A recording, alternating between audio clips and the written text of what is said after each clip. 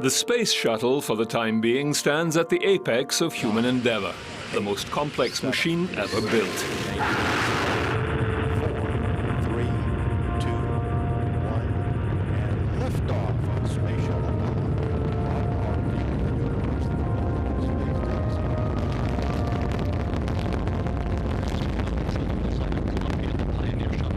And through it, we can escape the bonds of Earth.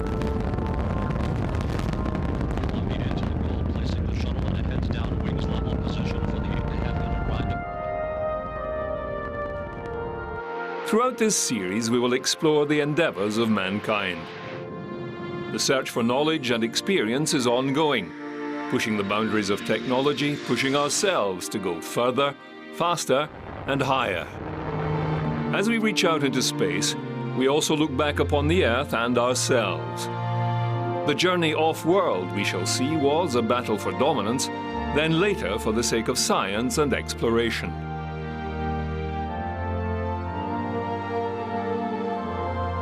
Hubble, the eye in the sky, a time machine, peers deep into the universe and back in time, as far back as we can imagine.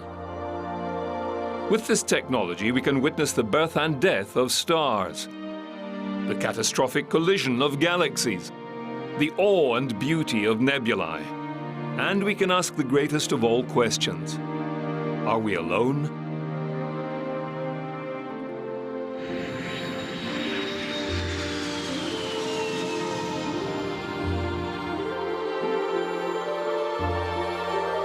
An explosive expansion is coming.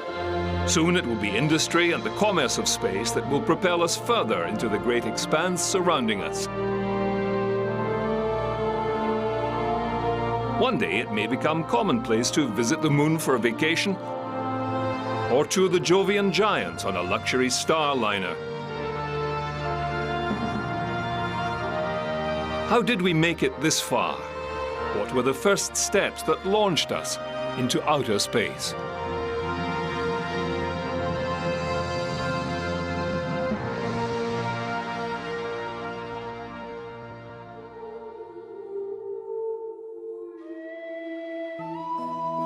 From the dawn of human existence, man has looked to the heavens with fear and awe. Archaeological sites still dot the planet, where man's attempts to understand and, in some cases, study what they saw at night can still be seen today.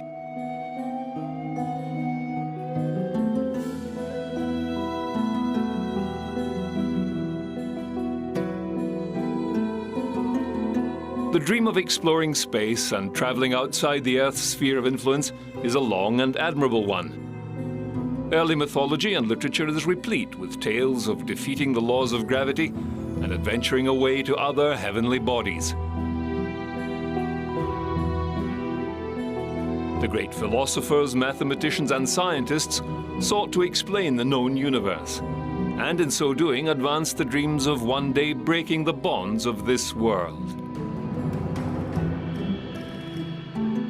In France, as early as the mid-18th century, experiments in flight were underway. On October 15, 1783, the dream of flight became a reality. A hot air balloon, Aérostat Réveillon, was launched carrying one Pilâtre de Rosier, and although tethered to the ground, it flew for 15 minutes, opening the era of manned flight.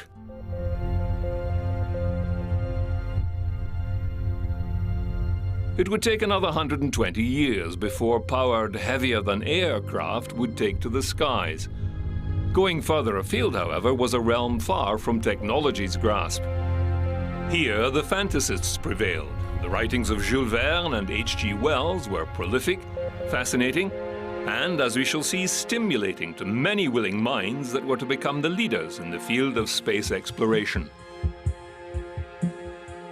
It was all well and good to have writers and dreamers, but all their musing would come to nothing without some physical, tangible, mechanical method of fulfilling their desire. That, of course, was the rocket.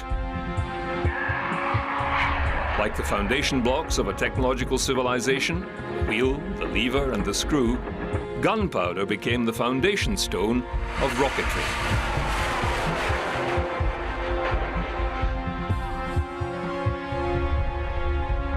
The earliest record of gunpowder comes from China, the time of the Han Dynasty, from 206 BC to 220 AD. It was one of the 4 great inventions made by the early Chinese.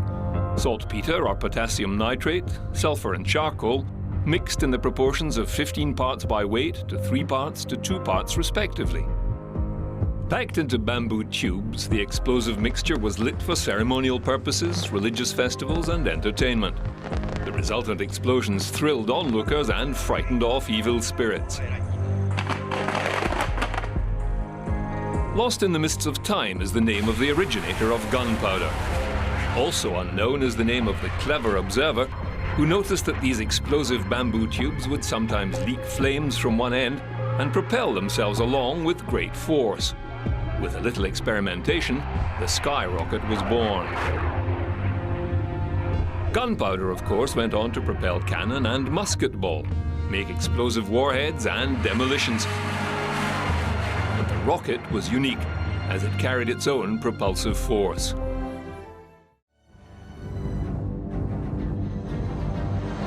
Early Chinese documents record the use of fire arrows in warfare. By the year 1045 AD, the use of gunpowder and rockets formed an integral part of Chinese military tactics. In the Song dynasty of the 13th century, rocket fire arrows were documented to have been used to repel the Mongolian hordes encroaching on their border at the Battle of Kaifeng-Fu in 1232 AD. It would seem that armies on the receiving end of these rocket attacks learned quickly, adopting this awesome new weapon into their own arsenals, handing down the technology from victor to vanquished. The Mongols brought the rocket to Europe around 1241 AD, where at the Battle of Sezhou, they utilized rocket-like weapons against Magyar forces, which they defeated, leading to the capture of the city now called Budapest. In 1258 AD, rocket attacks preceded the fall of Baghdad. 10 years later, during the Seventh Crusade, the Arabs fired rockets against the French army of King Louis IX. On through history. In 1429, the Hundred Years' War, the French army used rockets at the siege of Orleans against the English, and so on. Dutch military rockets appear by 1650, and the Germans' first military rocket experiments began in 1668. During the 18th century, both the French and the British fought for control of the riches of India. Apart from fighting between each other, they also engaged the Mughal forces of Tipu, Sultan of Mysore. At the Battle of Seringapatam in 1792 and again in 1799, rockets were used against the British. Several British inventors made attempts to replicate these rockets. One design was accepted by the British military following a successful demonstration in 1805. The rocket was designed by William Congreve, an established inventor who went on to manage the Royal Laboratory at Woolwich. The rocket was made up of an iron case of black powder for propulsion and either an explosive or incendiary head, and a wooden guide pole for stability. The original rocket design had the guide pole side-mounted on the warhead. Later, in 1815, it was improved with a base plate and threaded hull. They could be fired up to 3 kilometers, although fairly inaccurately. They had a tendency to prematurely detonate. They were more adept as a psychological weapon than a physical one. Congreve designed several different warhead sizes from 3 to 24 pounds, 1 to 10 kilograms. The 24-pound or 10-kilogram type with a 15-foot, 5-meter guide pole was the most widely used. They were first used against the French fleet at Boulogne-sur-Mer in 1806, fired from specially converted boats, at the attack on Copenhagen in 1807. Congreve himself commanded one such ship and was awarded the honorary rank of lieutenant colonel.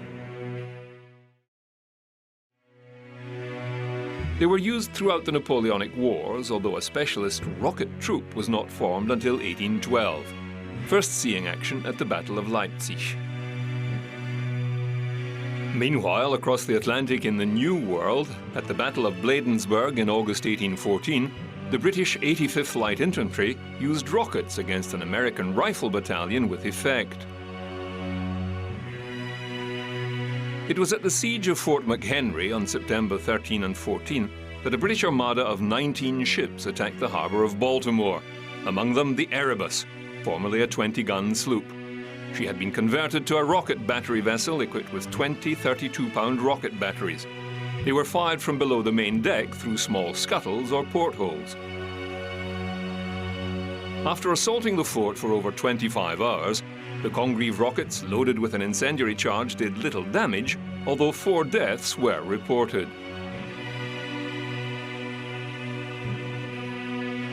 It was these Congreve rockets, witnessed by a young lawyer named Francis Scott Key, that so impressed him to add the words "rocket's red glare" to his poem The Star-Spangled Banner. Another Englishman saw the failings of the Congreve rocket and set about making improvements.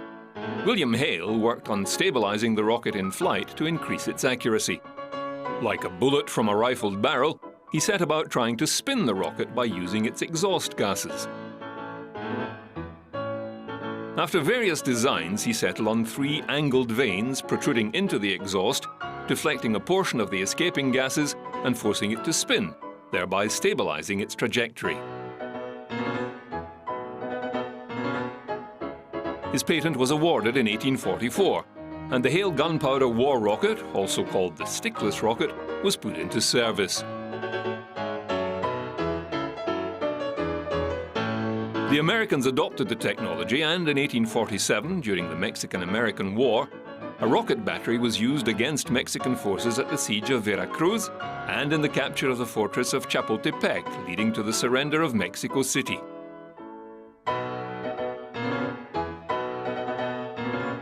Again, in the American Civil War in July 1862, Major General Stuart's Confederate cavalry fired rockets at Major General McClellan's Union troops at Harrison's Landing, Virginia. One account of the incident was noted down by a colonel of the 10th Pennsylvania Reserve. He wrote, "One of my men was wounded by a projectile carried on a rocket fired from a sort of gun carriage." The author was one Colonel James T. Kirk. One Civil War sidebar of ballistic interest: in his book titled Our Incredible Civil War, author Burke Davis writes that the Confederate Army attempted to target Washington, D.C. with a ballistic missile. Said to be 3.7 meters tall, with a 4.5 kilogram warhead of black powder packed into a brass casing, it was supposedly launched from outside Richmond, Virginia, and flew out of sight. No one saw it land. A Civil War myth, perhaps, but it left some speculating that perhaps the first satellite in space was actually engraved with CSA. The military appears not to have explored the potential of rocket technology. It was employed in fits and starts and only when needed. It was another developing technology that was to take their and everyone else's attention: the aeroplane.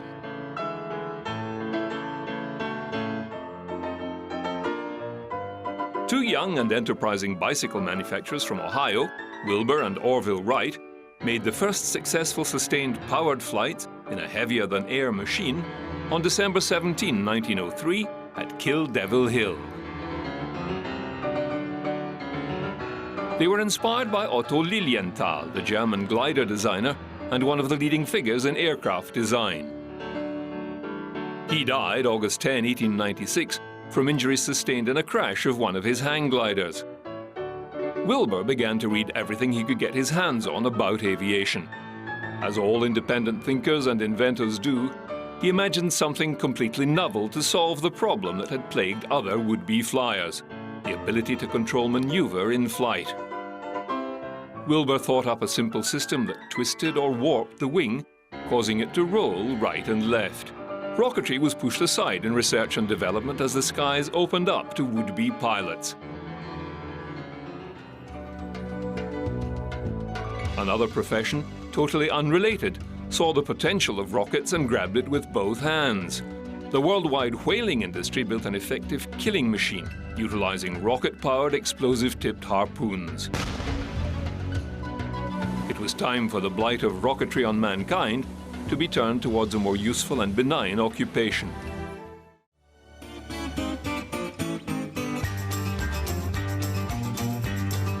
With the coming of the Industrial Revolution, the potential of new technologies and as yet unrealized machines began to shine like a beacon for inventors and dreamers alike. The ability to think outside the box was becoming an appealing pastime. 1891, Berlin. Inventor and law student Hermann Ganswind draws up the first designs for a spaceship using solid propellant rockets and vehicle spin to generate gravity for the occupants.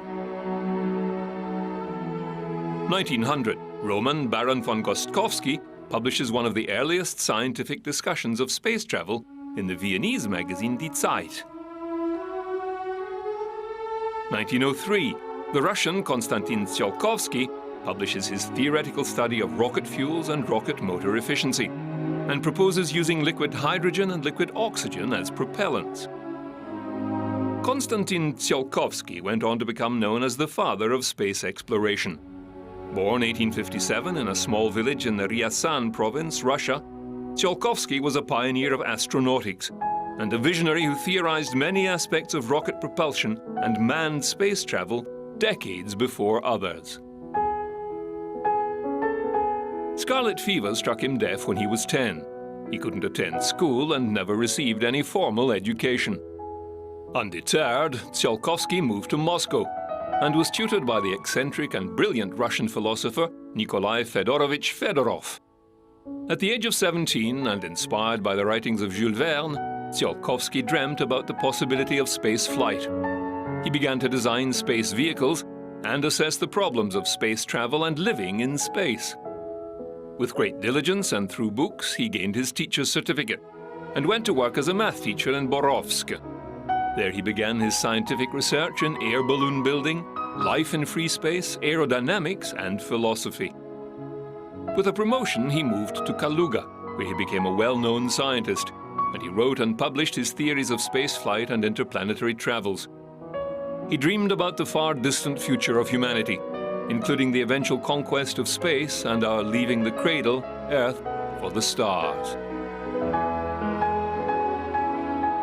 At the beginning of the 20th century, everyone was trying to get off the ground. On 2 continents, researchers and engineers were looking to the heavens. One, young Robert H. Goddard, was designing rockets to probe the upper atmosphere and delve into the fringes of space.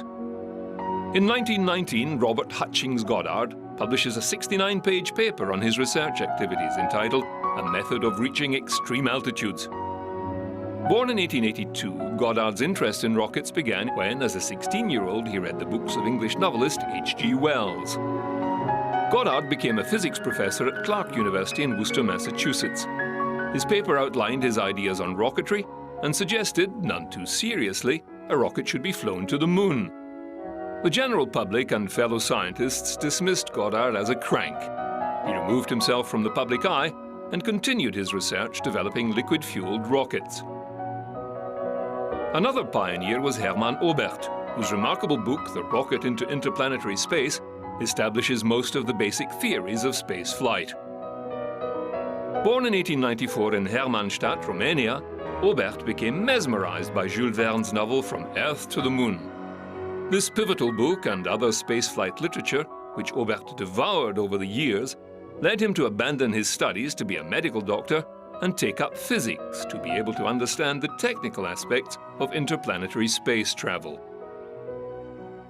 In 1922, Oberth wrote a dissertation, but it was rejected by the University of Heidelberg for being too speculative. Oberth, undeterred, turned it into a classic book, Die Rakete zu den Planetenräumen. He explained the mathematical theory of rocketry, applied it to possible designs for practical rockets, and considered the potential of space stations and human travel to other planets. In 1925, a detailed thesis, The Possibility of Reaching Celestial Bodies, is published by Walter Hohmann of Essen, Germany. It gives detailed calculations for interplanetary orbits. At this time, development of alternate fuels and practical rocket designs were proceeding in several locations at once. Goddard in the US, Robert Hainaut-Peltry in France, and Hermann Oberth in Germany, who had joined the Rocket Society, or VFR. Aubert's work encouraged the efforts of other enthusiasts, Max Valier, Willy Lai, and a young Wernher von Braun. But Robert H. Goddard in Auburn, Massachusetts, won the prize. On the morning of March 16, 1926, Goddard launched one of his designs, a liquid-fueled rocket. The rocket flew only 46 meters, 152 feet, about the same distance as the Wright brothers' first manned flight. But it was the first flight of a liquid-powered rocket in history. His wife manned a hand-cranked camera, whilst Goddard triggered the launch. Unfortunately, the camera ran out of film, and the images of that first launch are lost to time.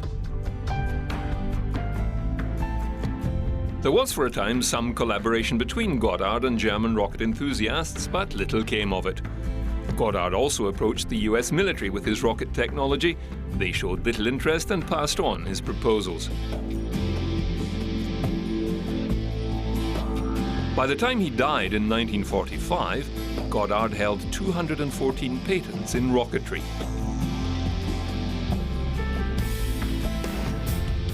As we shall see, there was one military power that took a keen interest in this developing technology. It is the military application that spurs research forward.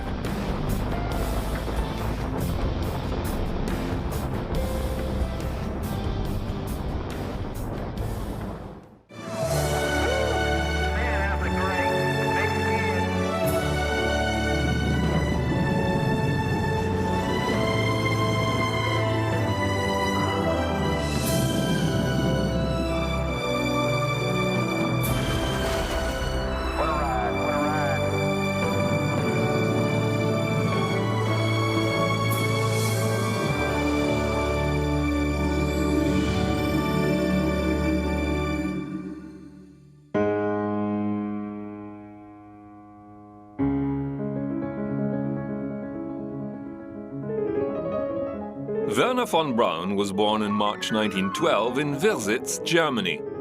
8 years later, after the Treaty of Versailles, Wierzitz would become Polish territory. As a youth, von Braun became enamored with the possibilities of space exploration by reading the science fiction novels of Jules Verne and H.G. Wells, and from the scientific works of Hermann Oberth, whose writings prompted the young von Braun to master calculus and trigonometry so he could understand the complex physics of rocketry. In furthering his desires to build an operational rocket, von Braun joined the famous German Rocket Society in 1929. The Verein für Raumschifffahrt, VFR, was formed 2 years earlier in Berlin by a group of scientists and authors wishing to advance the theories of Hermann Oberth with practical experimentation. Max Valier, Willy Lai, and Oberth himself founded the society, and it was soon joined by other enthusiasts, including Dr. Walter Hohmann, the author of The Attainability of Celestial Bodies. There, von Braun met and worked closely with Oberth and other like-minded engineers. One man who foresaw space travel and envisioned a space program was the silent film director Fritz Lang. He read Oberth's work and hired him as a technical advisor for his 1929 film about space travel, Die Frau im Mond, The Woman in the Moon. Lang wanted his film to be as technically accurate as possible. Oberth and Lai aided in set design and built a model spacecraft that looked very realistic. Fritz Lang added his own creative touch to the launch sequence and invented the countdown. It added to the drama and tension of launching a rocket into space. Not that spaceflight needed such additional stress in years to come. Unfortunately, Lang's efforts were all too accurate. The Nazis had the film pulled from circulation, and all his sets and models destroyed in case they might reveal aspects of their secret plans to develop a real rocket. The 1930s saw advances and interest grow. The technology was becoming within one's grasp. Rocket societies began to spring up. In 1929, Russia, the Group for Investigation of Reaction Motion, is organized. In 1930, the American Interplanetary Society, later called the American Rocket Society, is formed. This same year, Hermann Oberth's Kegeldüse, a theoretically ideal rocket combustion chamber using liquid oxygen and petrol, is fired on a test stand. Another key figure, born in Józsefváros district of Budapest, Hungary in 1881, was Theodor von Karman. He studied at the University of Göttingen, where he saw the French aviation pioneer Henri Farman fly his aircraft over a 2-kilometer course. This event spurred him on to explore the worlds of aeronautics and later astronautics. Once called a genius's genius, this aeronautical expert was a great theoretician, practical scientist, and industrial organizer. Of Jewish descent, von Karman was becoming increasingly uncomfortable with political developments within Europe and accepted a position at the Guggenheim laboratories in California. He traveled to the United States in 1930 and was responsible for many advances in rocketry and high-speed aircraft. He contributed to fluid mechanics, turbulence theory, supersonic flight, and mathematics in engineering, aircraft structures, and wind erosion of soil. He believed in the possibilities of Buck Rogers-style rocket propulsion and its applications. He supported the interest of a group of his students in the subject.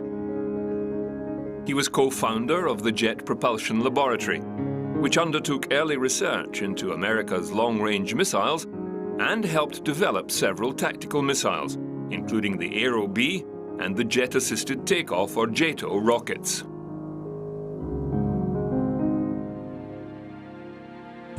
In 1932 Germany, the political landscape was changing, the military rearming.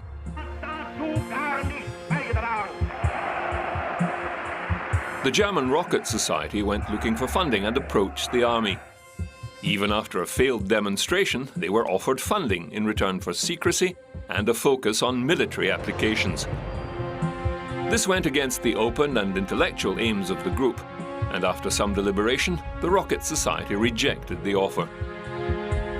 This decision created friction within the group, and without funding, it effectively destroyed the society, and it was soon disbanded.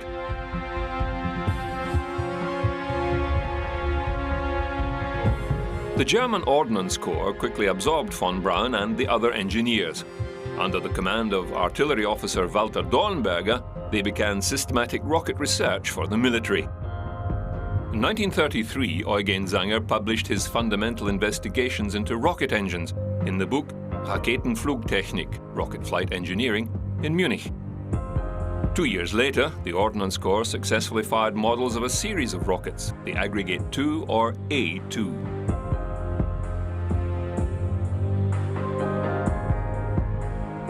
By December 1934, von Braun scored his first successes with an A2 rocket powered by ethanol and liquid oxygen.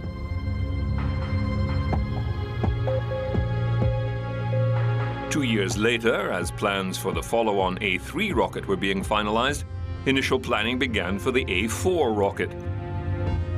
A rocket that was to be, in Dornberger's words, a practical weapon, not a research tool.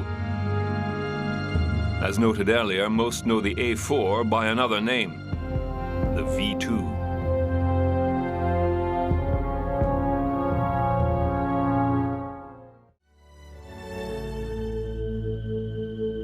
The rocket researchers quickly outgrew their facilities at Kummersdorf on the outskirts of Berlin, and in 1936 operations were transferred to a remote island on Germany's Baltic coast, Peenemünde, the location suggested by von Braun's mother, who had accompanied his father in shooting trips in the area. Between 1937 and 1941, von Braun's group launched some 70 A3 and A5 rockets, each testing components for use in the proposed A4 rocket. There were many failures before a success.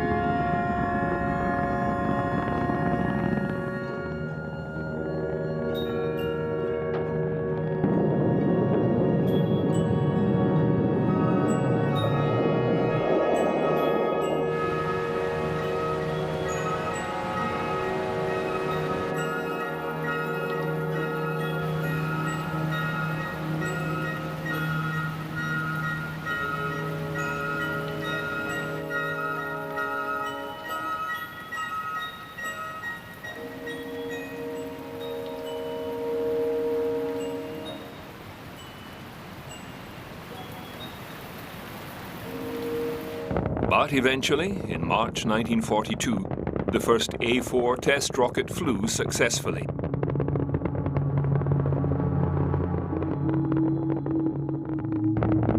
Later that year, on October 3, 1942, another A4 roared aloft from Peenemünde, followed its programmed trajectory perfectly, and landed on target 193 kilometers, 120 miles away. It carried a warhead of high explosives.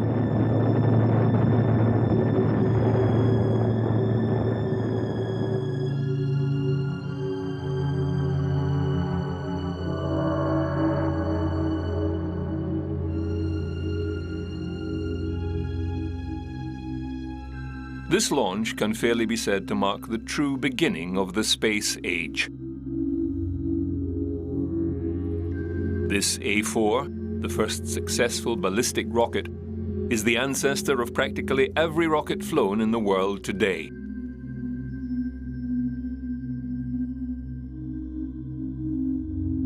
The A4 liquid propellant missile, extending some 46 feet in length and weighing 27,000 pounds, flew at speeds in excess of 3,500 miles per hour, and topped with a 2,200-pound warhead, could hit a target 500 miles away.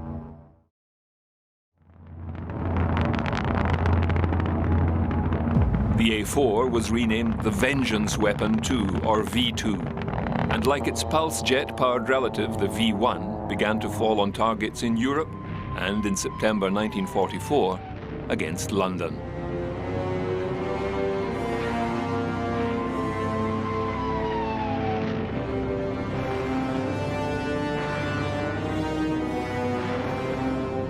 Mass production of the weapon commenced. Von Braun used whatever means necessary to achieve his eventual goals of space flight, even if this meant creating such a devastating weapon. Von Braun even joined the Nazi Party and became a member of the dreaded SS to maintain financial support for his projects. A successful attack on Peenemünde forced the Germans to move construction of the V2s to the underground aircraft factory at Mittelwerk. It was also a forced labor camp, and many hundreds of prisoners suffered and died in weapons construction.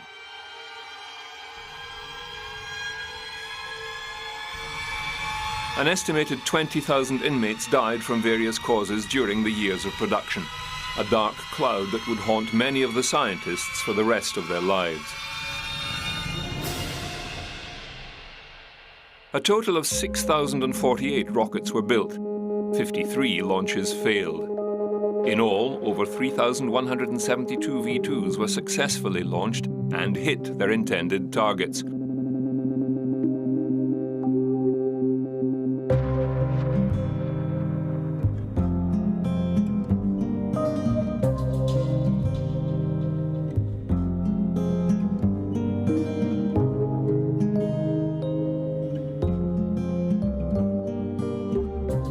Over 1,600 struck Belgium, and 1,400 hit London, killing a total of 2,754 civilians.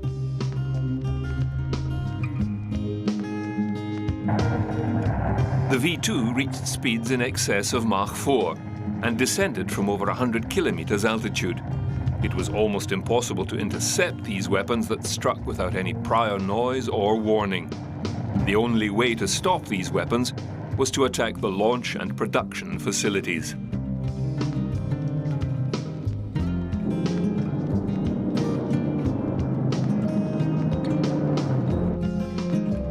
Fortunately, not even Hitler's advanced technology weapons could aid his plans, and the end of the war was in sight.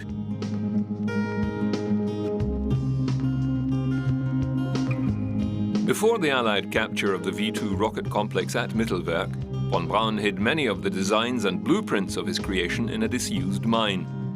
He then engineered the surrender of 100 of his top rocket scientists to the Americans. Von Braun figured they would be the best bet to allow his continued research and development of a space vehicle.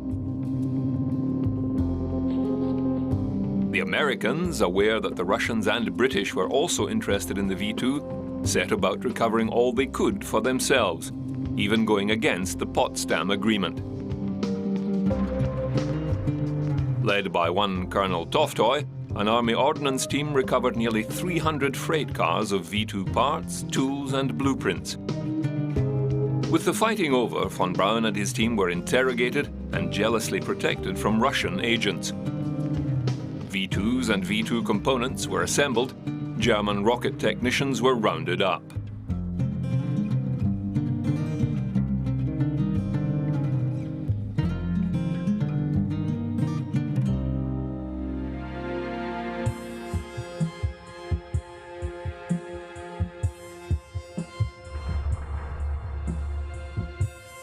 In June, General Eisenhower sanctioned the final series of V2 launches in Europe.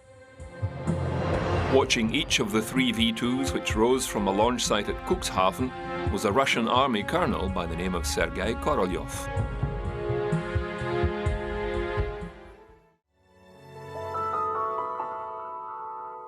Sergei Pavlovich Korolyov was born to Ukrainian parents in the provincial town of Zhytomyr in 1907. At age 3, his parents separated, and Korolyov was essentially brought up by his grandparents in Nezhin, whilst his mother sought a higher education. She remarried in 1916, and the family moved to Odessa. Korolyov attended an air show in 1913 and immediately became interested in aviation. The following years were harsh in Russia. The revolution, food and medical shortages, schools were closed for many years, and Korolyov suffered from a bout of typhus. In 1923, Korolyov joined the OAV UK, the local society for aviation and aerial navigation. There he took his first flying lesson and designed his first glider. The following year, he attended the Kiev Polytechnic Institute's aviation branch, where his studies included physics, engineering and mathematics. The following years had Korolyov move deeper into aircraft design. And as the Soviet state needed engineers quickly to help rebuild the nation, he was moved to Moscow, and his education accelerated under the tutelage of the famous aircraft designer Andrei Tupolev. Korolyov graduated and began work at the OPO-4, or Bureau of Aircraft Design Experimental Section. By 1930, he had become lead engineer on Tupolev's heavy bomber. With his interest in applying rocket propulsion to his aircraft designs, Korolyov, with another enthusiast, Friedrich Zander, created the Jet Propulsion Research Group, GIRD, for the study of rockets. Korolyov was appointed the group's chief in 1932. The following year, the group launched their first liquid-fueled rocket, called GIRD-09. It was 7 years after Goddard's first flight. Korolyov published his work in Rocket Flight in Stratosphere.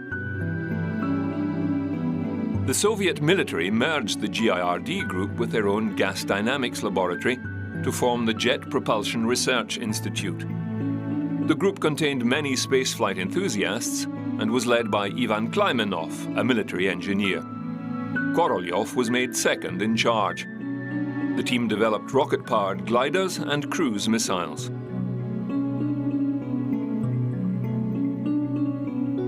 Just prior to World War II, the Soviet secret police enacted the Great Purge, rounding up anyone suspected of working against the state. For the most insubstantial accusations, many thousands of people were arrested and taken away, many vanishing into prison camps and gulags. Sergei Korolyov and his co-workers were some of them. For the first few years of the war, Korolyov suffered in a Siberian gulag. There he was beaten and starved. He lost all his teeth, suffered a broken jaw, and developed a heart condition. The Soviet advancement of rocketry was set back many years, as some of Korolyov's co-workers were summarily executed, including the group's leader, Klymenov. Midway through the war, with the Soviets suffering at the hands of the Nazis and the need for manpower, particularly engineers and designers, Korolyov's case was re-examined. And with the help of friends and scientists, he was able to be brought back to Moscow under house arrest. Eventually, with his sentence reduced, Korolyov returned to work for the Central Design Bureau 29 under Tupolev in designing new heavy bombers for the war effort. He was moved again to work for Ventin Glushko on rocket plane boosters. It was here that Korolyov learned that Glushko had been the person who had accused him of misdeeds leading to his arrest. The two men developed a lifelong animosity and distrust for each other. During 1944, the Soviet leadership acceded to pressure and decreed that Tupolev, Glushko and Korolyov's convictions had been dismissed. The following year, Korolyov was awarded the Badge of Honor for his work and commissioned as a colonel in the Red Army. At the end of the war, Korolyov and other experts were sent to Germany to retrieve what V2 technology they could. Documents and V2 parts were collected, along with 150 scientists, few if any of whom had worked with von Braun.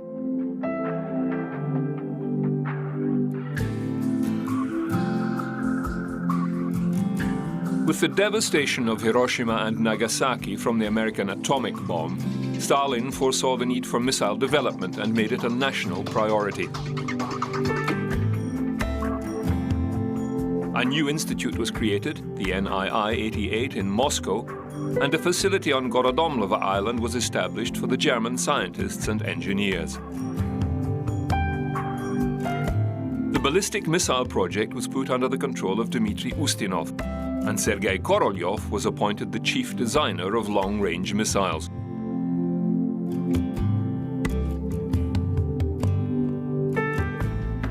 It was here that Korolyov's attention to detail and ability to organize the various groups into a coherent and effective design team led the way forward.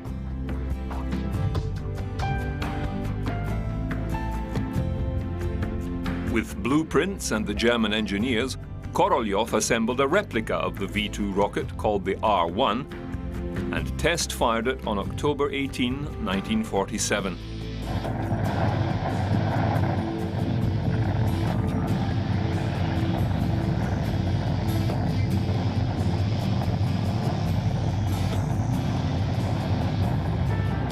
This, in effect, was the beginning of the US and Soviet missile race.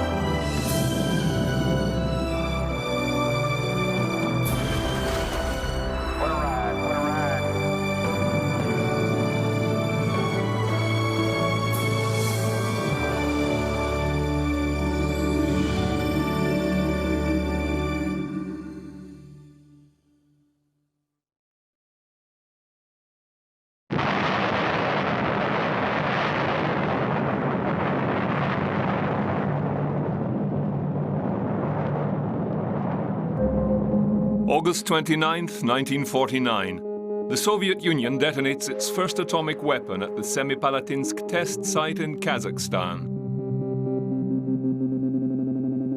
Codenamed First Lightning, or Joe 1, the plutonium bomb was a direct copy of the United States Fat Man plutonium implosion device dropped on Nagasaki. To maintain their dominance in the post-World War II environment, Stalin was desperate to obtain the atomic bomb technology. Soviet intelligence had long been aware of the Allies' Manhattan program and their development of the gadget. The Soviets had obtained detailed data from the top-secret project. In particular, the design details of the Fat Man bomb supplied by Klaus Fuchs in 1945. Stalin was also aware, through British double agents, that the US had not begun full-scale production of atomic weapons. By exploding its copy of the American bomb, The Soviet Union had made itself a nuclear power, and subsequently the second superpower. The Soviets then set about designing their own weapon. It took 2 years before a second, but originally designed bomb was detonated, leveling the playing field. This development was a major jolt to the Americans, who had expected to maintain their strategic dominance for several more years, giving them time to develop the new strategic weapon system. The pressure was on, and the United States focused on combining the two emerging technologies, nuclear weapons and ballistic missiles. The United Nations also reacted to this military development and the dispersal of atomic technology, although little could be done. The impasse that now exists regarding the international control of atomic energy must be broken, and the Assembly must face this question squarely for the sake of mankind and for the peace of the world. The US quickly moved their testing and development plans forward and detonated several weapons in the Pacific. They also commissioned studies with aeronautical companies, including the RAND Corporation, to determine the feasibility of a new strategic intercontinental ballistic missile system. Meanwhile, in the New Mexico desert, rocket development was underway. The US Army had contracted General Electric to develop short-range ballistic missiles and surface-to-air missile systems. Called Project Hermes and based at White Sands, New Mexico, GE enlisted the services of Wernher von Braun and his team of German scientists, their aim to transfer as much technical knowledge as possible to US researchers. Under the codename Paperclip, Wernher von Braun and 126 fellow scientists from Peenemünde were resettled at Fort Bliss near El Paso. Some of the scientists had been members of the Nazi Party, and some linked to the slave labor camps utilized to build the Vengeance weapons during the war. US officials were of two minds. The scientists had advanced knowledge and technical expertise in rocket construction, but many were also tainted with this suspicion. They kept the team out of the public eye and in isolation, but allowed them to proceed slowly with their work. The bulk of this research consisted of assembling and launching the captured V-2s. Between April 1946 and September 1952, over 64 V-2s were assembled and launched at White Sands. Design modifications and additions to these V-2s included testing an onboard ramjet engine, radar guidance and control, adding a second stage of a WAC Corporal rocket, which was designated Bumper.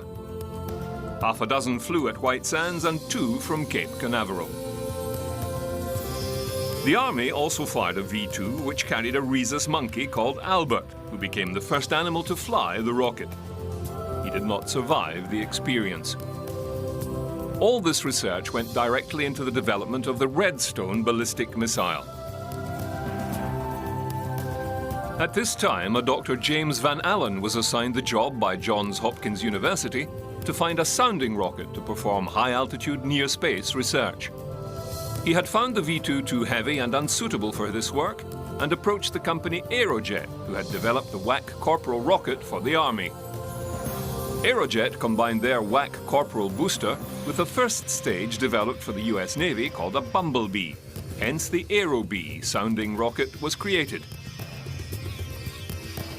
Fired from a 53-meter tall launch tower, the Aerobee could take a scientific package weighing up to 68 kilograms to an altitude of 130 kilometers.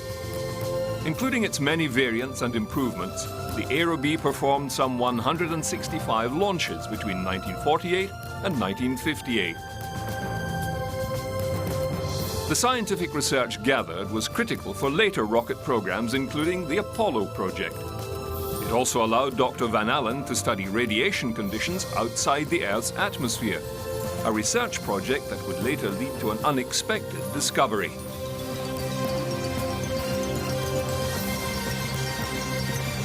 (1953) saw the election of the commander of Allied forces during World War II, General Dwight D. Eisenhower, as President of the United States. After 20 years, the administration had changed hands, and the public met its new president and the incoming First Lady of the land.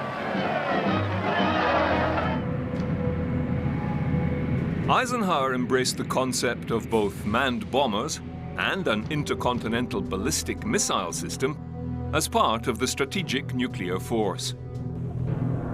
An ICBM was high-speed and unstoppable, able to strike the enemy anywhere in the world with little or no advance notice, delivering the power of the atom. Concerned with the speed of Soviet technological progress, the US intensified efforts to deliver such a system. The intercontinental ballistic missile got off to a slow and confusing start. All three arms of the US military had their own plans for missile development. The US Air Force commissioned Corvair to research two fields of nuclear weapon delivery. The first was a rocket-powered guided missile with a minimum range of 5,500 nautical miles, a speed of Mach 6, and an error to target of no more than 1,500 feet. This project would become known as the Atlas ICBM.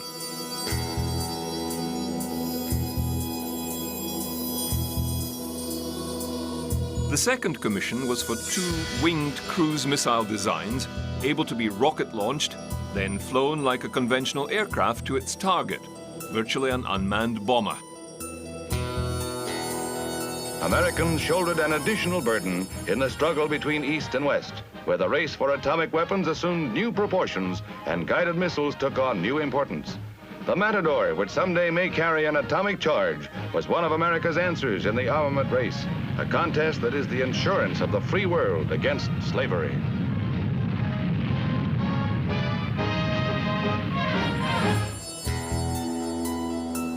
Taking the bulk of research funding, the Snark and Navajo systems failed dismally to reach their targets. Cost overruns, design flaws, repeated failure to perform, and constant crashes rang the death knell for both projects. The Atlas project suffered as well. Poorly financed, there were technical difficulties in propulsion, guidance, and nose cone re-entry failure. The Atlas was a stage-and-a-half concept design.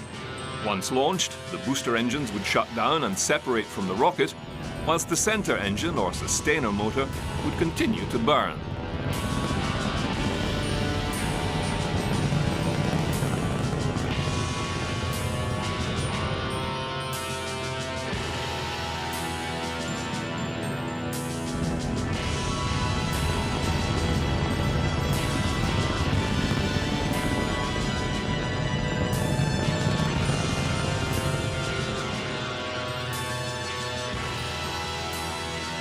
Late in 1953, the Atlas program got a boost. The Atomic Energy Commission had successfully tested a new high-yield, lightweight nuclear weapon in the megaton range. Weighing between 680 and 1,400 kilograms, the ICBM's payload would be much lighter and therefore more feasible. This breakthrough and the knowledge that the Soviet Union was actively engaged in the missile race prompted the Air Force to rethink their position. And the Atlas and Thor programs were accelerated.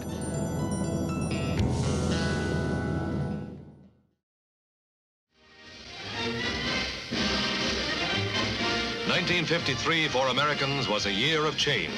It saw soldier statesman Dwight D. Eisenhower take the oath of office as the nation's first Republican president in 20 years and receive the good wishes of his predecessor, Harry S. Truman. The new chief executive took the reins of government at a climactic moment in the country's history, when the solution of foreign and domestic problems pressed for early decision. With a resounding political victory behind him, he faced... With the death of Stalin in March 1953, Nikita Khrushchev became the first secretary of the Soviet Union. A reformist with a growing power base, Khrushchev wanted to reduce military spending, but maintain parity with the US. One option was to use the deterrent effect of strategic ballistic missiles. He encouraged ICBM progress under Dmitry Ustinov, the head of missile development, and their chief designer, Sergei Korolev. By early 1954, the Western Development Division of US Air Force was created and put in charge of Atlas and newer Titan systems, specifically to develop and put into active duty at least 3 wings of ICBM missiles. Planned were 120 Atlas and Titan missiles by the early 1960s. The following year saw plans modified. A total of 80 missiles, 40 Atlas and 40 Titan, were approved for Strategic Air Command by March 1961.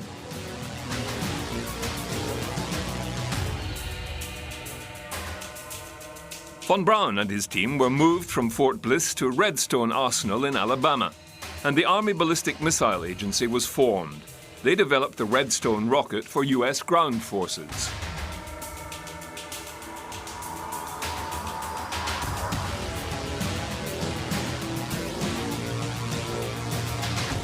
In 1958, Operation Hardtack used 2 Redstone rockets to launch the first missile-fired nuclear test into the atmosphere over the Pacific Ocean.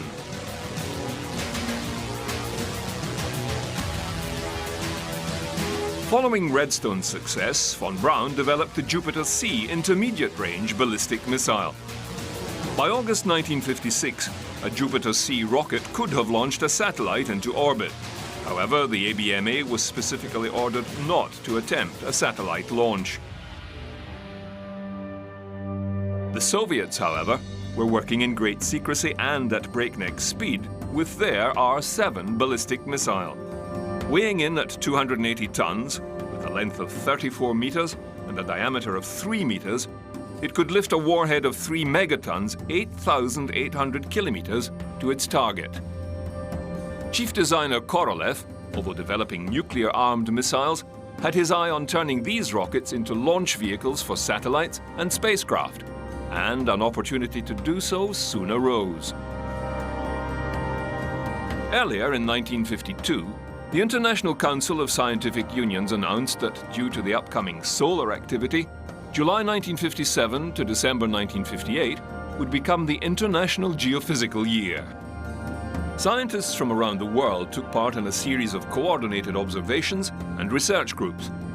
In 1954, the group expanded the idea to include a resolution calling for any nation or group to launch an artificial satellite into orbit to map the Earth and carry out other space-based observations. Thus, whoever was the first to launch a satellite into orbit would win the prize and be seen as the most advanced in military technology.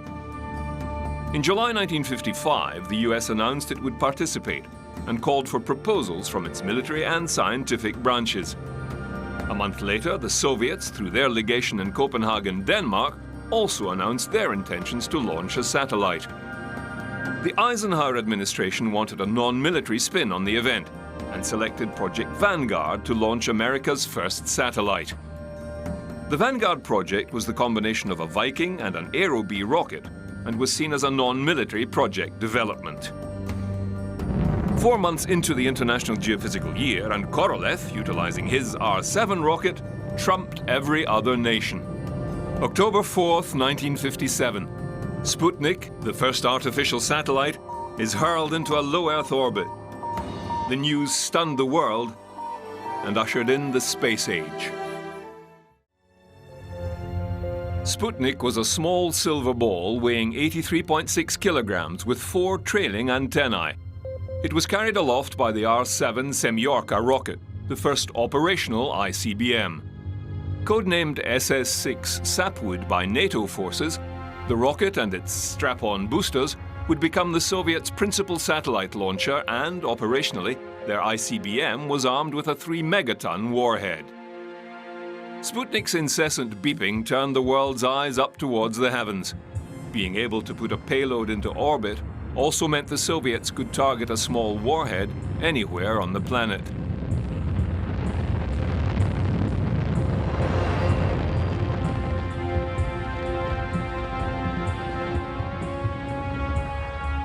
The US was mortified. Quickly, the government pulled out all stops to end Russia's dominance of space. It also spurred the US military to rush the Thor short-range ballistic missile into service. As a stopgap, the missile was set up in Britain, close enough to target Moscow with a nuclear warhead.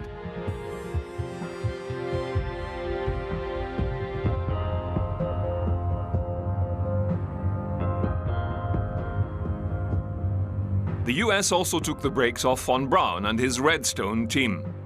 A backup to the Vanguard, they were instructed to proceed with the Explorer satellite project. But the Soviets were still ahead. On November 3, 1957, they launched a second Sputnik orbiter. A much heavier satellite, it weighed half a ton and measured 4 meters in height with a 2-meter diameter, proving the Soviets had the capability to launch a large thermonuclear weapon at the US, who are now in a state of panic. It was also a space first, as it carried a passenger, a part Samoyed dog called Laika, the first creature to orbit the Earth.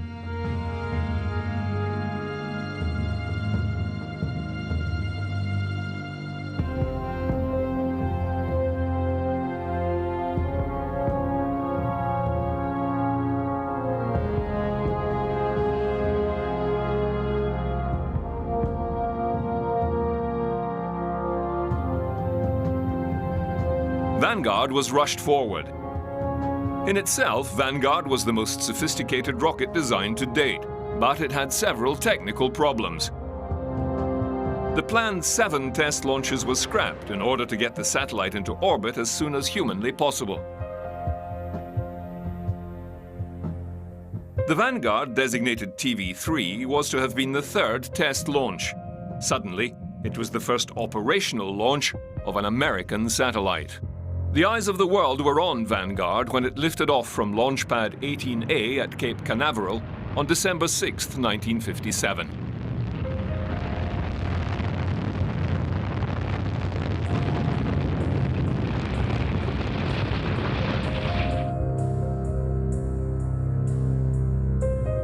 The flight was an unmitigated disaster and was quickly dubbed the Kaputnik. Vanguard would become the least successful of all American launch vehicles. The Army ABMA and von Braun were immediately given the green light.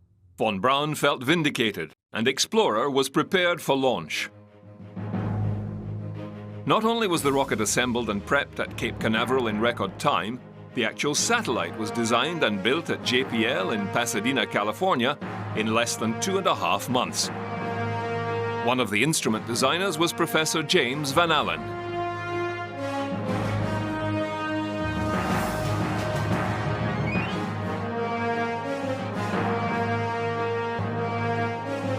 With its characteristic spinning section to stabilize the upper stages, Explorer, with its Juno rocket, lifted off from Cape Canaveral on January 31, 1958.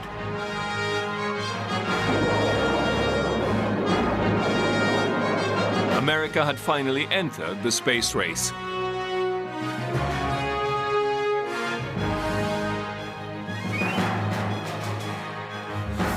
Officially designated Satellite 1958 Alpha, the Explorer probe included a radiation detector which would go on to discover the dense radiation belts surrounding the Earth, eventually named the Van Allen Radiation Belt.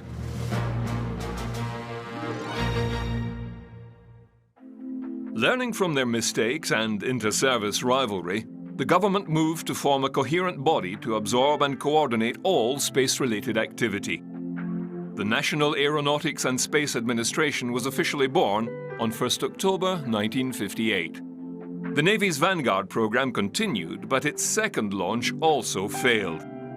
In March of 1958, it was third time lucky when Vanguard 1 satellite successfully reached orbit.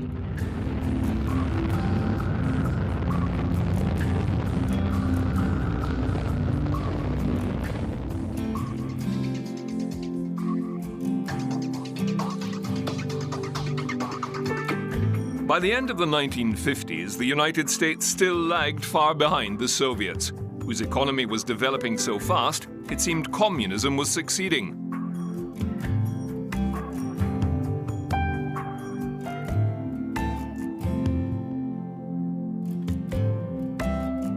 With a bragging Khrushchev storming forward into space, it seemed little could be done to stop him. America needed to prove their worth, maintain their world leadership. A new effort to meet the Soviets head-on and surpass their technological advantage in space was needed.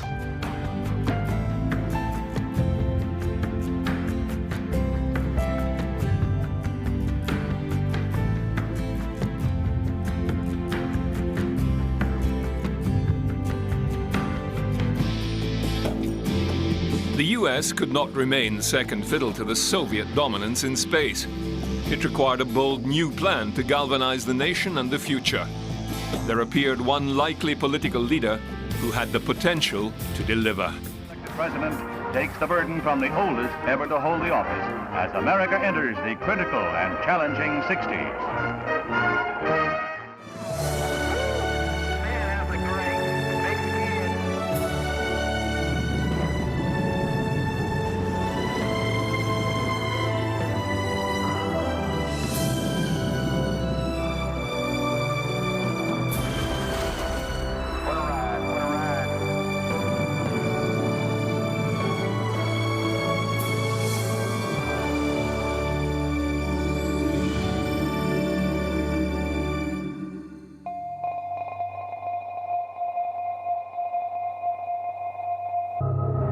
The Soviet Union had a clear advantage over the United States for an unusual reason.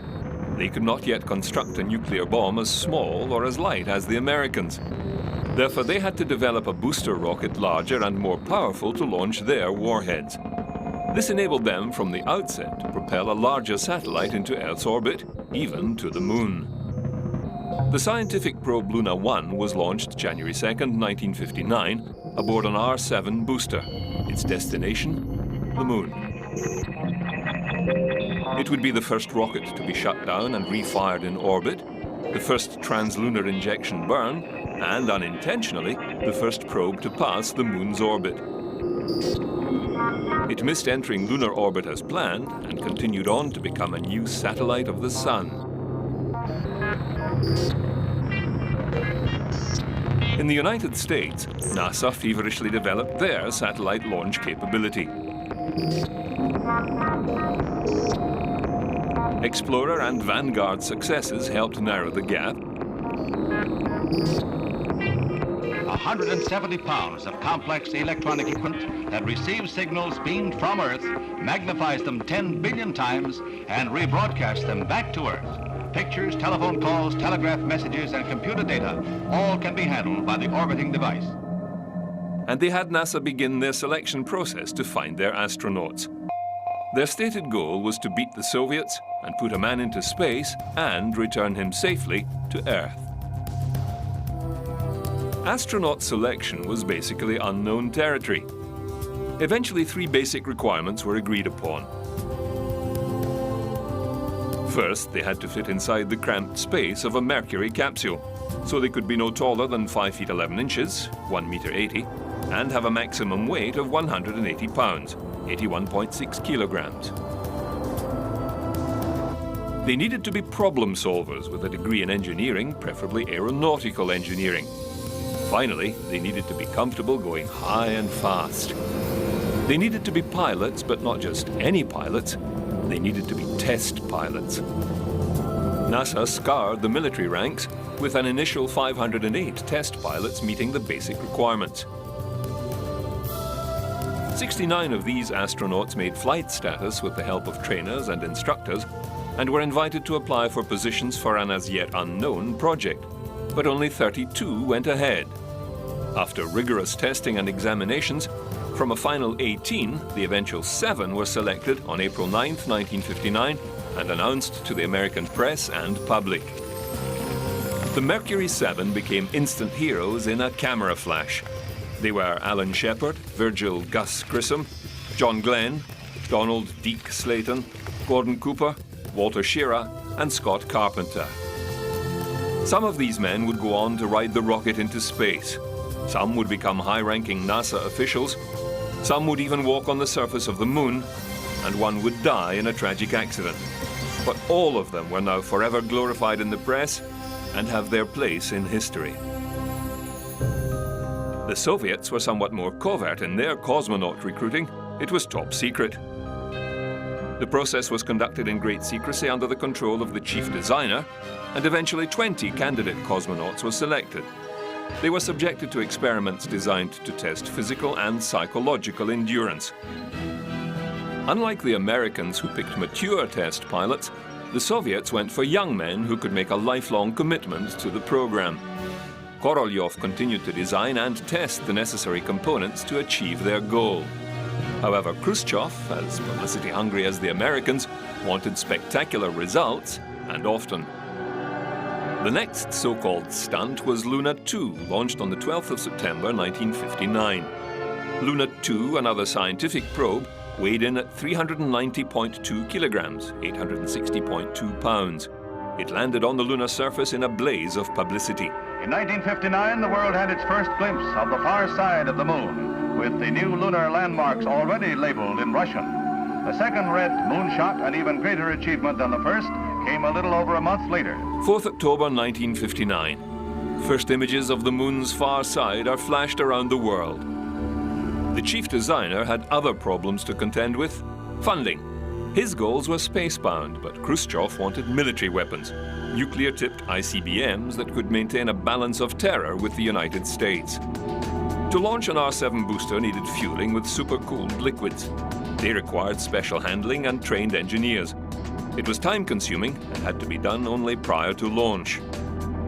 The missile forces needed a booster to be housed underground in a hardened silo, away from prying satellites, able to survive a first strike. It was permanently fueled and ready to launch at a moment's notice.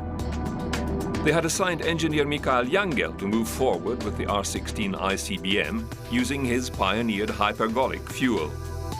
It was highly toxic and corrosive, but it could be stored at room temperatures and pressures. Korolev disliked the new fuel, thinking it too dangerous and unreliable. His competing booster design, the R-9, still relied on liquid oxygen and kerosene, a cryogenic propellant. Both projects were given the go-ahead, and the funding was divided between them for development as soon as possible. Meanwhile, NASA pursued their own goals. Mercury tests continued in the laboratory and at the Cape. Every piece of equipment was designed from the ground up and tested to destruction. Designed by Max Faget and the NASA Design Group, the Mercury capsule was 11 feet 5 inches tall with a diameter of 6 feet 2 inches. Fitted with 120 switches, levers and controls, it barely had room for one passenger. Korolev, meanwhile, was testing the Vostok capsule with a launch on the 5th of May 1960. On board were two dogs, Chaika and Lisichka, but during launch, one of the strap-on boosters separated from the core. The launch vehicle exploded, destroying the craft and killing the two dogs. The error was a simple fix, and soon Korolev was ready for the next test. Korolev watched the cosmonaut training closely and developed a liking for two candidates in particular, German Titov and Yuri Gagarin. Titov was born in 1935 in the Altai region of the Soviet Union and graduated as a pilot from the Stalingrad Military Aviation School. Gagarin was born in March 1934 and began his career in metalwork at a foundry. He was selected for further education at the technical school, where he joined the Aero Club and learned to fly. He then attended the Orenburg Pilot School for military flight training. He became a MiG pilot and in 1960 was selected for cosmonaut training. But neither would fly the Vostok first. That glory would go to one Ivan Ivanovich, a weighted test dummy. It is believed that Korolev even installed a tape recorder on board the flight to play back messages over the radio and fool the West into thinking that a person had actually made the flight. Marsnik 1, or Korabel 4, is launched 14th October 1960. The first probe launched to Mars, it never made it, and it would precede many failed launches to Mars over the years, a seeming jinx that still plagues scientists even today. A few days later, under considerable pressure from the Kremlin, Chief Marshal Mitrofan Nedelin personally oversaw the initial launch of the new R-16 booster, fueled with devil's venom, a dangerous combination of nitric acid and hydrazine. Nedelin, seated on a deck chair overviewing the progress, denied engineers their request to stop and fix a problem. An errant radio signal triggered the second stage booster to fire. The ensuing explosion engulfed the launch pad. Over 150 people died instantly, including Nedelin. It was a great setback and a disaster that was kept secret for 30 years. Let every nation know, whether it wishes us well or ill, that we shall pay any price. On January the 20th, 1961, John F. Kennedy begins his presidency. Support any friend. He will be faced with many challenges, one being the Soviet Union and their dominance of space. Of liberty.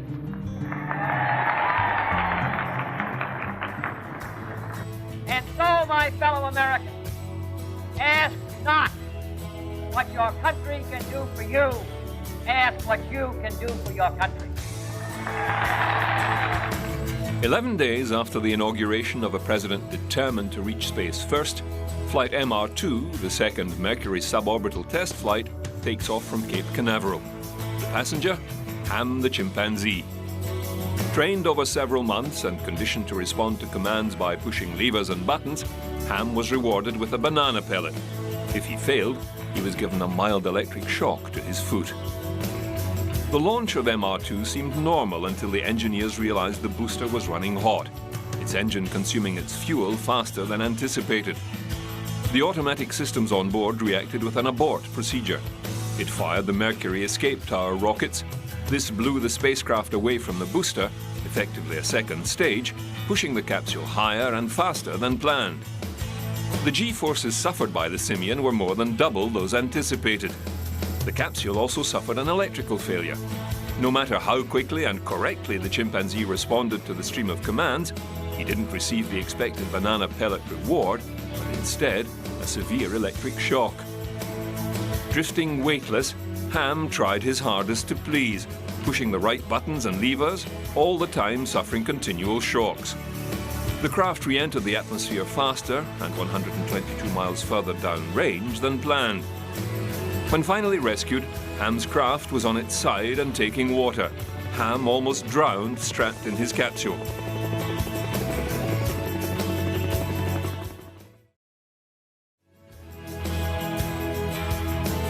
Ham seemed quite calm after his ordeal, or was that shock?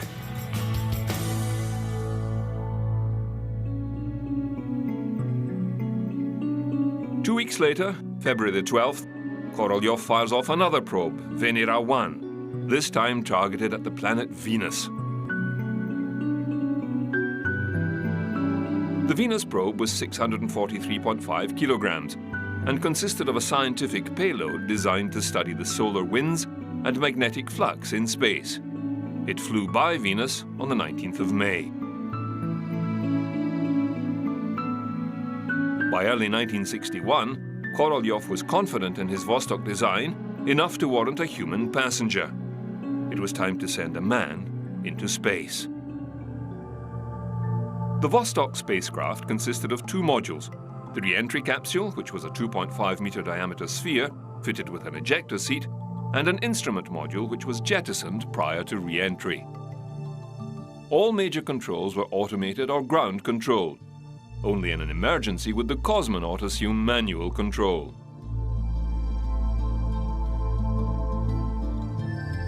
Korolev made his decision, and on April 12, 1961, callsign Cedar, Yuri Gagarin, boarded the Vostok 1 atop an R-7 booster and became the first human to orbit the Earth. Gagarin was promoted to major during his flight of one orbit and secured the Soviet Union in the technological lead.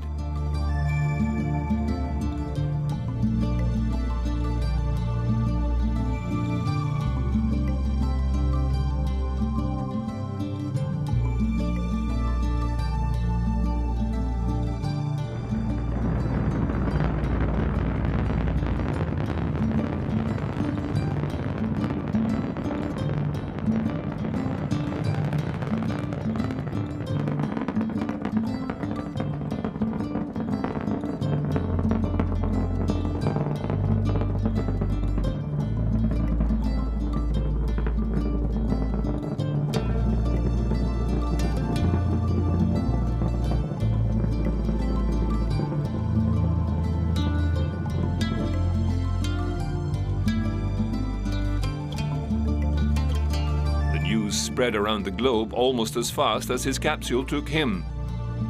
Man had his first great success in space when the Russians pushed a man across the threshold. He was Yuri Gagarin, the astronaut the Russians lionized as the first to orbit the Earth. It was the propaganda coup of the year. the world stunned once more by the Soviet achievements. Gagarin returned safely to Earth. As planned, he ejected from his capsule after re-entry and drifted down under his own parachute into the arms of the world's media. He was awarded medals and toured the world as a Soviet ambassador. Khrushchev was delighted. His push to develop the Soviet missile forces at the expense of the conventional military had paid off. However, this antagonistic policy would play a part in his eventual downfall. But for the time being, he could do no wrong. Yuri Gagarin would never fly in space again. In 1968, he became the senior officer of a MiG air wing, and in order to re-qualify as a fighter pilot, he took a routine training flight with flight instructor Vladimir Seryogin in a MiG-15. The aircraft crashed, killing Gagarin and Seryogin. Never to be forgotten, several place names, coins, stamps, plaques, and statues remain to this day, celebrating the first human to voyage into the realm of space.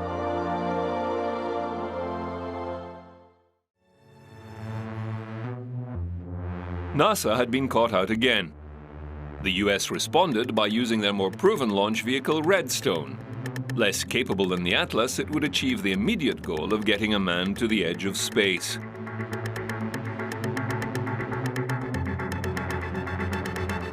The first to ride the Mercury capsule, dubbed Freedom 7, arrived at the launch pad early in the morning. Alan Shepard was strapped in and awaited his 15-minute flight that would see him arc out to the edge of space and then descend under a parachute into the middle of the Atlantic Ocean. The launch was delayed again and again. Shepard needed to take a toilet break. It would mean unbolting the hatch and dragging him out of the capsule, an unforeseen and unacceptable delay. Eventually, Shepard had to relieve himself in his spacesuit. This took place in the white-hot glare of worldwide publicity. The Mercury capsule is right on course as the commander took over the controls to become the first man to guide a spacecraft. The launch was a success both technically and publicity-wise. The highlight of a hectic day is the parade of Pennsylvania Avenue, as an estimated 500,000 people cheer the man of the hour. New York. Alan Shepard, the first free man into space, was awarded a ticker tape parade and a medal from the president, who was all too aware of the space race and its ramifications.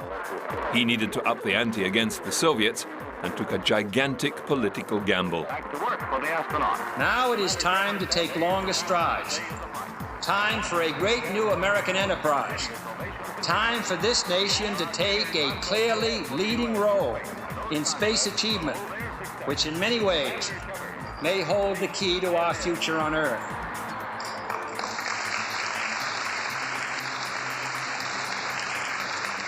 I believe that this nation should commit itself to achieving the goal, before this decade is out, of landing a man on the moon and returning him safely to the Earth.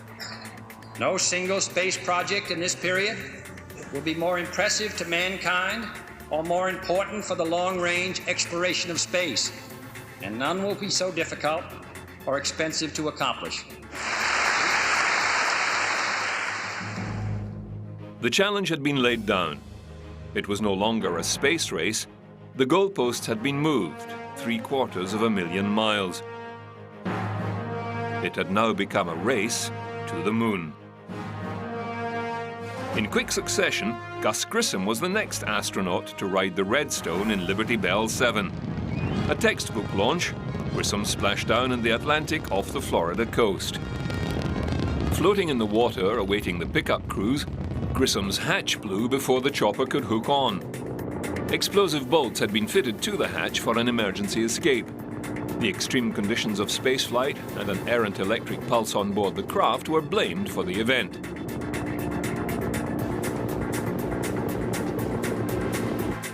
Grissom exited the ship awaiting pickup, his suit filling with water, as too was his capsule. The pickup crew focused on saving the capsule. The helicopter hooked on, but was unable to pull it and its load of water out of the sea. Fortunately for Grissom, they had to abandon the craft, as he was near to drowning when they threw him the retrieval line. The loss of the capsule was a blow for NASA, and it cast a dissatisfied air over Grissom, who pleaded he had not panicked and fired the explosive bolts as some had suspected. A board of inquiry cleared him of any misdeeds, and he continued his outstanding career through to the Gemini and Apollo programs. After 38 years, and approximately 3 miles deep in the Atlantic, the Mercury capsule was located and retrieved in 1999. It now resides, reconditioned, in the Kansas Cosmosphere and Space Center. Mystery still surrounds why the hatch blew off, allowing it to take on water.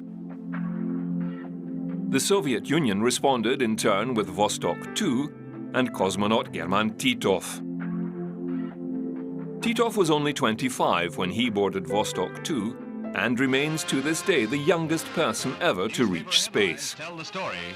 Call sign Eagle, Titov and Vostok orbited the Earth for over 25 hours, completing 17 orbits.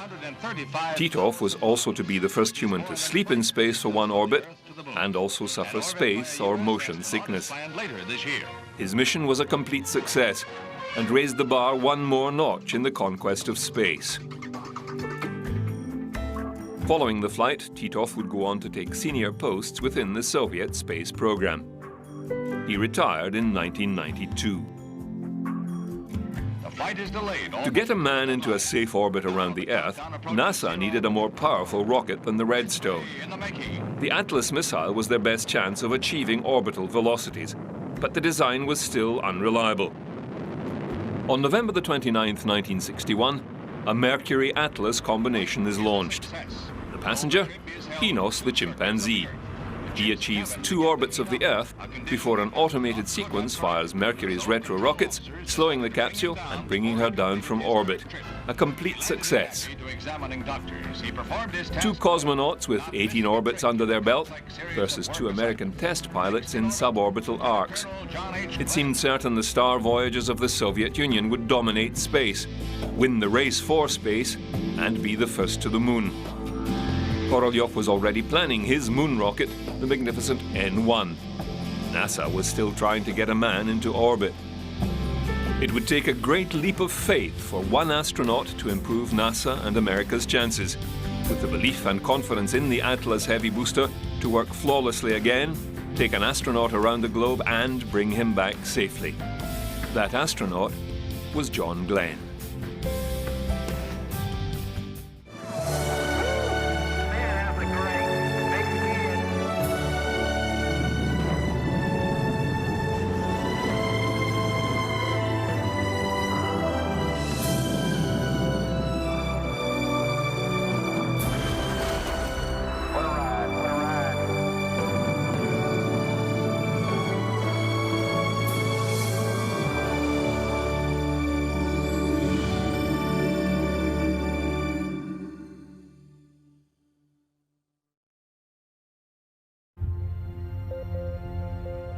Multiple black and white images of the moon speeding towards the camera fascinate television viewers around the world as a US probe slams into the lunar surface.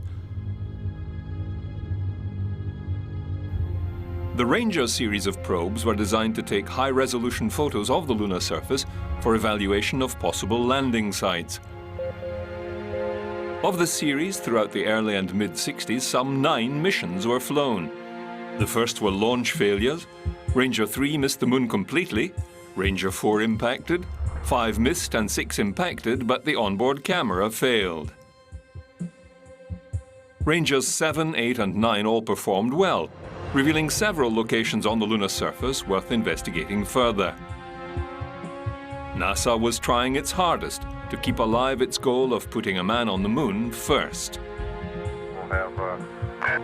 2 months before Ranger 3 launched, Major John Glenn, Navy fighter pilot, combat veteran, Trans-American flight speed record holder and astronaut, prepares to ride the Atlas booster aboard his Mercury spacecraft Friendship 7.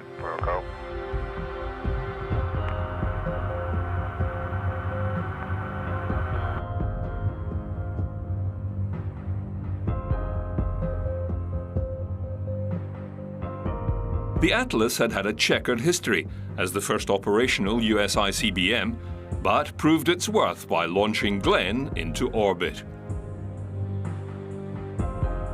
The Mercury test flights had been numerous, 6 flights with the Redstone booster and 6 with the Atlas. It weighed in at 260,000 pounds at launch and was slightly taller than Redstone.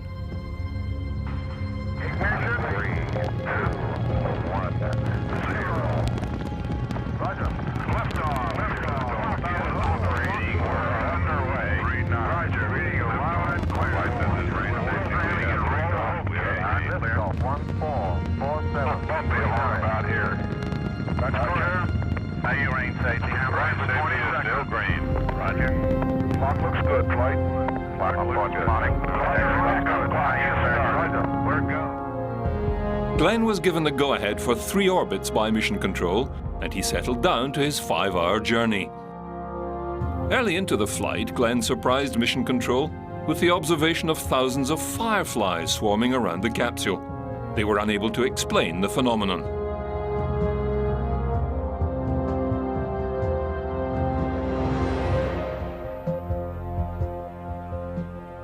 During his final orbit, an alarm alerted Mission Control to a possible fault.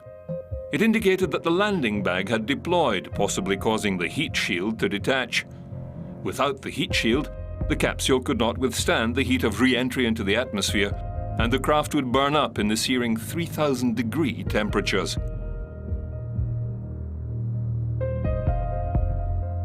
The ground crew could do nothing.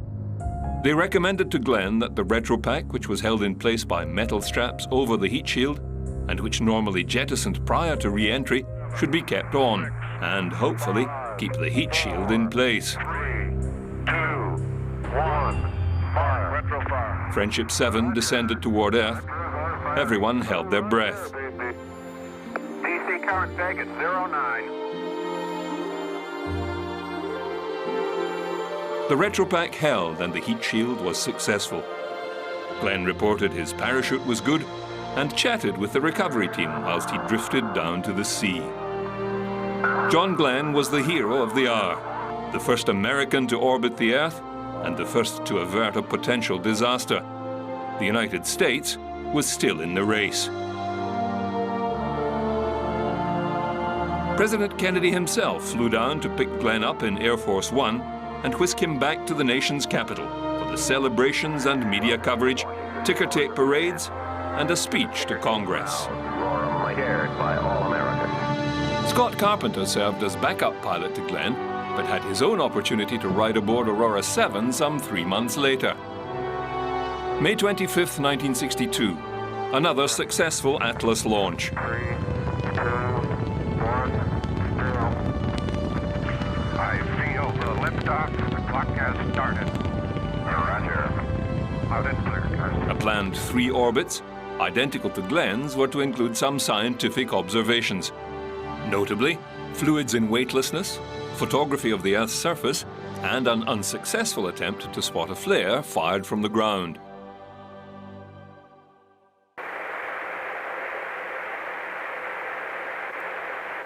One mystery was solved, however, John Glenn's fireflies. On the final orbit, Carpenter inadvertently knocked the cabin wall, knocking loose ice particles on the outer skin. They flew about the capsule, illuminated by the sunlight. Another mechanical failure occurred, however. The pitch horizon scanner, part of the automatic control system, failed. Carpenter assumed control of the craft's systems and manually made the corrections. Due to the malfunction and his fascination with the fireflies, Carpenter overshot his planned re-entry, coming down 402 kilometers off target. When the recovery crew located him, Carpenter was already aboard his life raft beside the capsule. The United States had caught up with 2 successful orbital flights, manual control of spacecraft attitude, scientific and technical data improving their knowledge base. What would the Soviets do next? The Russian chief designer pulled a rabbit out of his hat. 2, actually. The Russians chalk up another victory in the space race as they put 2 manned spacecraft into orbit within 24 hours of each other. Colonel Pavel Popovich and Major Andrei Nikolaev follow in the footsteps of two other Russian astronauts, Titov and Gagarin, and thus give the Soviets 4 manned orbital flights against 2 for the United States. Within 72 hours, the first man aloft traveled more than 1 million miles, 4 times the distance to the moon, a distance it would take a jet airliner 2.5 months to fly. Nikolaev reported being able to see Vostok 4 as it attained orbit, with the two cosmonauts chatting briefly over the radio. Neither craft had maneuvering capability. Unable to change their orbital speed, they soon drifted apart. It was the first multiple launch, and the first time more than one human was in space. Again, another propaganda hit, although there was little technical or scientific knowledge gained from the stunt. Nikolaev went on to break more records. The first multi-day flight with a total of 3.93 days and 64 orbits of the Earth. Popovich in Vostok 4 made 48 orbits. A malfunction in the life support system troubled him, taking the cabin temperature down to 10 degrees. Due to a misunderstanding with the ground crew, his flight was terminated early by ground control. They thought Popovich had given them the code word to abort the flight. He landed some 7 minutes behind Vostok 3. The Mariner satellite probed Venus 36 million miles away, and work was progressing on Project Rover, a nuclear-powered moon vehicle. Mariner 2 was launched successfully on August 27, 1962. Mariner 2 was the first NASA space probe to successfully encounter another planet, Venus. It was a simplified version of the Ranger spacecraft sent aloft by an Atlas-Agena booster combination. It consisted of an instrument package of radiometers, a micrometeorite detector, a solar plasma sensor, charged particle sensor, and a magnetometer. Solar panels provided the power. On the 3.5-month journey, Mariner measured the solar winds of charged particles leaving the Sun, confirming the Soviet observations from Lunar 1. It also detected cosmic rays coming from outside the solar system. The spacecraft passed within 35,000 kilometers of Venus and measured the temperature distribution of the planet's surface, revealing the dense cloud cover of the planet was cool, but beneath, Venus had a very hot surface, 425 degrees Celsius. The probe also proved communication with spacecraft at long distances was possible. Those who came before us made certain that this country rode the first waves of the Industrial Revolution, the first waves of modern invention, and the first wave of nuclear power. And this generation does not intend to founder in the backwash of the coming age of space. We mean to be a part of it. We mean to lead it. We choose to go to the moon in this decade and do the other things, not because they are easy, but because they are hard. Because that goal will serve to organize and measure the best of our energies and skills. Because that challenge is one that we're willing to accept, one we are unwilling to postpone, and one we intend to win, and the others too. Liftoff, clock has started. And she feels real nice. The third orbital flight of Mercury takes off October 3rd, 1962. Okay. 2, 1, start. Got your backup started and running good. We'll give you an active line 30. Oh, she's right. The first of 2 longer duration flights, the capsule was christened Sigma 7. Okay, oxygen okay. All systems appear to go and she's getting noisy.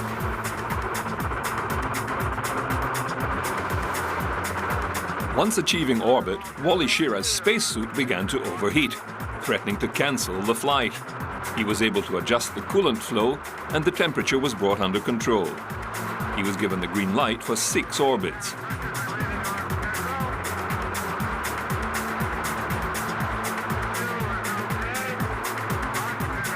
The mission was geared towards engineering rather than science. The craft was left to free drift to see if the autopilot system would function properly. Schirra called it the chimp configuration. He then tried steering by the stars, but found it a very difficult task to perfect. The course of his flight took Shira to the highest manned altitude yet, 283.2 kilometers at apogee, the highest point of his orbit. The flight lasted 9 hours, 13 minutes, and Sigma 7 splashed down in the Pacific Ocean, this time near the island of Midway, an almost flawless flight.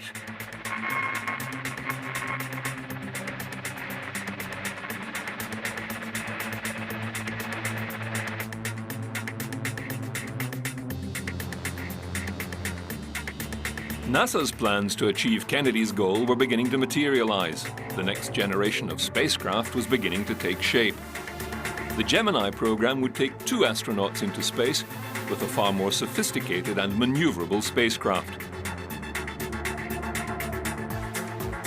3 more probes are launched by the Soviet Union, bound for Mars. Mars 1962A was launched on October the 24th, 1962. The booster vehicle functioned well until the final stage exploded. 1 month later, Mars 1 is launched. It successfully made it to a trans-Mars trajectory. Communications failed en route, and it was never heard of again. A third attempt, Mars 1962B, failed to leave Earth's orbit. It is assumed the upper stage exploded. Aiming closer to home, the Soviets launched Lunar 4 in April 1963. Following the previous success of the lunar probes, engineers and scientists were confident. However, this lunar lander missed the moon altogether and is now in a permanent orbit. Space exploration was a difficult and dangerous pursuit. There was still much to be learned before a successful lunar mission could be undertaken.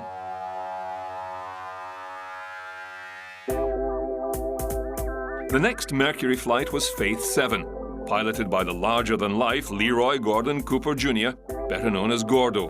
He was the youngest of all the Mercury astronauts. The Atlas Mercury 9 was launched on 15th May 1963, the first flight for the year. Prior to launch, Gordo Cooper, who was renowned for being able to sleep anywhere, anytime, had to be awakened by flight control before the launch. This was a long-haul flight lasting over 39 hours and 19 minutes, more time spent in space than all the Mercury astronauts combined. Cooper orbited the Earth 22 times. He did manage to catch a nap in orbit as well. Cooper's mission was the final one of the Mercury series, and the last time an American would fly in space alone. Valentina Tereshkova was so starstruck by the flight of Yuri Gagarin that her fellow workers at the textile factory where she worked nicknamed her Gagarin in a skirt. Born 6 March 1937 and living in the Upper Volga, Tereshkova was a trained parachutist but longed to fly in space. She wrote to Moscow asking to become a cosmonaut. She was readily accepted for a number of reasons. First, her father was a tank sergeant and war hero who died in the Finnish Winter War. And secondly, she was a member of the Communist Party. Korolev had suggested sending a woman into space soon after the success of Yuri Gagarin. A female cosmonaut corps was formed, and from 100 applicants, only 5 made the selection, Tereshkova being one of them. They all received training in rocket theory, spacecraft engineering, weightless flight training, isolation and centrifugal tests. Tereshkova also learned to fly as part of her training. June 14, 1963. Vostok 5, carrying cosmonaut Valery Bykovsky, roars into the sky. 2 days later, on the 16th of June, Valentina Tereshkova also lifted off aboard Vostok 6, the first woman in space. Once again, 2 cosmonauts were in orbit at the same time, and for a short period in close proximity to each other. Still with no maneuvering capability, the Vostoks quickly parted company. 26-year-old Tereshkova orbited Earth 48 times in 70 hours and 50 minutes. Bykovsky aboard Vostok 5 went on to a new endurance record of 81 orbits in 4 days, 23 hours and 6 minutes, a record for a single-occupant spacecraft still held today. Tereshkova would go on to marry cosmonaut Nikolaev. Some believed it to be an arrangement organized by the powers that be. They had a daughter in 1965, but the marriage didn't last.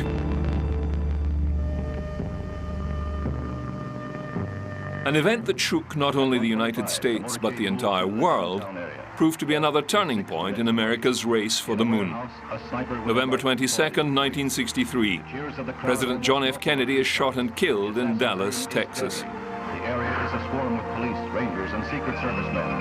The murderer slips the net, but a few blocks away, a man is captured after he is reported to have killed a policeman. That man is a 24-year-old pro-Castro Texan who once sought Soviet citizenship. Weeps in melancholy waves over the hushed throng. The one man capable of challenging the Soviet dominance in space had died before seeing his goal of landing a man on the moon come to fruition. With President Johnson and Robert Kennedy. Some thought that with his death, the dream would also die, but it became a rallying point in history. NASA knew they could do it. Congress had already funded the project, and above all, the people of the United States still expected the dream to be achieved, even if only to honor the president's wishes.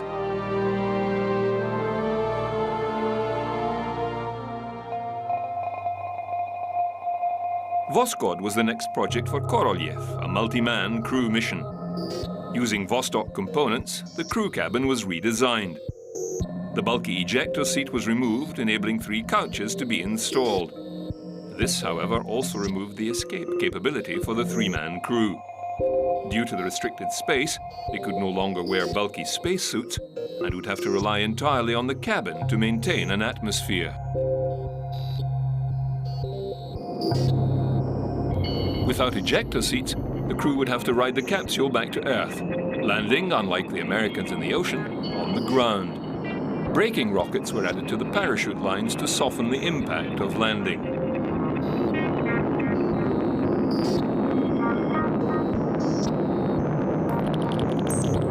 Voskhod 1 was crewed by Vladimir Komarov as commander, Konstantin Fyokistov, an engineer who had worked on the spacecraft design, and Boris Yegorov, a doctor. The latter two were fought for by Korolev against the military and their wish for pilots only. The mission was to be 2 weeks in duration, and Korolev argued a doctor would be critical to monitor the welfare of the crew and an engineer to fix anything that broke down over such a long mission. They were launched October 12, 1964. Their mission lasted only 1 day and 16 orbits. Nikita Khrushchev, the power behind the program, was deposed and their mission cut short. The people had no voice in that matter. However, Nikita was always in full voice. When he visited the United Nations, his harangue left the delegates aghast. The Central Committee pulled the red carpet from beneath Khrushchev and named Leonid Brezhnev as new party leader. Voskhod 1, however, did achieve some significant goals. First multi-crew flight, first doctor and first engineer in space, and they attained an altitude of 383 kilometers at apogee. Voskhod 2 was prepared with a very different goal in mind. March 18, 1965, it was launched with a 2-man crew, both wearing spacesuits.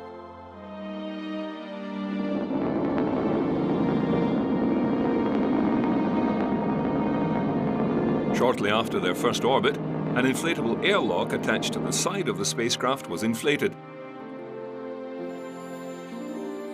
And the pilot, Alexei Leonov, exited the spacecraft, leaving Commander Pavel Belyayev inside.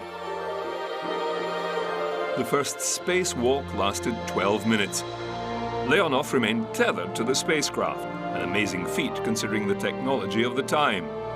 Leonov found his spacesuit stiffening, his hands slipping out of his gloves, and he had great difficulty in trying to get back inside the inflatable airlock. He had to dump some of his suit's pressure to enable him to scramble back inside. Then the 2 cosmonauts had trouble sealing the hatch, but they eventually succeeded and jettisoned the extended airlock prior to re-entry. To cap off the mission, they landed miles off course, and it took a day for the capsule to be found. The 2 cosmonauts had spent the night in the snowbound capsule, surrounded by wolves. Leonov's spacewalk was yet another international propaganda spectacular. The Americans still trailed behind in the race for the moon.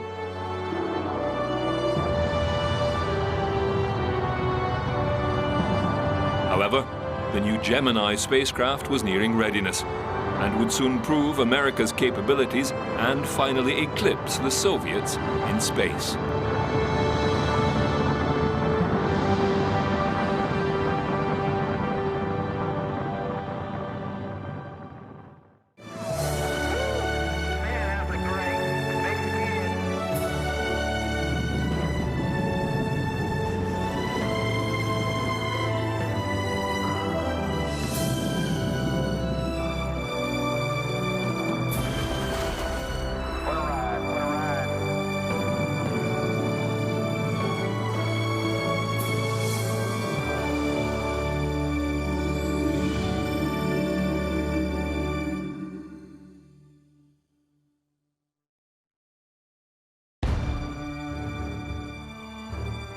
It seemed the United States could do no wrong and were trailblazing their way towards the moon.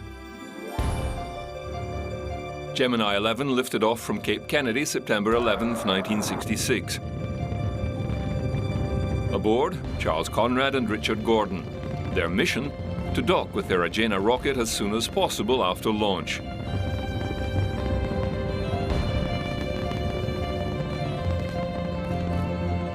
This they managed without fault.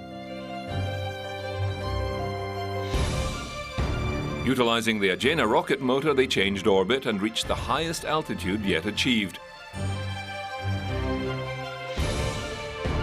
1,374.1 kilometers, a record still held for an orbiting spacecraft.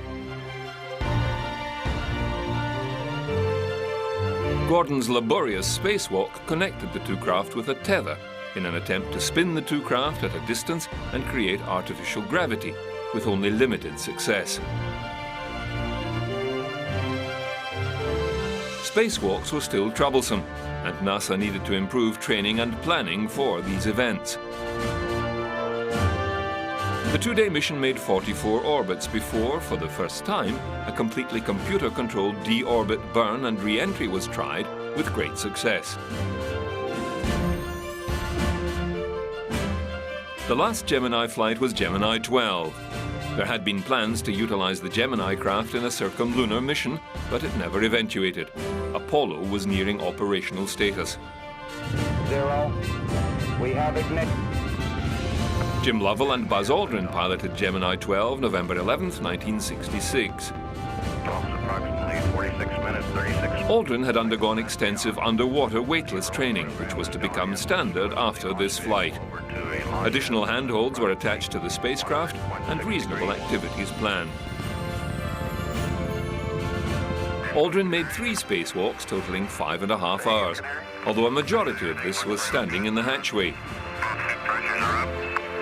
He did connect the Agena tether and retrieve experiments successfully. They too utilized the computer to perform the re-entry process, splashing down December 23, 1966. It had been over 22 months since the Soviets had launched a man into space. November 28th, they launched an unmanned craft, Cosmos 133. It tested components of the Soyuz design and was a short 2-day mission. Early the following year, a second Cosmos was launched. It was the final checkout mission for Soyuz and also flew a 2-day mission. Soyuz was the Soviets' best chance of beating the Americans to the moon. But Apollo, America's great effort, was also about to emerge. The design and configuration of Project Apollo went through many permutations and design concepts. Design efficiency, time, and money were all contributors to the final concept. The main components consisted of a CSM or command module and a lunar module, each having 2 principal components. The Apollo capsule was the center of the mission. Housing the 3 astronauts for ascent and descent, it was the re-entry capsule with heat shield and landing parachutes. Behind it, the service module, a complex machine housing the main engine and fuel that would return the craft from the moon, life support tanks, water, fuel cells providing electricity, communications and sensor equipment, and attitude thrusters. The lunar module would carry 2 people down to the surface of the moon, utilizing a descent engine to cushion the landing. The lower section would then act as launch pad for the upper section, that would lift off with its own ascent engine to return to lunar orbit. In total, the two spacecraft weighed in at over 45,000 kilograms and would be lifted into space by the 110.6-meter-tall Saturn V booster. Generating 33,000 kilonewtons of thrust, the first stage is powered by 5 F-1 engines. Burning for approximately 150 seconds, they will lift the rocket to a speed of 6,000 miles per hour, where it will be jettisoned, and the second stage, consisting of another 5 J-2 engines ignited, for another 6 minutes. The Apollo escape tower and shroud is then jettisoned, giving the astronauts their first glimpse of space. Once Stage 2 is exhausted, it too is jettisoned, and Stage 3 with one J-2 engine fired to lift the rocket into a low Earth orbit, where the third stage is shut down. Once systems are checked and orbit stabilized, the third stage is again ignited and drives the rocket into a translunar trajectory. Then the work begins. The stage is shut down, the Apollo command and service module detach and spin about, docking with the lunar module tucked away at the top of the third stage. Then withdraw it, jettisoning the third stage.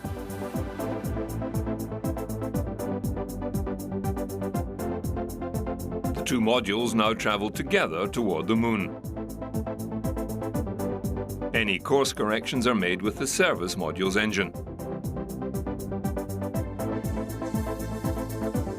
The engine is fired again to slow their speed and enter a lunar orbit, where two astronauts crawl into the lunar module and detach from the command module, which remains in orbit with one crew member.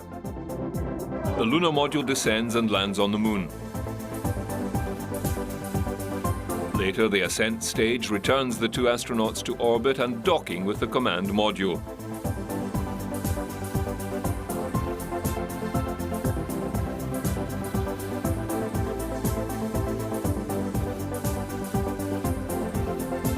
The ascent stage is jettisoned, and the service module engines fire again for the trans-Earth return journey.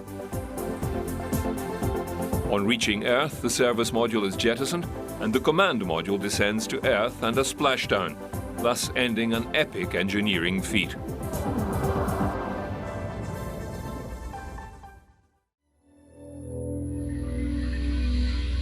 All these untested machines and systems had to work perfectly. The men had to perform tirelessly, so systems were checked and endless training was undertaken by the astronauts.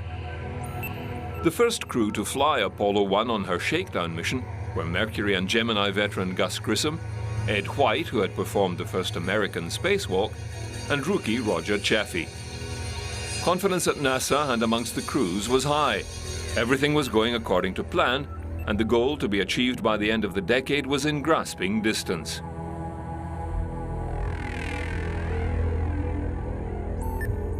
January 27, 1967.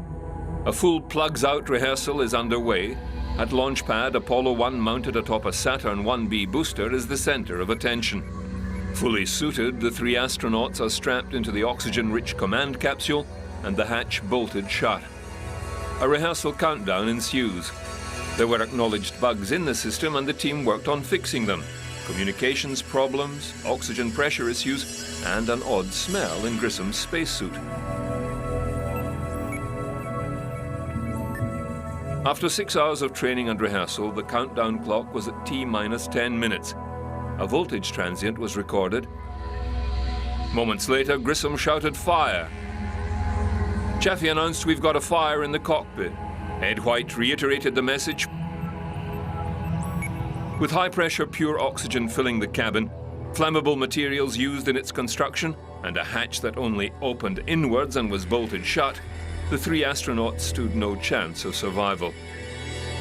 Only 10 seconds after the first alarm was raised, Chaffee shouted, "We've got a bad fire, let's get out, we're burning up, we're on fire, get us out." Within seconds, the cabin was filled in flame. 7 seconds later, with a scream of pain, the transmissions ceased. The capsule ruptured due to the high internal pressures. The three astronauts were dead. It took ground crews 5 minutes to open the hatch. They feared the entire complex might be engulfed in flames. Later findings concluded they had died from smoke inhalation and burns. They all suffered extensive burns as their spacesuits melted. The accident review board was scathing. They found numerous faults with both the design of the capsule and emergency systems lacking. The cause of the fire was never determined, although static electricity from the nylon couches was a possible cause, as too were wires stripped of their insulation. Plus, the high oxygen atmosphere and lack of speedy egress all contributed to a lethal combination. The accident was a massive blow to all. Their confidence and speed to achieve was shattered. NASA went back to the drawing board and redesigned the Apollo module. 6 astronauts had now given their lives to the dream. NASA was determined to set things right.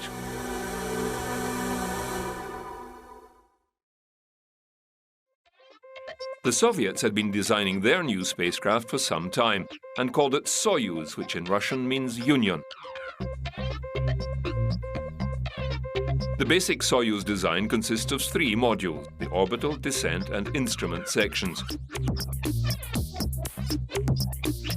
The oval-shaped orbital module weighs in at around a metric ton and houses life support and consumables for the crew. It also provides some living space.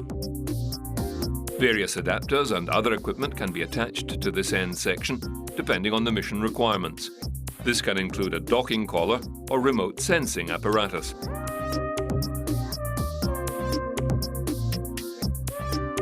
The central module is the descent and command section. It can be configured for 1 to 3 passengers. Its bell shape is aerodynamically designed for a stable re-entry profile. It contains the heat shield and parachute system. The heat shield is jettisoned after use to reveal retro rockets to cushion the landing.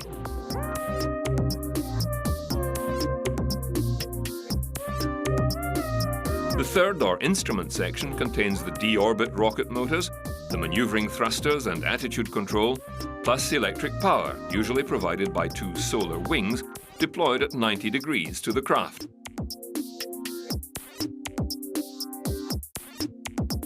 The Cosmos and Zond programs were unmanned missions utilizing various elements of the Soyuz, perfecting the design.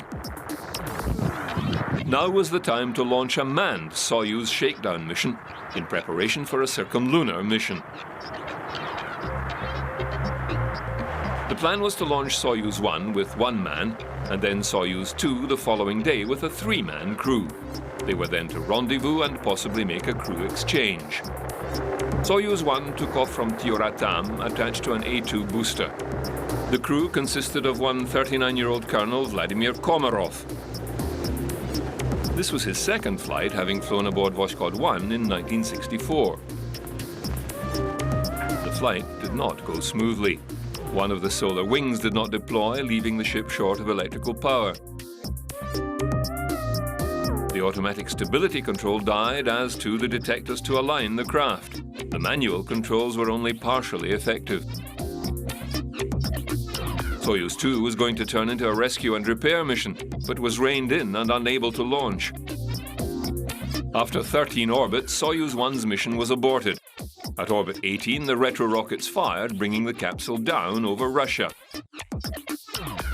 The main parachute did not deploy, nor did the braking rockets fire. Soyuz 1 slammed into the ground at over 145 kilometers an hour and burst into flames, killing Komarov instantly. He was to become the first spacefarer to die in flight. It was also revealed the fault with his parachute also existed in Soyuz 2. It could have been a worse disaster if they had blown. With 8 astronauts and cosmonauts now dead in training or flight, it would indeed seem there was a dark side to the moon.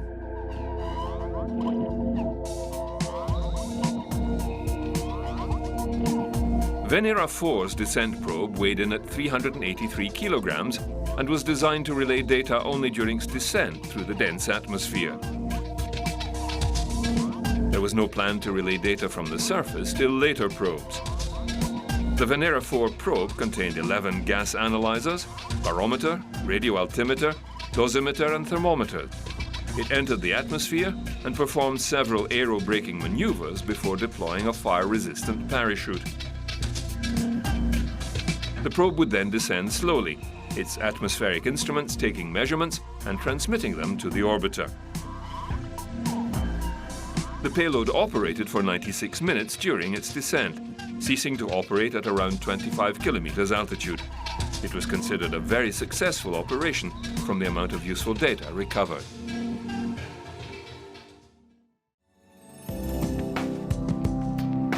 The Zond series of probes sent aloft by the Soviets appear to lack focus or a definite goal. The Zond spacecraft were sent on Lunar, Martian and Venus missions, as well as manned Earth orbit flights. The first series were launched by the A2E booster. Zond 1 flew by Venus July 1964. Zond 2 and 3 were launched towards Mars between the Mars 1 and 2 missions. Zond 3 passed by the Moon and took several photographs which it beamed back to Earth.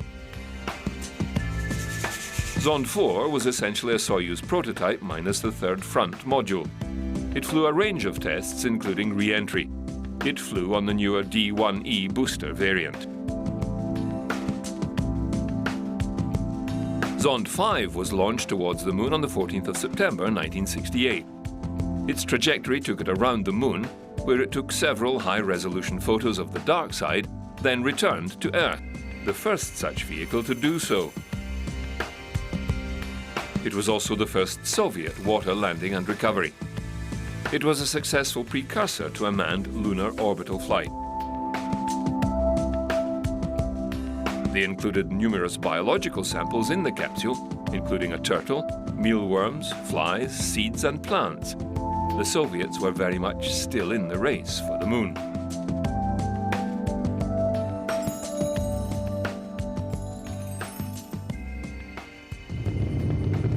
Apollo-7 was the first manned Apollo mission. Destined only for Earth orbit, it was a shakedown exercise for the redesigned capsule and complete operation of the service module for an extended duration. Without a lunar module on this flight, the launch was made with the Saturn 1B booster.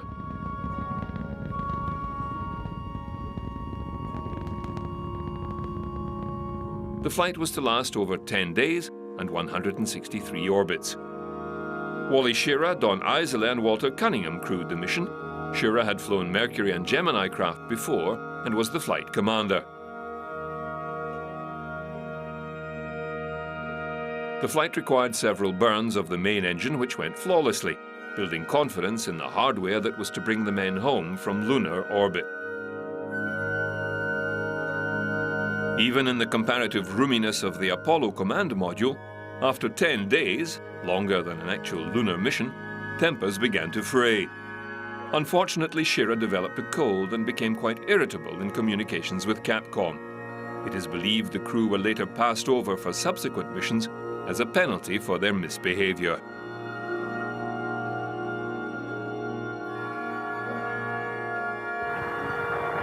Zond 6 lifted off 10th November and traveled around the Moon and back to Earth carrying more biological specimens.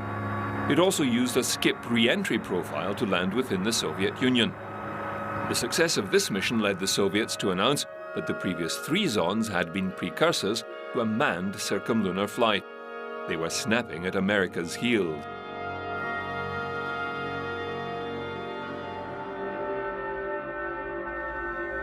Apollo 8 was to be the first manned launch utilizing the Saturn V, for it was to carry the additional weight of the lunar module, and the crew were to shake down the lander in Earth orbit.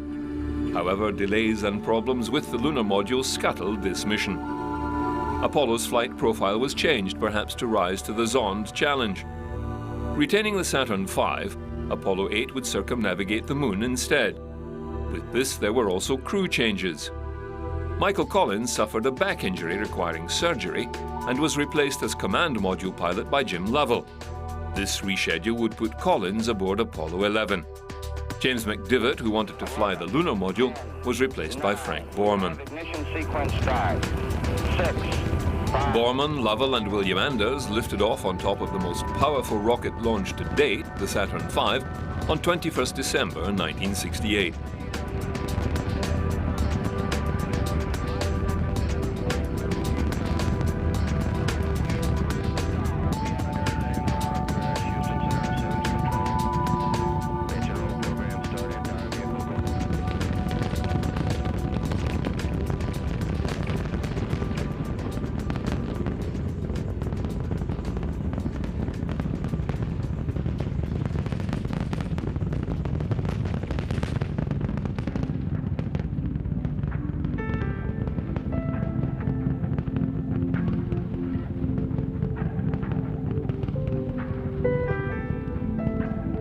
There were minor technical issues in the launch.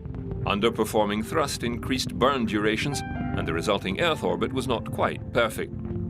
Then, after checks and a go command, the third stage of the Saturn booster fired again for 5 minutes and 17 seconds, pushing the Apollo into a trans-lunar trajectory.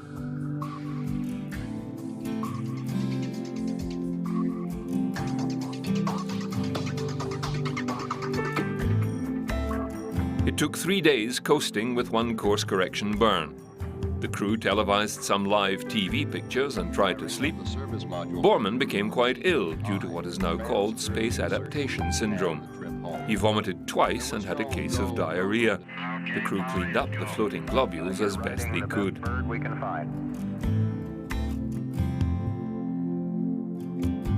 61 hours into their mission, they made another course correction burn, which slowed their craft so it could be captured by the moon's gravitational field. The crew had not yet seen the moon due to the orientation of the ship and some severely fogged up windows. At nearly 69 hours into their mission, the Apollo passed behind the limb of the moon and fired their engine for a lunar orbit insertion. Only then could the crew look out and see the moon. Apollo 8, Houston, what does the old moon look like? 60 miles, over. Okay, Houston. The moon is essentially gray. No color. Looks like plaster of Paris. Or sort of a grayish beach sand. The Apollo 8 crew were the first humans to see the dark side of the moon with their own eyes. Soon after, they got a glimpse of the light side of the moon and the first Earthrise ever seen. Man had indeed left the cradle.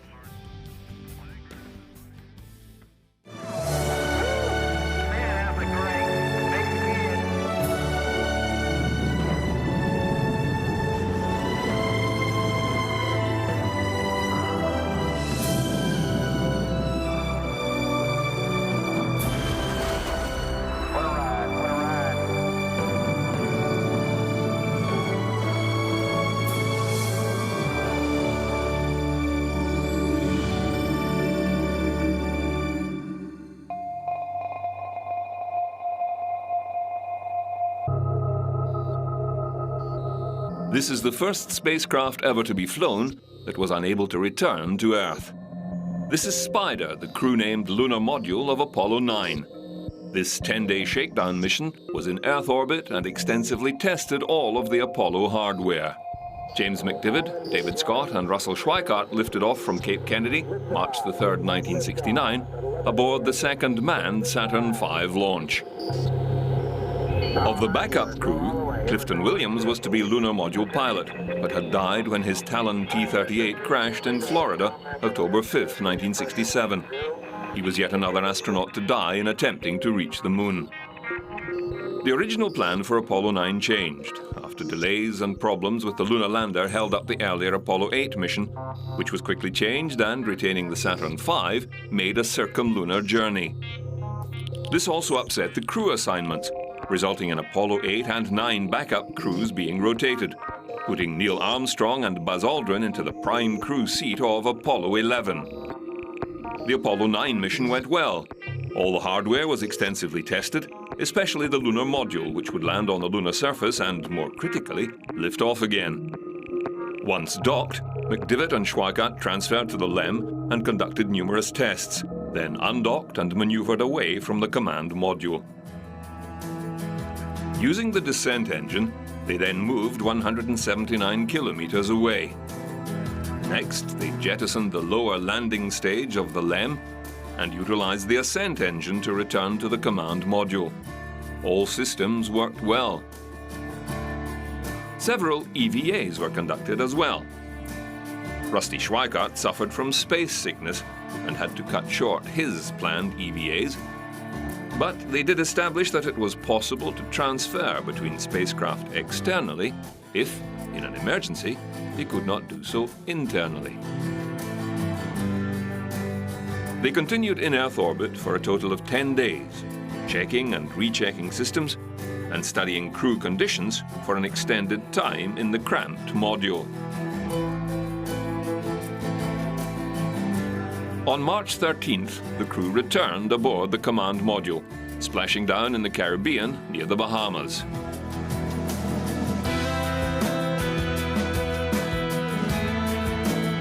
Start.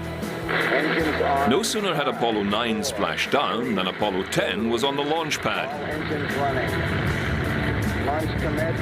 Liftoff. We have liftoff 49 minutes past the hour. Another Saturn V launch vehicle, fully loaded with the lunar module, this time destined for lunar orbit, and the final shakedown flight. This was the bells and whistles mission, critical to the Apollo success. It was 1969, and NASA had less than 7 months to complete their goal set down by President Kennedy. After the translunar injection burn, Apollo 10 performed one of the trickier maneuvers, docking with and extracting the lunar module from the third stage. All proceeded as planned, and Apollo 10 coasted towards the moon, entered lunar orbit, and for the second time, men got a close-up look at the dark side of the moon.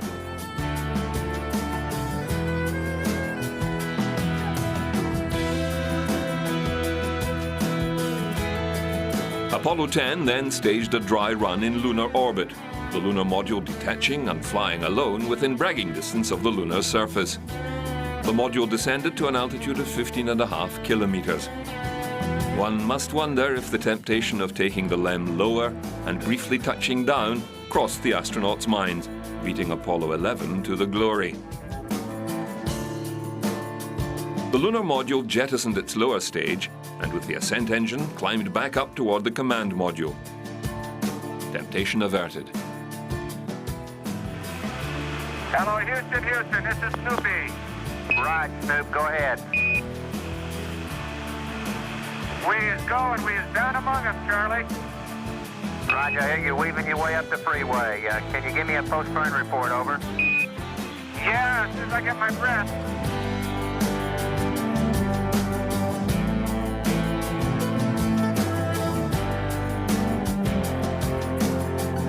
Snoopy followed the same trajectory as the later Apollo would follow and commented on the landing site as it flew over. Yeah, okay, the approach end looks a lot smoother than some of the orbiter photos show. It still estimate 25 to 30% a semi-clear area, so if the LEM has enough hover time, at least from what we can see at 50,000 feet, it should not be a problem. Apollo 10 redocked with Snoopy, jettisoned the LEM and returned home to Earth, breaking a speed record en route, 39,897 kilometers per hour, or 11.08 kilometers per second. She splashed down May 26th. Mission complete. The Soviets now had one last chance to beat the Americans. Their mighty moon rocket, the N-1, stood 105 meters tall, just 5 meters shorter than the Saturn V, but in diameter 7 meters wider. Her maiden voyage took place February 21st, but failed early in flight. A second N-1 rocket is readied. Again, the launch appears flawless, then a reversal of fortune. A piece of metal is sucked into one of the turbopumps of the first stage, causing the engine to explode. Inexplicably, the remaining first stage engines all shut down. The mighty rocket falters and crashes back to the launch pad. The fire and explosion devastate the launch facility, effectively destroying the Soviets' dream to put a man on the moon before the Americans.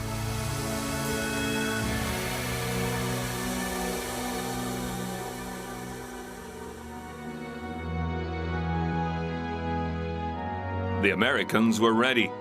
Prime crew of Apollo 11, Neil Armstrong, Buzz Aldrin and Michael Collins were trained and set to make the journey of a lifetime and have their names forever inscribed in history. The crew of Apollo 11 trained and practiced. What they were about to do was unique, never done before, so there was the element of the unknown to contend with. They had to think of and train for every conceivable situation or event. Engineers, including test pilots, abhorred the unknown, the unforeseen. One area of difficulty was to create the 1/6 gravity and vacuum of the lunar surface in which to practice their landings, a most critical stage of the mission. NASA created the flying bedstead, as the pilots like to call it, the Lunar Landing Research Vehicle. It was an ungainly framework with a turbofan engine at its center to neutralize much of Earth's gravity and numerous maneuvering thrusters to make the vehicle behave like the Lunar Excursion Module. It was a dangerous piece of apparatus that almost claimed Neil Armstrong's life when one of these units malfunctioned and Armstrong had only seconds to fire his ejection seat to survive. Of the 5 vehicles built, 3 crashed. July 16, 1969 approached. The crew, now kept in relative isolation for fear of catching even a head cold, were ready. Donning their million-dollar spacesuits, checking their massive spacecraft as it moved to the launch pad, and the tedious fueling and countdown procedure. One of the most watched events of the 20th century began at Cape Kennedy, Florida, on the morning of 16th July, 1969. The mighty Saturn V is fueled and ready on Launch Pad 39A. All the preparation, years of work and toil and many lives now rested attached to the red gantry.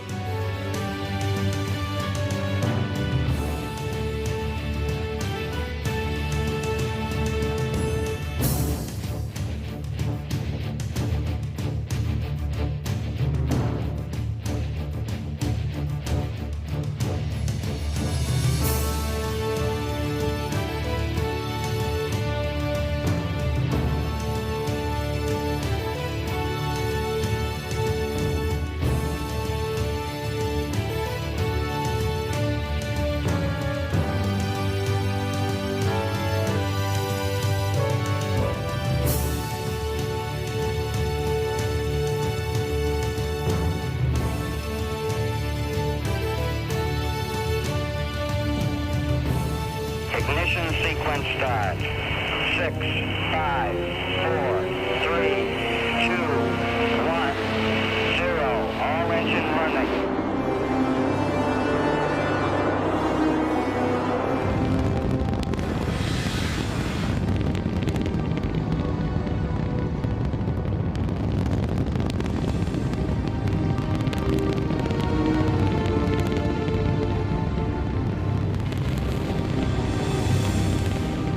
The world held its breath as the mighty Saturn lifted off from Launch Pad 39A at 1:32 p.m., July 16, 1969. And as the mighty vehicle cleared the tower, climbing ever faster, people everywhere smiled and urged them on. It had taken an extraordinary effort to reach this point. Although embedded in the Cold War, the race to the moon had become more than just the sum of its parts. Whether it was the promise kept to a dead president, or the idea that whatever humans can think up, they can eventually achieve, it seemed the reach into space was part of some fundamental need to explore, no matter how expensive it would become. 57 humans had already flown into space. 6 had seen the dark side of the moon. Now, if all went as planned, 2 would set foot on the moon, whilst the 3rd member would circle the moon alone, the most isolated human in history. Many astronauts and technicians had died in this quest, on both sides of the ideological divide, the one-upmanship in technology and drive. It would seem that the United States raced towards the goal with such enthusiasm it would keep going, past the planned 10 missions to the moon, maybe onto Mars and beyond.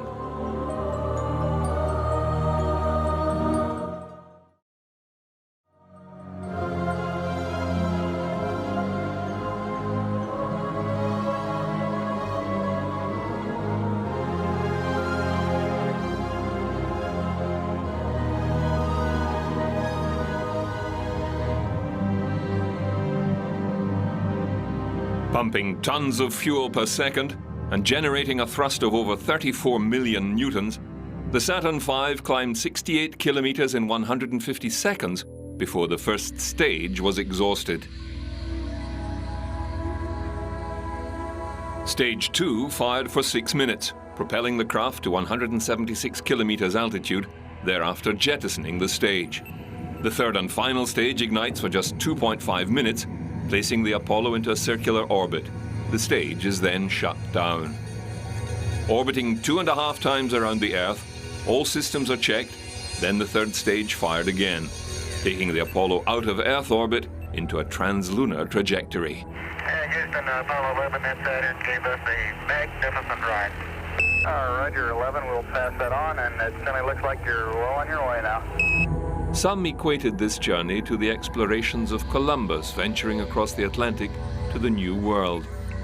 In fact, it would be closer to 3 men in a rowboat tackling the journey. The pinpoint accuracy required for the journey was mind-boggling. The onboard computers were checked regularly with a seafarer's sextant and a sky full of stars. Those computers today would be less powerful than a child's pocket calculator. The 3 astronauts were now on their way to making history. Their 3-day coast toward the moon was mainly uneventful. However, the anticipation of what lay ahead was growing exponentially. Back on Earth, the media followed every step of the way, some broadcasting 24 hours a day, newspapers putting out special editions, radios working overtime, keeping the public informed.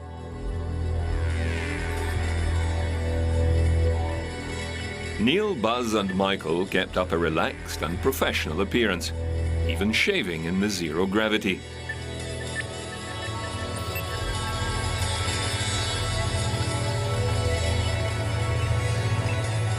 What was going on in the minds of the 3 men, no one could tell.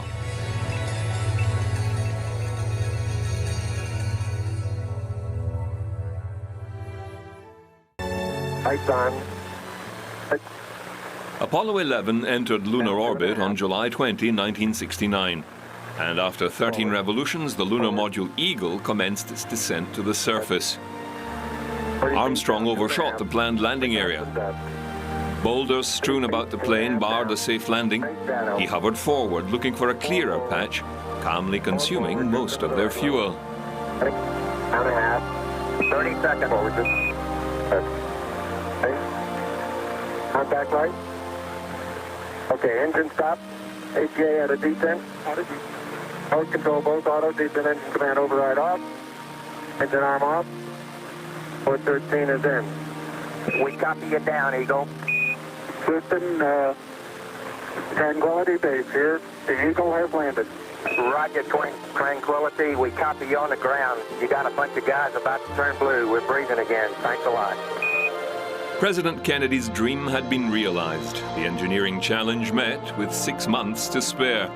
The thrill and excitement was palpable as the entire planet Earth watched or listened to the events unfolding a 250,000 miles away. After several hours of EVA preparations, Neil Armstrong exited the lander. I'm at the foot of the ladder. I'm going to step off the limb now. That's one small step for man, one giant leap for mankind. This is the first photo taken by a man on the moon. It's hard for me to see that I have good footing. I'll work my way over into the sunlight here without looking directly into the sun. Okay, it's top now.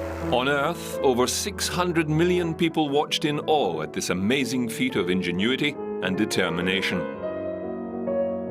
Armstrong ventured out and away from the Eagle, finding movement in the 1/6 gravity easier than in the simulations back on Earth. He took some photographs of the lander, then proceeded to collect some contingency samples of soil. In case they had to make an emergency liftoff, they would have some samples to bring back home.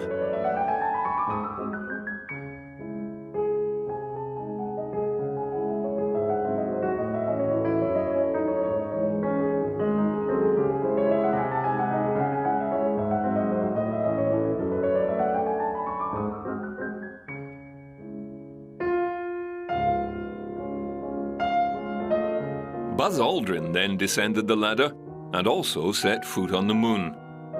He then practiced ascending back up the ladder.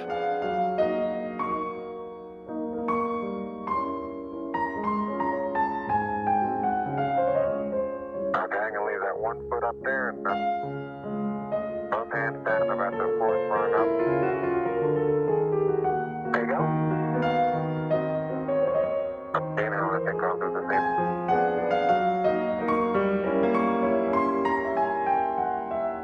Little more. About another inch. There you got it. That's a good step. Yeah. About a 3-footer.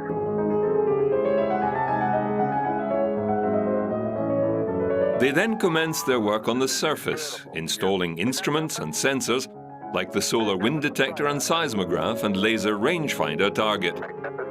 They planted a US flag and received a call from the White House. Neil Armstrong carried a Hasselblad camera attached to his chest, and therefore nearly all the photos on the surface were of Buzz Aldrin.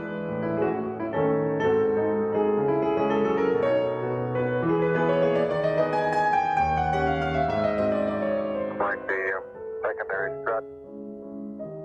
Have little thermal effects on it right here, Neil. Yeah, I noticed that. That seems to be the worst, although similar effects are on all around. There is very, very fine powder.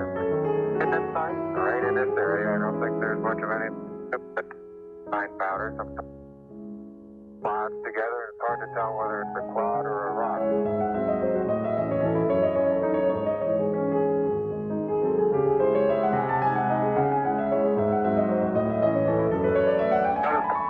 Now you can pick it out. Yeah, that bounces in it.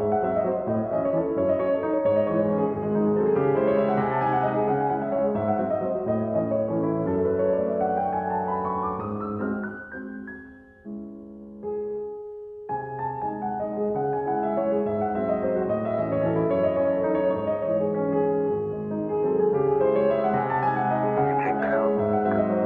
Really easy. Get my suit dirty at this stage.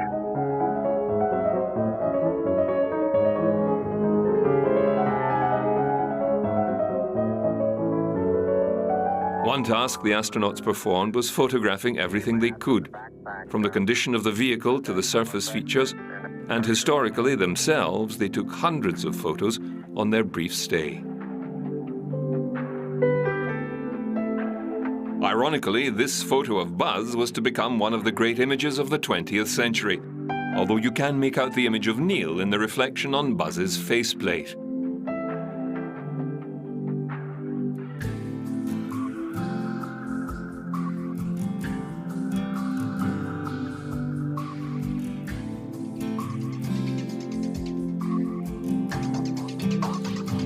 These are two of the few photos of Neil Armstrong on the moon's surface.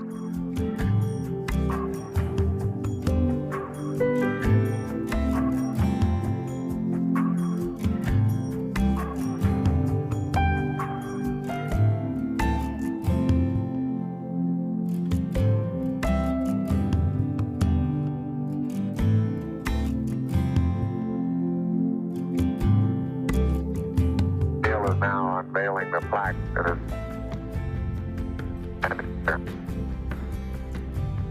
Roger, we got you 4-sided, but back to 1 side. 4-sided. They then unveiled a special plaque attached to the leg of the lander. For those who haven't read the plaque, we'll read the plaque that's on the front landing gear of this LAM. There's 2 hemispheres, one showing each of the 2 hemispheres of Earth. Underneath it says, "Dear men from the planet Earth, first set foot upon the moon, July 1969 AD. It came in peace for all mankind."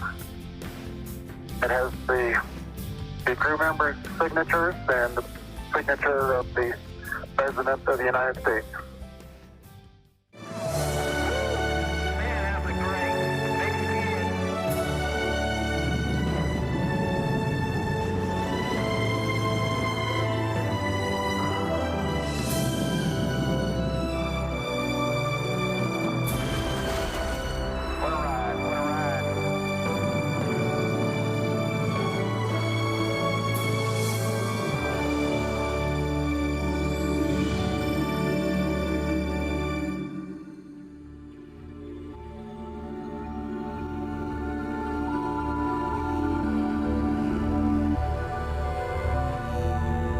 The United States had kept their pledge to their dead president and become the first nation to land humans on the surface of the moon. Their only competition had been the Soviet Union. They too had the political will and technical capability to perform such an operation, but it seems that fate, more than poor planning or workmanship, was in the end the contributing factor to their failure. The Soviets had indeed circled a Zond capsule around the moon and back, but a series of launch vehicle failures stalled their efforts. The US too had had their technical failures and tragic losses, but they stayed the course, diligent and focused. The Apollo 11 lunar landing vehicle, call-signed Eagle, flown by Neil Armstrong and Buzz Aldrin, set down on the lunar surface July 20th, 1969. 30 feet, 2.5 down. Straight shadow. 4 forward. 4 forward. Drift into the right a little. 20, down a half. 30 seconds. Forward. Just. Good. Okay. Contact light. Okay, engine stop. Houston, Tranquility Base here. The Eagle has landed. Roger, Tranquility. We copy you on the ground. You got a bunch of guys about to turn blue. We're breathing again. Thanks a lot. The Eagle remained on the lunar surface for a little over 21.5 hours. That's one small step for man, one giant leap for mankind. Armstrong and Aldrin walked on the moon for a mere 2 hours, 36 minutes and 40 seconds. In that time, they collected 21.55 kilograms of moon rock and soil samples, planted an American flag, set up scientific packages, and spoke to the President of the United States, Richard Nixon. Their operational timetable had to be adjusted from time to time due to unexpected delays. Armstrong had trouble squeezing through the LEM's hatch, and the surface dust slowed their locomotion, coating everything in a fine layer of powder. Their documented collection of samples had to be cut in half, and a 15-minute time extension was granted to finalize their objectives. They returned to the Eagle, stored their collection of samples, jettisoned equipment they had finished with, including their lunar backpacks, a camera, and overgarments. Aldrin also left a small pouch of memorial items on the surface. It contained a message disc, a gold palm leaf, and an Apollo 1 mission patch in memory of their 3 dead comrades. The crew then rested for 7 hours before beginning their ascent. One item to be dealt with was repairing a broken circuit breaker switch, accidentally snapped off by Aldrin. With engineering ingenuity, Aldrin used the cap from a ballpoint pen to depress and hold the button, enabling them to fire the main ascent engine.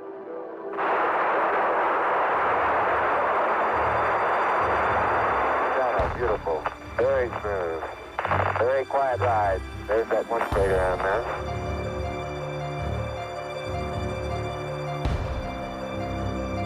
Thousand feet high, 80 feet per second vertical rise. Unfortunately, the astronauts had planted the American flag too close to the LEM, and it was blown over by the rocket exhaust. Later missions would plant their flags much further away. The Eagle's upper stage lifted off and returned the men to orbit with ease. There, they chased down Michael Collins in the command module Columbia, and in a slow-motion ballet docked, transferred their valuable cargo of specimens, and jettisoned the Eagle. With a main engine burn, the Intrepid 3 were on their way home.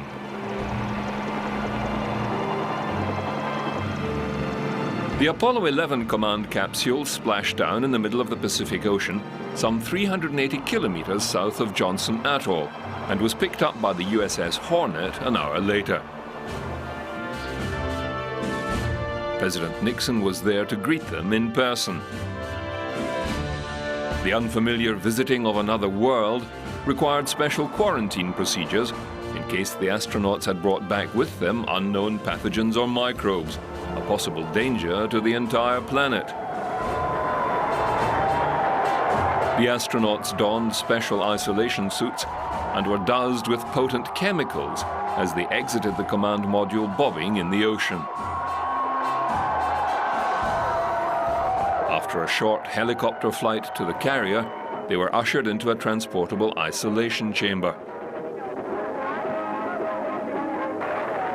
They were kept under strict quarantine as they were transported back to the United States and the Lunar Receiving Laboratory in Houston.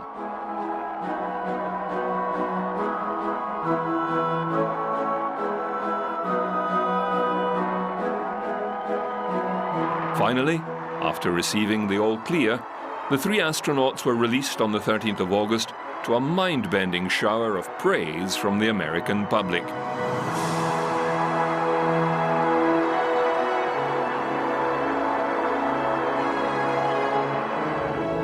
In Los Angeles, a state dinner was held with representatives from 83 nations, where the three astronauts were awarded the Presidential Medal of Freedom.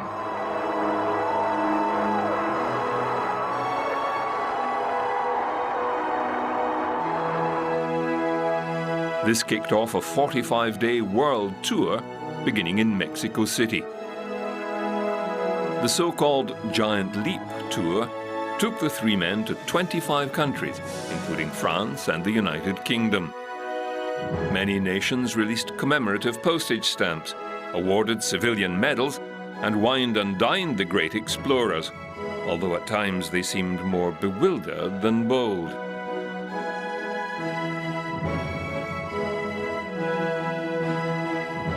In St. Louis, at the 27th World Science Fiction Convention, the three men were awarded the Hugo Award for the best moon landing ever.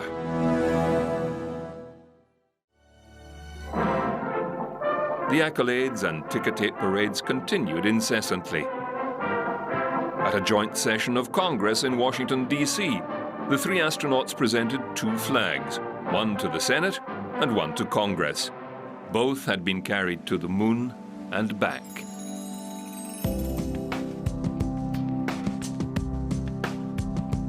None of the three astronauts would fly in space again.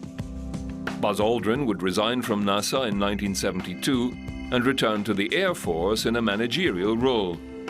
He suffered from depression and alcoholism, but turned his life around with his third marriage and continues to promote manned space flight. Michael Collins became involved in the administration of the Air and Space Museum, then later the Smithsonian, before moving into private business in the aerospace industry. Armstrong was assigned an administrative position within NASA, but resigned in 1971. He pursued his first love, engineering, as a teacher in aeronautical engineering in various universities. He also served on the boards of directors of several companies and was also a company spokesman for some. Armstrong would be called upon by NASA in later years to lend his engineering qualifications and experience to two accident investigations. 1969, and America was in the throes of an all-consuming and unpopular war in Asia. The people, and in particular the US government, were glad of the space program and its headline distractions. Unfortunately, it was short-lived. The mountain had been climbed, the goal achieved, but even at this heady peak, the decline in public interest would be a steep and rapid one. The superpowers' challenge in space had seemed to swamp any other nation's efforts in space exploration. Although the Soviets launched the first satellite, the Sputnik, in 1957, and the US Explorer 1 in 1958, other nations had been working towards their own launch vehicles and satellite designs. Canada launched their Alouette 1 satellite on the 29th September 1962, aboard an American Thor Agena B rocket from Vandenberg Air Force Base. France became the third independent nation to successfully launch their Astérix satellite aboard their own Diamant rocket from Algeria on 26 November 1965. Soon after, utilizing a small US sounding rocket, the Scout B, Italy launched their first satellite, San Marco II, from the San Marco platform off the coast of Kenya. Australia had developed the Woomera rocket range on home territory and successfully launched a borrowed US Redstone rocket to put their RESAT into orbit 29th November 1967. The United Kingdom developed their Black Arrow ballistic missile at Woomera as well and successfully launched their Prospero X-3 satellite 28th October 1971. Earlier, in April of 1970, the People's Republic of China fired their Long March rocket from the Jiuquan Satellite Launch Center, placing their Dongfang Hong-1 satellite. One nation that began space rocket research as early as 1955 was Japan. The University of Tokyo's Institute of Industrial Science, or ISAS, first launched pencil rockets in Kokobuni, Tokyo. At the same time, the NAL was formed. The National Aerospace Laboratory was attached to the Prime Minister's department. Later, the Akita Rocket Testing Center was established at Michikawa Beach in the prefecture of Akita. There, pencil and baby rockets were extensively test-launched. Germany had von Braun, America Goddard, and Russia Korolyov. Japan had Professor Hideo Itokawa.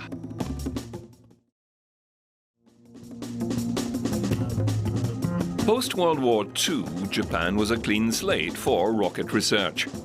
Any previous research and development had been either destroyed by the designers for fear of war crimes or disallowed by the Allied powers.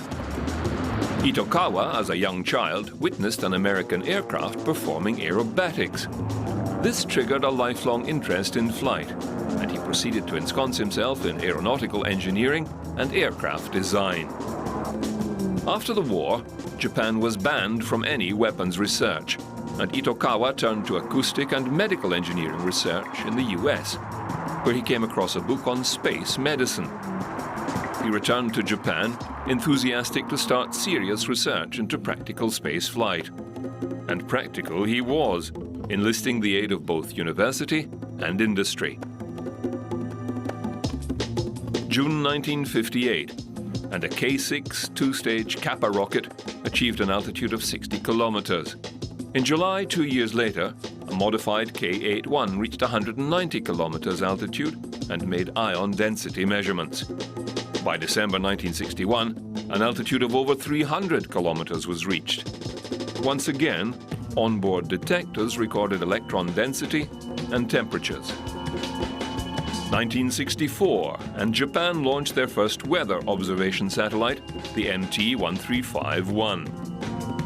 By 1967, an L-3H-3 rocket achieved an altitude of 2,150 kilometers. In 1969, the NASDA was formed, with its headquarters at the Tanegashima Space Center, absorbing other research branches and tracking stations. 11th February 1970 saw Japan join the small but growing club of space-capable nations. The Osumi satellite achieved a successful orbit.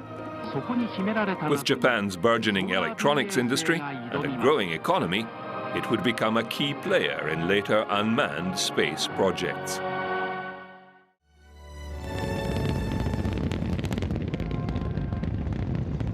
The second moon mission was Apollo-12.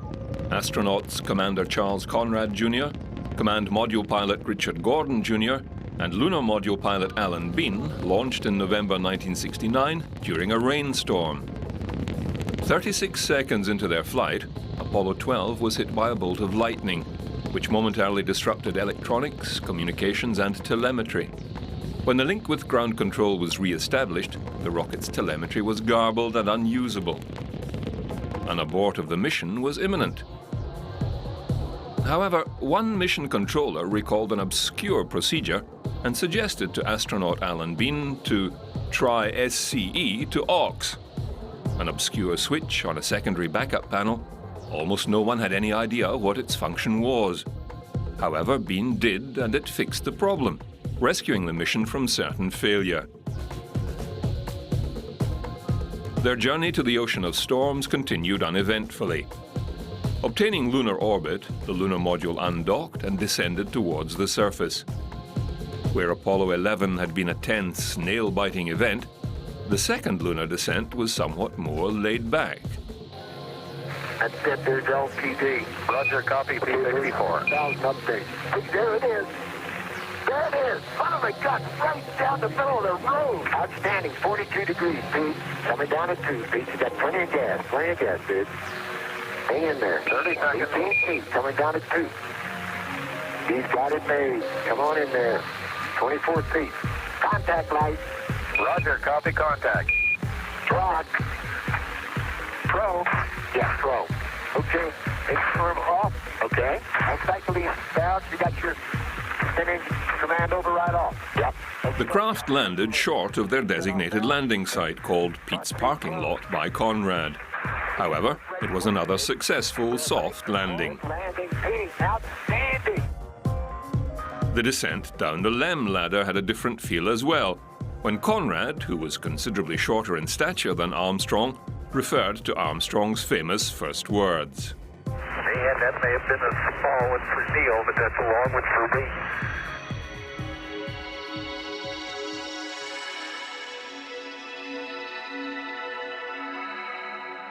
This mission had planned a longer stay on the surface, 31.5 hours in total, with 2 EVAs lasting a total of 7 hours 45 minutes.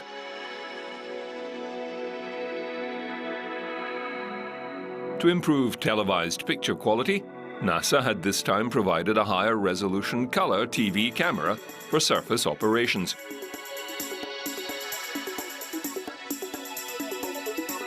However, Bean, who was setting the camera up near the Intrepid lander, inadvertently pointed the camera straight at the sun, instantly destroying the video tube in the camera.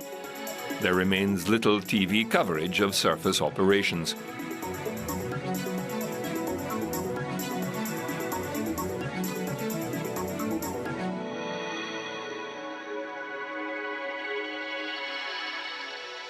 The Ocean of Storms was a popular landing site for previous probes, Luna 5, Surveyor 3 and Ranger 7.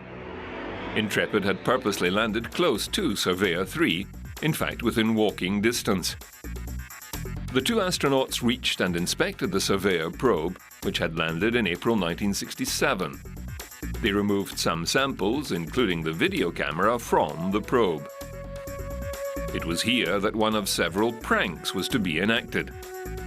Alan Bean had smuggled a camera self-timer device on board the flight, his intention to attach it to their surface camera and take a shot of both astronauts at the Surveyor site, leaving ground crews to wonder who took the photo. Unfortunately, he misplaced the device prior to EVA. Another prank was somewhat more successful and was played against Bean and Conrad. The backup crew had inserted additional pages to the astronauts' operations checklist they had attached to their wrists on the lunar surface. There were several Playboy pin-ups and additional geological jargon to confuse ground crews. A childish prank at best, but it did show that the Apollo project was losing some of its gloss. Back on Earth, there were even complaints to TV networks when regular broadcasts were interrupted to show the live launch of Apollo 12. Fame is often short-lived. Apollo 12 completed all its assigned goals, placed several experiment packages on the moon, and collected specimens weighing over 34 kilos. Before leaving the moon, Bean left behind the flight wings of astronaut Clifton Williams, who had died in training. He also left behind several rolls of exposed film by accident. Perhaps his wrist checklist had something to do with that. Yankee Clipper splashed down November 24, 800 kilometers east of Samoa. Incidentally, on landing, a film camera stowed on board dislodged and struck Bean on the head, momentarily knocking him out. He required 6 stitches.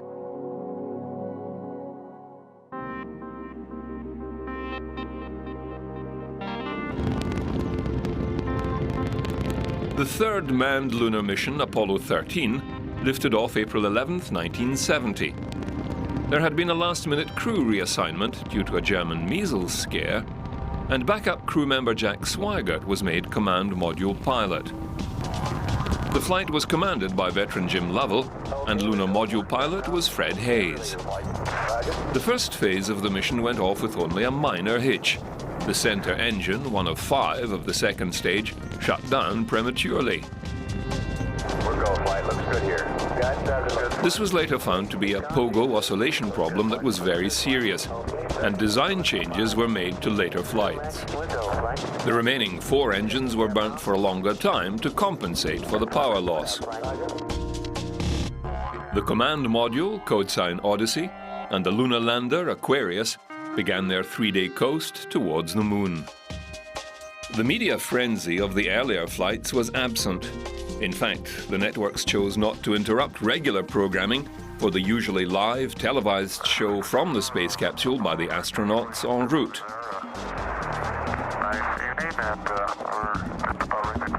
The late-night shift change was about to occur at the command center as the crew settled down for a rest period. 13, we've got one more item for you when you get a chance. We'd like it to stir up your cryo tanks. In addition, have shaft and trunnion. Okay. Or look at the Comet Bennett if you need it.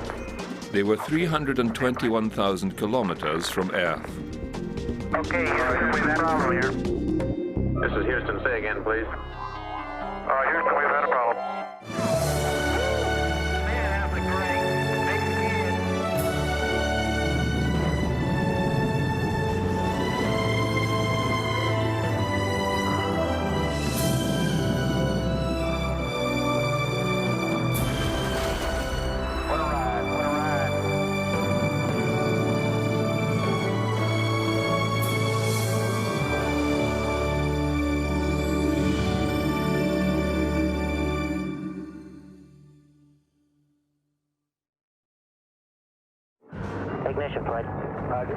Apollo-13 had lifted off from Cape Kennedy April 11, 1970.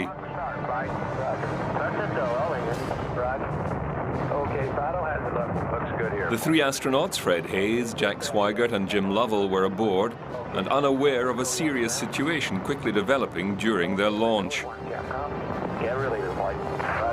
Their 5 Stage 2 motors were running normally, but a so-called pogo oscillation had begun to build up in the rocket, a vertical vibration of the engines that, if left unchecked, would shake them and the stage to pieces. Staging plan. Roger. Flight fighter trajectory confirmed staging. Roger. Flight booster then and board out was way early. Okay. Flight confirmed. Number 5 engine down. Roger. Booster, you don't see any problem with that, though, do you?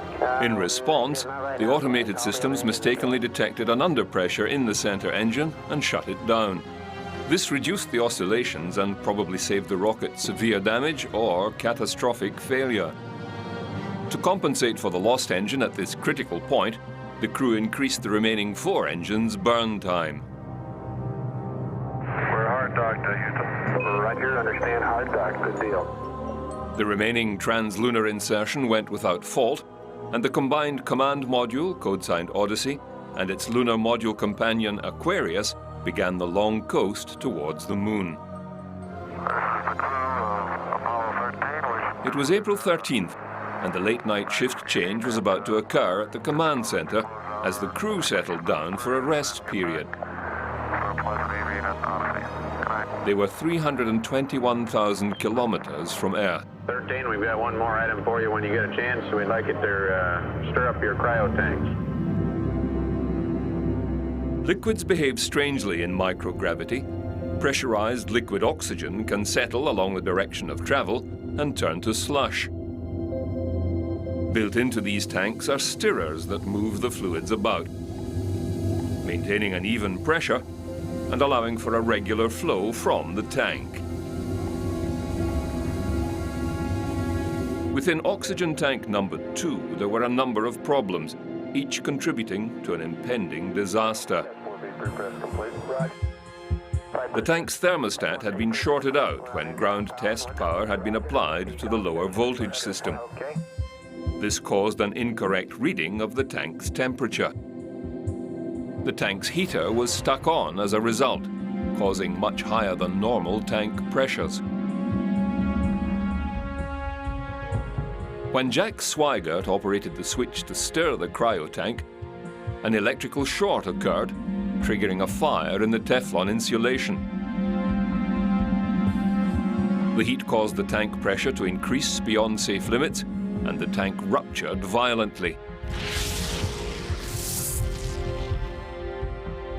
The resultant explosion into the vacuum of space ripped the side of the spacecraft away, damaging the other surrounding oxygen tanks and fuel cells, effectively crippling the service module's systems. Okay, Houston, we've had a problem here. This is Houston. Say again, please. Houston, we've had a problem. Had a main B bus undervolt here. Fine, guidance. Go guidance. We've had a hard... The astronauts on board immediately knew something unusual had happened. They thought perhaps a collision with a meteorite had occurred. Their master alarm was triggered. Roger. And we had a pretty large bang associated with the caution and warning there. The oxygen tanks aboard the command module not only provided breathing air, but also fuel for the fuel cells, the devices that generated electricity for the craft. NASA had built triple redundancy into all their systems, and the astronauts quickly realized that all three systems were failing. Something serious had happened, and they were in deep trouble. And we are venting something. We are venting something out into space. Okay, let's everybody think of the kind of things we'd be venting. GNC, you got anything that looks abnormal in your system? Oxygen tank 1 was leaking badly, venting the remaining oxygen into space. This was affecting the trajectory and orientation of the craft. The automatic systems on board Apollo began to fire the ship's thrusters to correct the problem. Get somebody in the back room to try to figure out what the equivalent delta V is we're getting. The crew and ground control watched in disbelief as each system failed. The LEM spacecraft's good, so if we need to get back home, we got a LEM to do a good portion of it with. Okay, let's make sure that we don't do anything that's going to blow our CSM electrical power with the batteries, or that will cause us to lose the main or the fuel cell number 2. Jim Lovell commenced evacuating the crew from the command module to the Aquarius, asking Fred Hayes to begin the procedures to fire up the LEM, its computer, and life support systems. The command module did have battery power, but this was usually reserved for re-entry when the service module was jettisoned. They needed to conserve these batteries, and Capcom recommended shutting down the command module completely, something never considered before. It raised many questions and concerns as to whether the systems could be restarted again in flight. Meanwhile, Jim Lovell began taking the gimbal readings from the navigation computer on the command module. Without them, the craft would be lost without any bearings. These figures would have to be converted and entered into the LEM's navigation computer. Eventually, the three astronauts crowded into the two-man lunar module, and the command module was shut down completely. The LEM was now their lifeboat. They had electricity and air to breathe, but many unanswered questions and concerns.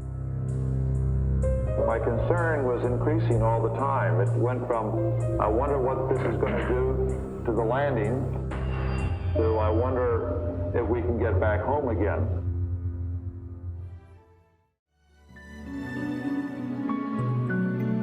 Apollo 13 was in trouble. They were plummeting towards the moon, moving further away from Earth with a crippled spacecraft and very little time to decide what to do. Commander Jim Lovell did know, however, that his chance to walk on the surface of the moon had been aborted. The mission was now survival, and the odds were stacked against them. By now, the news had gotten out, and the world's media turned their focus back towards the moon. There is a bulletin from ABC News. The Apollo 13 spacecraft has had a serious power supply malfunction that could cause the lunar landing mission to be terminated early.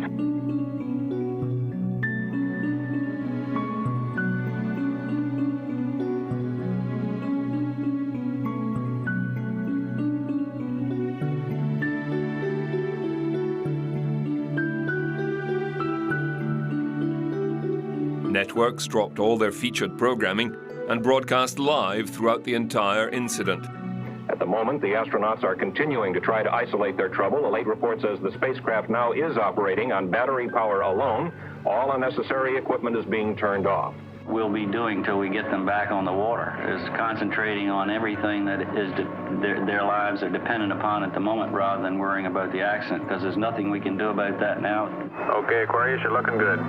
NASA needed to perform a miracle if they were not going to lose their astronauts on primetime television. The people at Houston Control and everywhere put their collective minds to working out what had happened, and more importantly, what to do about it.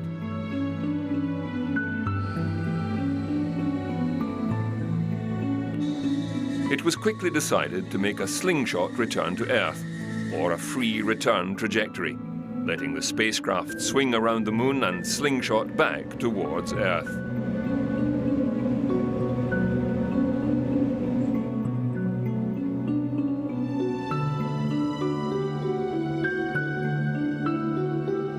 This required a minor course correction immediately. All in-flight course corrections were normally performed by the main engine on the service module, but this was now out of commission. The only alternative was the descent engine on the LEM, a much smaller engine designed for a one-off descent to the lunar surface, not to propel the combined mass of the two spacecraft with several burns. It was, however, their only hope. Aquarius, you go for the burn.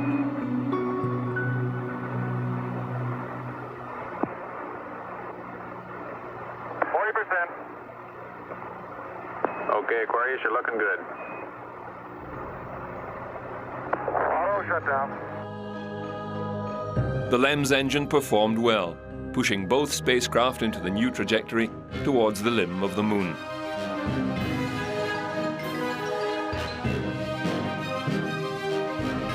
The next issue was life support for the long trip home. The life support system aboard Aquarius was designed to cope with 2 men for 2 days, not 3 for 3 days. It was a gamble at best. They had sufficient oxygen to breathe, but electrical power and water were an issue. To conserve what power they had, the astronauts had to shut down all non-essential systems. The craft quickly began to cool to freezing temperatures. Water for the crew was normally produced by the fuel cells as a byproduct of electricity production. Without the fuel cells running, water was scarce. This in turn led to other problems. Swigert developed a urinary tract infection that caused him great pain and difficulty. On Earth, NASA teams and astronauts were working non-stop, planning ahead, for there were more hurdles to overcome. The carbon dioxide levels in the Aquarius supporting 3 men for this extended time were becoming too high, dangerously high, and the air would soon become lethal. Special devices called scrubbers, which contained filter canisters of lithium hydroxide that cleaned the air and removed the CO2, were running out. The LEM's scrubbers had been working overtime and beyond their expected limits. The additional spare LEM canisters were housed in the lower stage and inaccessible to the crew. The filter canisters used by the command module, which were routinely exchanged every day during a flight, were of a square design. The LEM's canisters were round. In arguably one of the great feats of NASA engineering, they had to make a square peg to fit a round hole. NASA engineers rose to the task. Utilizing only what the astronauts had at hand, they devised a system to allow the square command module canisters to be incorporated into the LEM's system. It was a complex and unorthodox procedure, but it worked with no time to spare. The carbon dioxide problem was no longer an issue.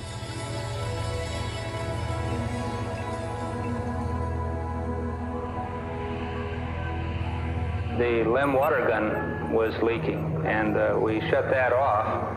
I guess it leaked about a quart of water, I would estimate. But it took me about 2 days to get my feet dry, and of course, I think you were all aware that the temperatures were going down in both vehicles, and it's made for very chilly feet for a couple days. Rounding the moon, the LEM's engine was employed once again to increase the spacecraft's velocity for the return coast. Jack, Aquarius, what kind of return time does this maneuver give us?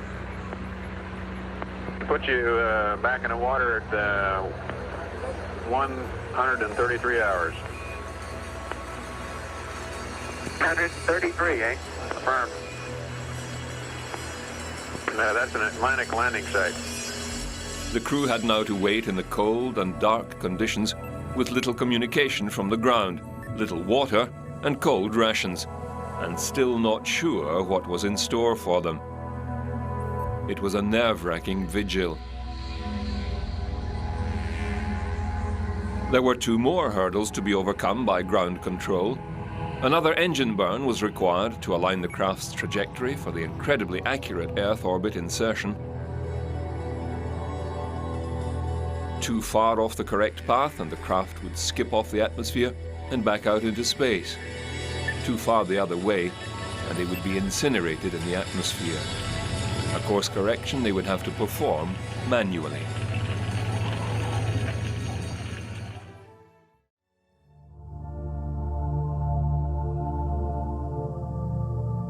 Another issue was reviving the command module from its sleep for the re-entry and landing back on Earth. The frigid conditions aboard had left the control panels soaked in condensation. There was a fear of an electrical shortage. Ken Mattingly, who had been grounded from the flight because of a German measles scare, worked in the ground simulator to prepare a checklist and procedure for this crucial and complex operation. The crew managed to increase their potential power by running a cable from the LEM to the command module and using the LEM's remaining battery amperage.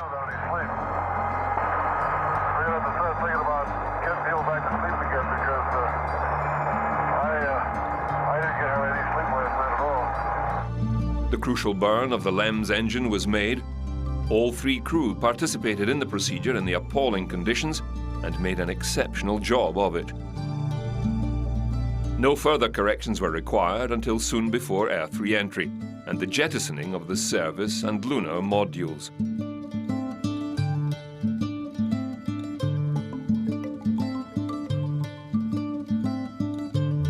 Next would be the command module revival.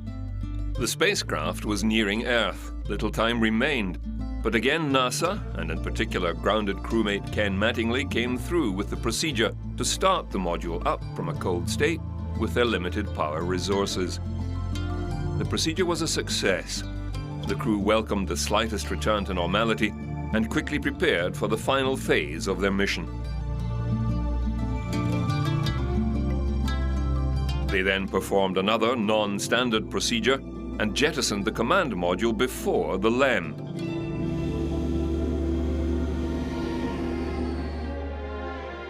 The astronauts maneuvered the craft around to get a view of the service module as it drifted away.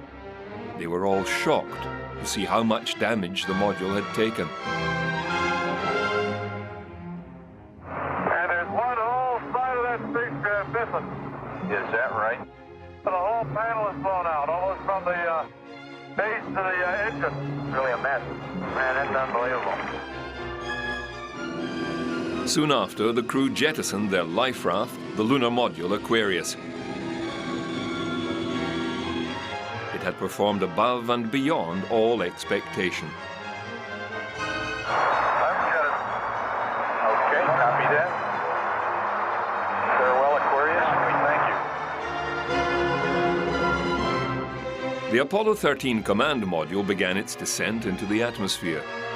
Some thought was given to the craft's heat shield that would have to protect them as they plummeted through the dense atmosphere.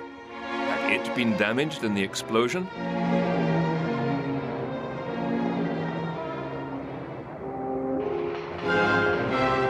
With radio blackout, the ground crew and the rest of the world held their breath, waiting for a sign the craft had made it through and the main parachutes had deployed.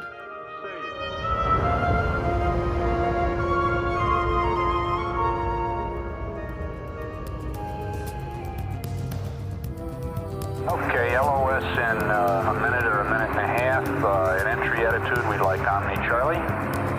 And welcome home. Thank you.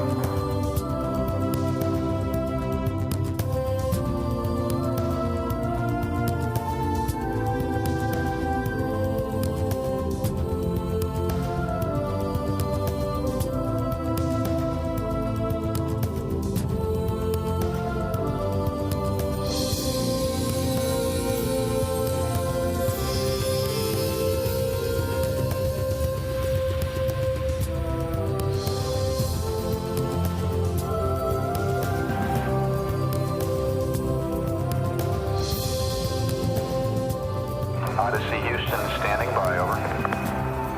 Okay, go. Odyssey Houston, we show you on the main. A little after 6 p.m. local time on April 17th, the Apollo spacecraft landed in mid-Pacific with a picture-perfect splashdown.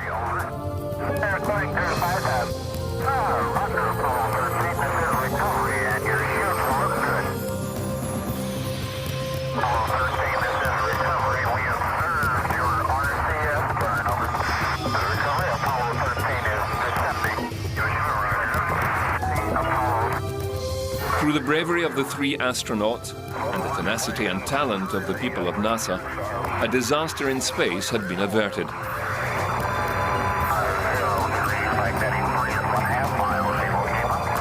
Success in spite of failure by the slimmest of margins.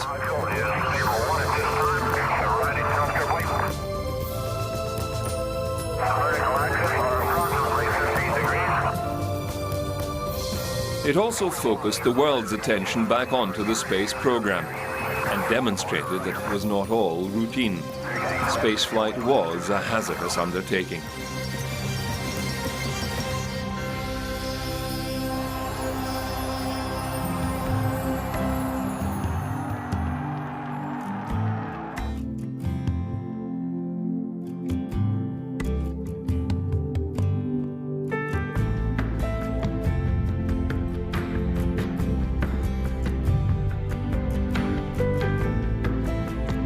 From the start, the exploration of space has been hazardous adventure.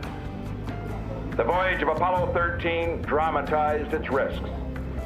The men of Apollo 13, by their poise and skill under the most intense kind of pressure, epitomized the character that accepts danger and surmounts it. Overcoming the critical failure of the oxygen tank aboard Apollo 13 would later prove to be a rare achievement. Other component failures on other space flights would prove far more lethal. Flight controllers here looking very carefully at the situation. Obviously a major malfunction.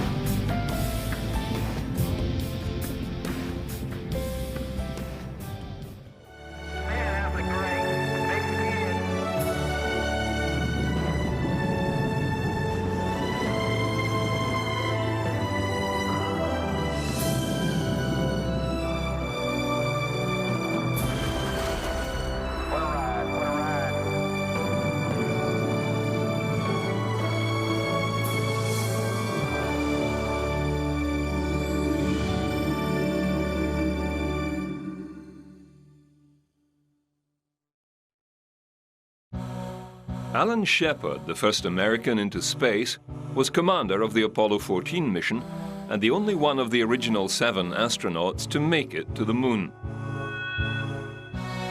With him, Stuart Roosa and lunar pilot Edgar Mitchell lifted off from Cape Kennedy, January 31st, 1971.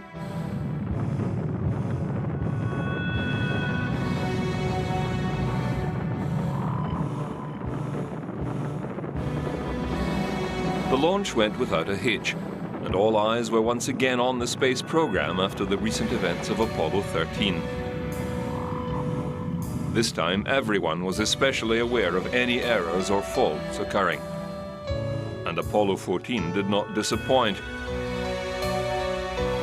At the critical point of capturing the lunar module and extracting it from the third stage, the docking equipment refused to operate correctly.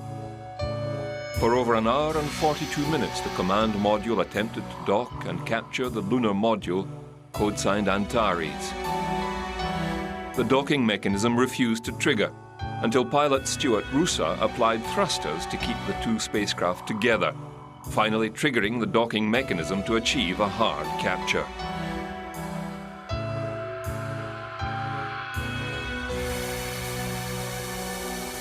Another two serious events occurred at the critical time of lunar descent. The Antares had two major problems. A faulty switch was giving the LEM computer an abort signal. If this occurred when the descent engine was running, it would trigger an auto abort, and the Antares ascent stage would separate and engage its engine. The only way to overcome this situation was a software patch for the LEM computer, which NASA engineers sent verbally to the astronauts to key in, something they achieved in the nick of time. However, this code patch caused a fault with the radar, unable to lock onto the lunar surface to give altitude and speed readings, critical to landing. They recycled the radar system several times before it locked on and allowed the crew to land at the intended Apollo 13 site of the Fra Mauro Highlands. Okay, looking great. 60 seconds. Okay, 50 feet down. 50 feet. Very good shape, Chief. 3 feet per second. 40 feet. 3 feet per second. 30. 3 feet per second. Looking great. 20 feet. 10. 3 feet per second. Contact now. And stop. Brake. Slow. Auto. We're on the surface. Okay, we made it to landing.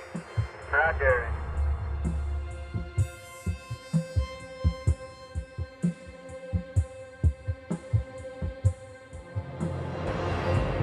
Shepard and Mitchell made 2 EVAs apiece over 4.5 hours each.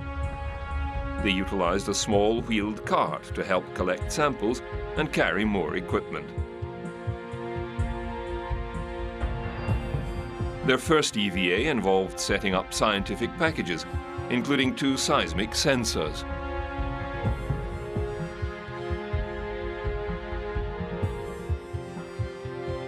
Their second walk took them in search of the 300-meter-wide Cone crater, but they were unable to find it in the jumbled field of craters and rocks, although they did come close.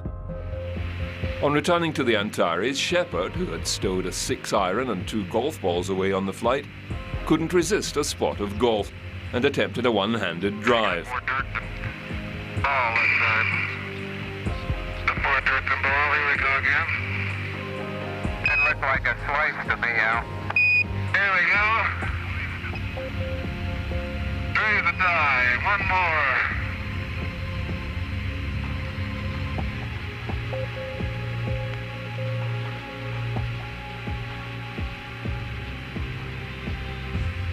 Miles and miles and miles. Very good, Al. And answer Ed's question earlier there, Kilo was used for the window shots, Ed, so you ought to bring it back. Shepard boasted the drive went miles and miles. In reality, it only made it 360 meters from the Antares. With their collection of over 42 kilograms of lunar samples and the longest stay on the moon to date, the lunar module lifted off to rejoin the Kitty Hawk in orbit. The crew were kept busy on the return journey with materials processing experiments. They splashed down in the Pacific February 9th, 1971, with a mission time of 9 days, 1 hour and 58 seconds. They also became the last crew to go through quarantine procedures on their return. At this time, NASA began to cut back the Apollo program, cancelling the original Apollo 15 mission and scrapping Apollo 19 altogether. The next mission, Apollo 15, was retasked from an H to a J series operation.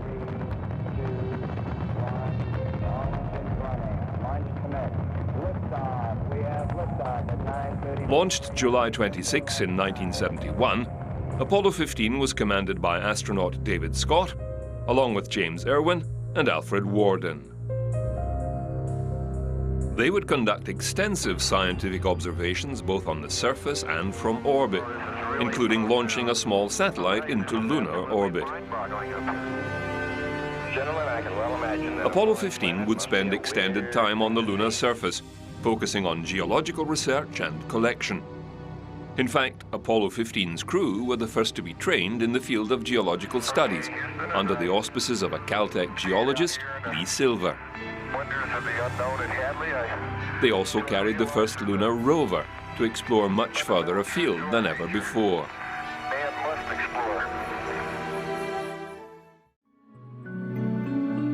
Due to the extended stay on the moon, several alterations were made to the LEM's design, including larger fuel and oxygen tanks and housing for the rover.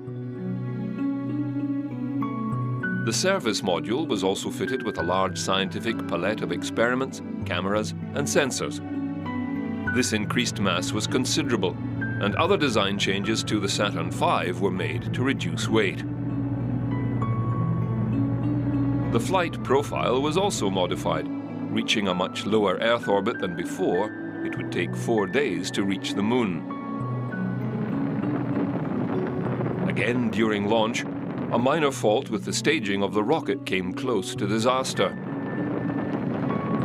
A weight-reducing exercise, providing fewer retro rockets to separate the first and second stages, was not in practice enough power to push the first stage away from the second, and they almost collided.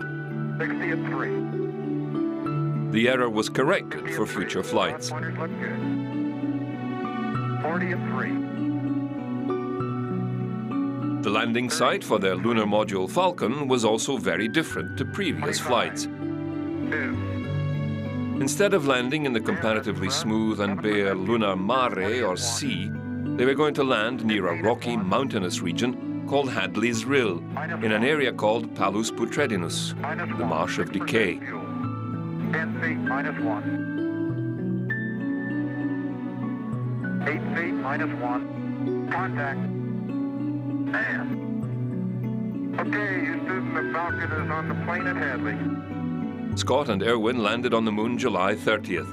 They made 3 EVAs. We drive up sun here. I like to see. The Lunar Buggy is perhaps the most expensive 4-wheel vehicle ever built. Really remarkable. The contract went to Boeing with a budget set for $19 million, but cost blowouts extended to $38 million. Only 4 were ever built, and 3 actually flew to the moon. It was principally an aluminium alloy hinged tube frame that folded in 2 for storage on the LEM. Designed to carry 2 astronauts with their backpacks and samples, it could carry up to a maximum of 490 kilograms. The lunar excursion spacesuits had to be redesigned to allow the astronauts to be able to bend at the waist and sit down, something the earlier suits couldn't do.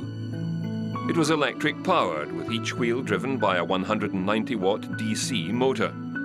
It carried navigation and communication equipment and a mounted TV camera which could be remotely controlled from Houston. In total, all 3 buggies traveled a distance in excess of 90 kilometers. Scott and Irwin first traversed south from the lander to Elbow Crater to take samples. Let me do it right now, Joe, so we don't forget it. Roger, we sure don't want to lose that one. I don't know what we'll do without you, Joe. Due to time constraints, they shelved their second stop and continued on the base of Mount Hadley Delta, where further samples were taken. It was noted that the size of boulders was enormous, and they had trouble finding one small enough to sample.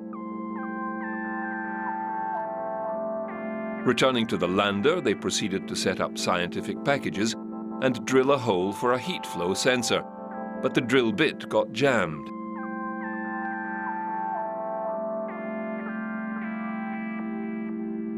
Their second EVA was also to the south and to Mount Hadley Delta, which they drove up. Guess what we just found? I think we found what we came for. Crystal rock, huh? Yes, sir. You better believe it. Here, Irwin discovered an unusual rock sample, later dubbed the Genesis rock. It would prove to be over 4 billion years old and part of the original lunar crust. Scott had more trouble with the core drilling equipment and overspent his time trying to retrieve the core, which he finally managed with the help of Irwin. The third EVA took them to the edge of Hadley's Rill. I'm very proud to have the opportunity here to play postman. What could be a better place to cancel a stamp? Scott had also taken a falcon feather with him to the moon, and whilst on camera, performed the famous experiment of Galileo's, dropping the feather and a geology hammer at the same time, proving that in a vacuum, objects will drop at exactly the same rate. And I'll drop the two of them here, and hopefully they'll hit the ground at the same time. How about that? And Mr. Galileo was correct in his findings. The crew completed their tasks, and without a rest period after an exhausting EVA, they lifted off from the lunar surface as captured by the camera on the lunar rover.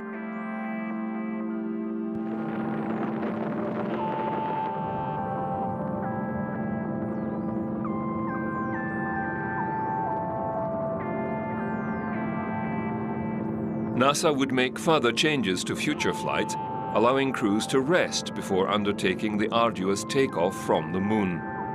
Scott and Irwin had suffered dehydration, a loss of electrolytes, and exhaustion, affecting both of their hearts. Irwin would later go on to suffer 2 heart attacks.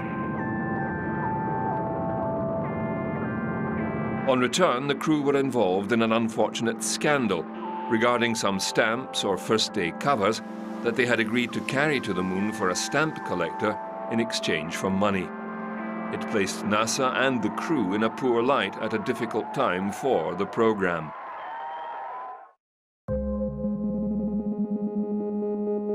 Oh, Houston, Sweet 16 has arrived. Apollo 16's lunar module, call-signed Orion, reached the moon on 21st April 1972, after a fault with the command module Casper nearly aborted their landing.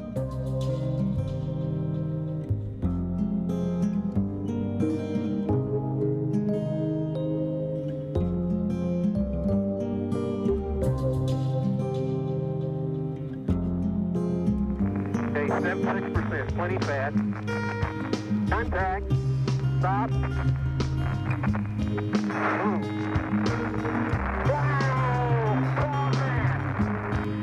Big Navy salute. Off the ground, floor. There we go. Their landing site was the Descartes Highlands, thought to be an area of the lunar surface formed by volcanic activity as opposed to meteorite influence. Yeah, that's a great. Big skid. We're doing 10 clicks, Tony. Commanded by John Young, a veteran of Apollo 10, with lunar module pilot Charles Duke, they made 3 EVAs, 2 utilizing the moon buggy, whilst Ken Mattingly, who had been grounded from the Apollo 13 flight, orbited the moon and launched a lunar satellite. Traversing the lunar surface, sometimes at speed, the 2 astronauts explored the lunar highlands, traversing to Stone Mountain and on the 3rd EVA to Smoky Mountain. What a view, isn't it, John? It's absolutely unreal. We really come up here, Tony. It's just spectacular. I have never seen it. All I can say is spectacular, and I know y'all are sick of that word, but my vocabulary is so limited. The astronauts brought back the largest single rock sample, nicknamed the Big Muley, weighing in at 11.7 kilograms, along with a total of 95.71 kilos in samples.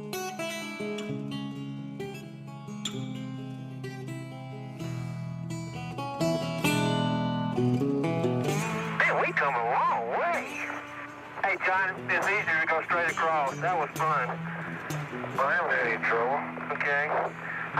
The Apollo 16 crew also hold the Guinness Book of Records entry for the fastest traverse aboard the lunar buggy. Wow. Sorry, Charlie. Beautiful. I gotta keep my eye on the driving. That's great.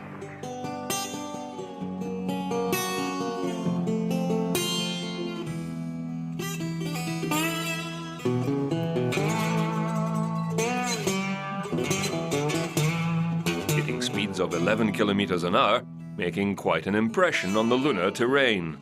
Man, you are really bouncing.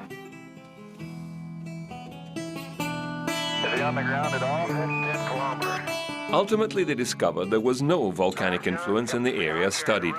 The mountainous terrain and debris were the results of continuous meteorite bombardment. The closer I get to it, the bigger it is. Yeah, but look at the permanent shattered part, Charlie. On this side over here? Yeah. As it had almost become a tradition to leave some personal tribute behind, Duke left a color photo of his family on the lunar surface just before liftoff. Absolutely incredible.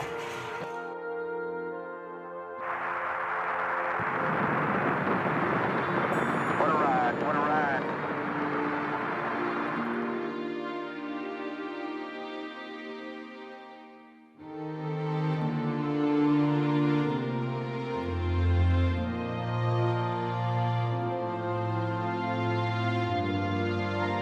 On their return flight, Mattingly made a deep space EVA to retrieve film canisters and biological test samples.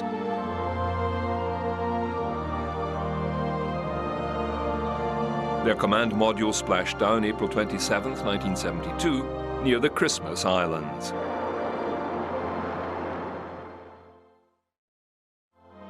The last lunar mission took off from Cape Kennedy December 7, 1972, and was the first US manned mission launched at night. It was also another first. The crew was commanded by Eugene Cernan, Ron Evans as command module pilot, and Harrison Schmitt as lunar module pilot. Schmitt was a trained geologist, the first fully qualified scientist to fly Apollo.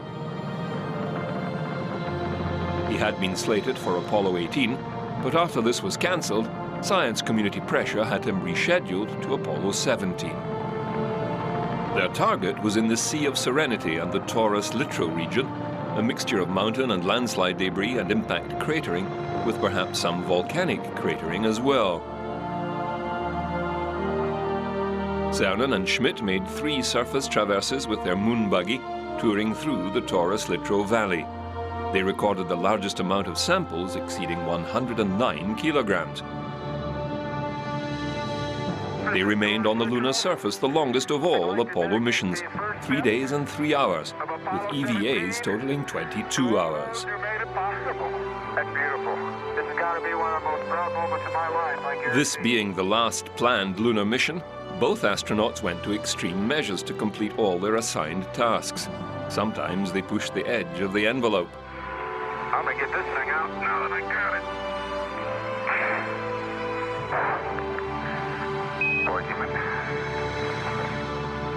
Jack Schmitt having a few problems. Man, that is hard. But they did it with a song in their hearts. I was strolling on the moon one day in the merry, merry month of December. Now, May's the month. May, that's right. May is the year of the month. When, much to my surprise, a pair of bunny eyes. That's the truth.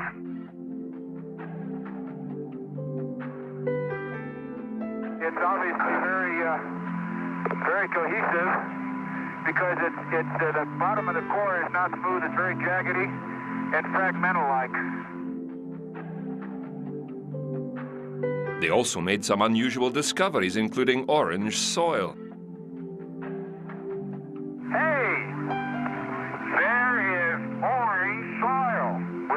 Hold it till I see it.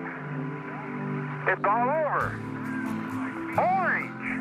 I'll hold it till I see it. I've stirred it up with my feet. Hey, it is. I can see it from here. It's orange. Oh, man, that's incredible. Hey, Gene, we're going to have to...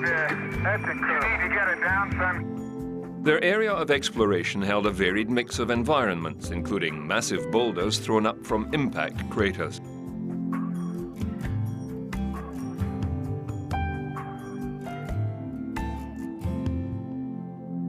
My golly, this time goes fast.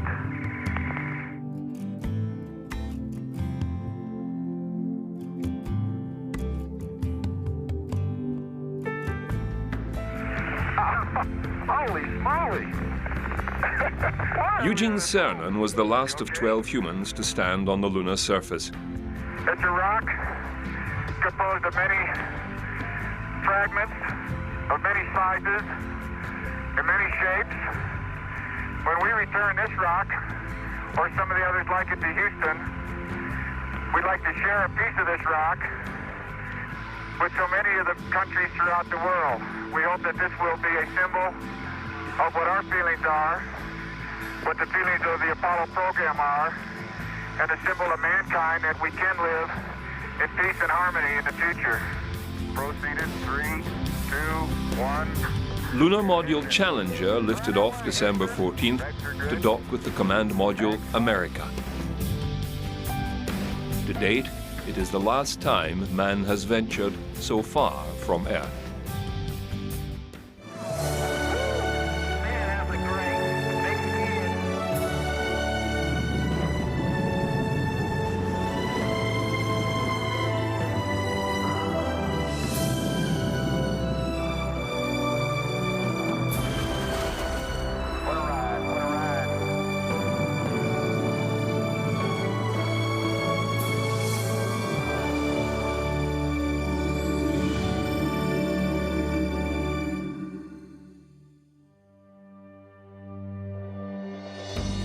Although the United States had taken center stage with its successful Apollo program, the Soviet Union was not idle during this time either. Having lost the race, they could now move at their own independent pace in space exploration. On September 12, 1970, 14 months after Apollo 11, the Soviets launched a Proton rocket towards the moon with a probe on board, the Luna 16. 8 days later, it landed on the moon and began to collect soil and core samples. The robotic probe remained on the lunar surface for little over a day. Then the upper section of the probe was launched back into space, and on 24th of September, the probe and its 105 grams of lunar samples parachuted to Earth in the Soviet state of Kazakhstan. 2 months later, in November of 1970, Luna 17 soft lands on the moon. It carries with it a robotic vehicle called Lunokhod-1, the first machine of its kind to reach another planet. Basically, it was a short vertical tube mounted on 8 wire wheels with a convex top which opened to reveal solar panels on the interior lid surface. This was deployed to recharge solar batteries when stationary. It also contained a polonium-210 heat source to keep its internal temperature at a safe operational level. At its front were several TV cameras, soil probes and antennae. The probe also housed an X-ray spectrometer, cosmic ray detector and X-ray telescope. It was intended to operate for 3 lunar days or 3 Earth months equivalent. It operated successfully for 11 months Earth time. The Lunokhod was controlled and driven by a 5-man team and traversed the lunar surface for over 10.54 kilometers, returning 206 panoramas and 20,000 TV images. It made 25 soil analyses and used its penetrometer at over 500 locations. Contact was lost September 14, 1971, and the probe officially shut down October 4th. Not content with the moon, the Soviets launch another probe towards Venus with a specially designed lander to reach the surface of the mysterious planet. Venera 7's descent probe transmitted data on its 35-minute journey down to the surface, where it landed with the aid of parachutes. It continued to function and transmit data after the landing, the first probe to do so. It recorded atmospheric densities over 90 times that on Earth and a mean temperature of 475 degrees Celsius. It transmitted for 23 minutes on the surface before succumbing to the extreme environment. Apollo was not the only program being run by NASA at the time. Launched May 30th, 1971, Mariner 9 performed a 14-minute long burn of its main propulsion motor to slow its speed enough to be captured by the gravity of Mars and become the first probe to successfully orbit another planet. And on November 13 began to map the entire Martian surface. Onboard sensors included 2 TV cameras, an infrared interferometer, ultraviolet spectrometer, and an infrared radiometer. Weighing only 545 kilograms, it took spectacular photos of major Martian landmarks and helped identify future possible landing sites. The Pioneer project was also continuing. Pioneer 10 consisted of a small probe weighing in at 270 kilograms. Its main components are the high-gain communications dish with a diameter of 2.7 meters, a main electronics housing, and controls for 6 thrusters. 2 truss booms extend 3.3 meters, each housing 2 radioisotope thermoelectric generators, each generating 40 watts at liftoff and slowly decaying. A third boom houses the helium vector magnetometer some 6 meters from the probe's body. Other instruments carried included a plasma analyzer, cosmic ray telescope, Geiger tube telescope, meteorite detector, ultraviolet and infrared photometers, and an imaging photopolarimeter. The probe also carried a special gold plaque on its side depicting humans, the Earth, and where the probe was from, and scientific symbols to help an alien race decipher the plaque's message. Pioneer 10 set off on tour March 2, 1972.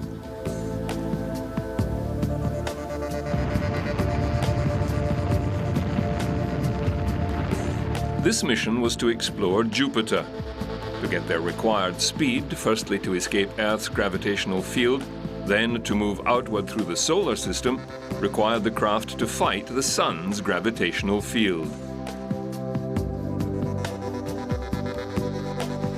Boosted into orbit aboard an Atlas Centaur, a third solid booster stage, TE-3644, ignited, propelling the probe to a speed of 52,000 kilometers per hour. Pioneer became the fastest man-made object record holder by passing the Moon's orbit in 11 hours and Mars, at 80 million kilometers away, in just 12 weeks. Then came the probe's biggest challenge to date, the asteroid belt.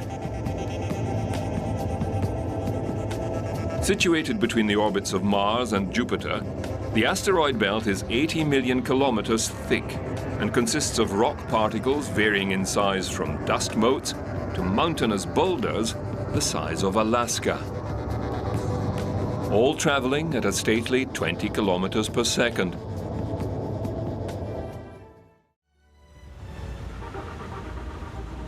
By July the following year, Pioneer 10 had reached and safely passed through the asteroid belt. Soon, Pioneer was under the influence of Jupiter's gravitational field and began to accelerate towards the gigantic planet. During its close encounter with Jupiter, Pioneer 10 passed within 130,000 kilometers of the cloud tops, its cameras taking the first ever close-up pictures of Jupiter's atmosphere.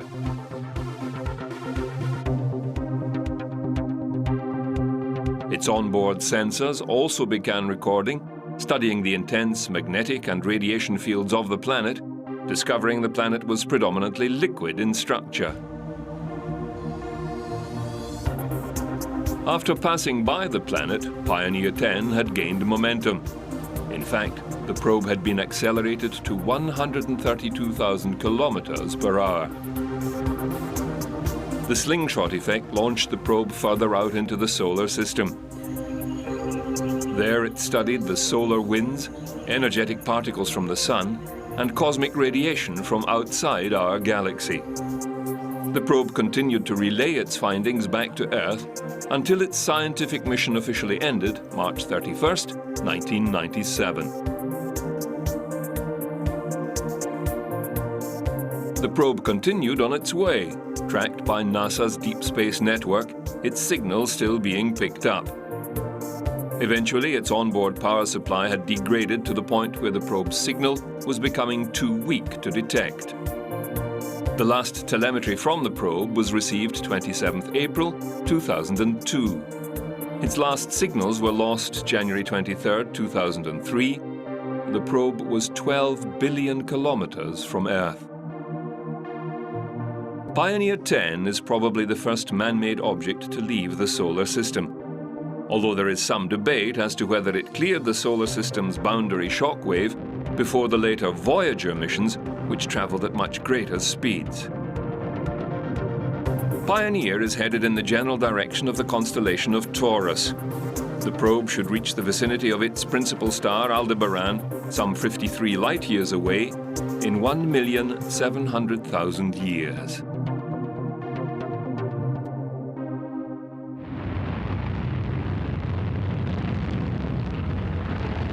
Pioneer 11 was launched 5th April 1973. Taking advantage of the position of the planets, this probe would follow its twin, Pioneer 10, to Jupiter, then slingshot onwards to Saturn. Carrying one additional sensor package, a fluxgate magnetometer, the probe was launched atop another Atlas Centaur with a third solid rocket stage. After passing through the asteroid belt, the Pioneer's onboard thrusters were fired to give it additional velocity. Reaching 43,000 kilometers above the cloud tops of Jupiter, Pioneer 11 took dramatic images of Jupiter's red spot and the polar regions. It also took a look at Callisto, one of Jupiter's moons. The gravity slingshot accelerated the probe to 175,000 kilometers per hour.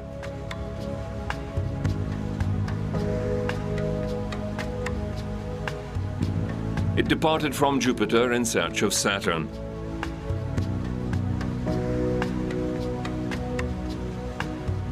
Passing through the ecliptic of the solar system to reach Saturn 1st September 1979, it flew within 21,000 kilometers of the cloud tops.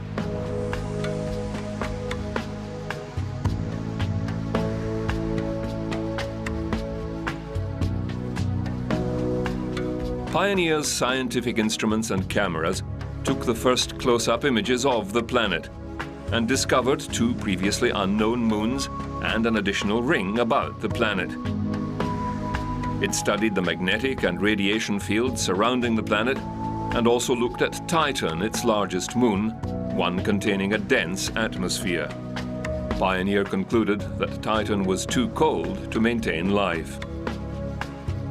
Passing through the ring plane, Pioneer sends back fantastic pictures of the rings. Pioneer continued to explore the outer solar system, in particular the solar winds of energetic particles and cosmic radiation coming from deep space.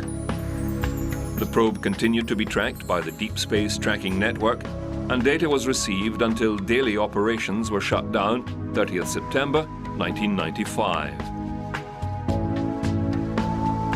Intermittent contact was made for a further 2 months before the probe fell silent. Pioneer 11 is headed towards the constellation Aquila, also known as the Eagle, and will pass in the vicinity of the bright star Altair in around 4 million years.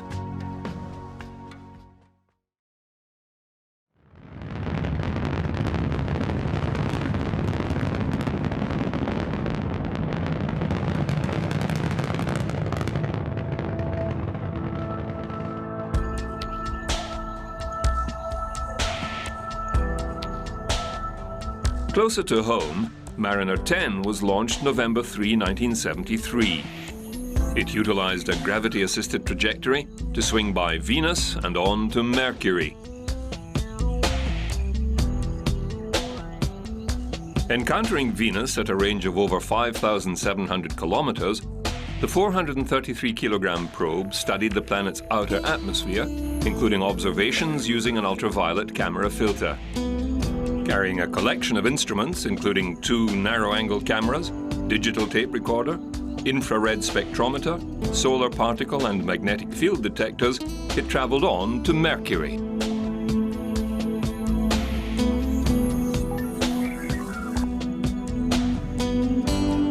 Mariner probe eventually became trapped in a solar orbit close to Mercury's orbit.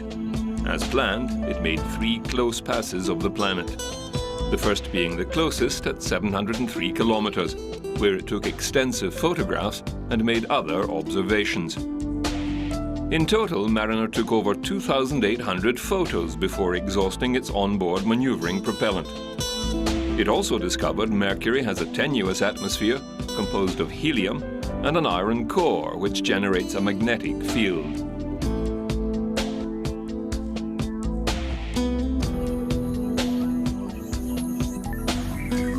Mapping over 45% of the planet's surface, Mariner deduced that the surface temperatures ranged from a nighttime of minus 183 Celsius up to a daytime 187 Celsius.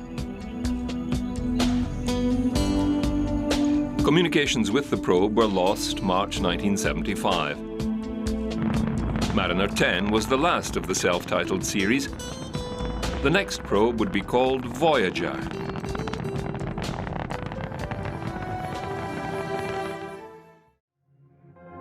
Cashing in on the success of their Mariner Mars mission, NASA launched 2 probes called Viking 1 and Viking 2. Each consisted of 2 elements. One, the orbiter that was to deliver the second element, the lander probe, to Mars orbit, determine the best landing site, relay the lander's radio signals, and thirdly, conduct its own scientific research in orbit. The orbital segment was almost identical to the successful Mariner probe, an octagonal shape with 4 solar panels protruding some 3 meters from its axis. Attached to this was the Viking lander, encased in a bio and heat shield container designed to protect both the lander and the planet from any unwanted earthly microbes. Viking 1 achieved Martian orbit 19th June 1976, and Viking 2 2 months later on 7th August. The car-sized landers made their descent and landed on 20th July and 3rd September respectively. Viking 1 was placed into a region called Chrysi Planitia, or the Golden Plain, in the western section of the planet. Viking 2 landed in the Utopia Planitia, 200 kilometers west of the crater Mia. Each lander was an uneven 6-sided platform with 3 opposing landing struts and footpads. Fuel tanks and radioisotopic power supplies were mounted around the platform base.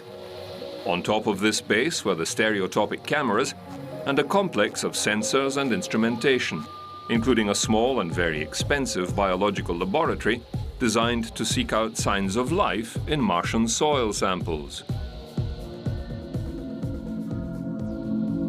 After entering the Martian atmosphere and aerobraking, the heat shield and bioshield are jettisoned, a parachute deployed, and thruster rockets mounted on the lander fired to cushion the landing.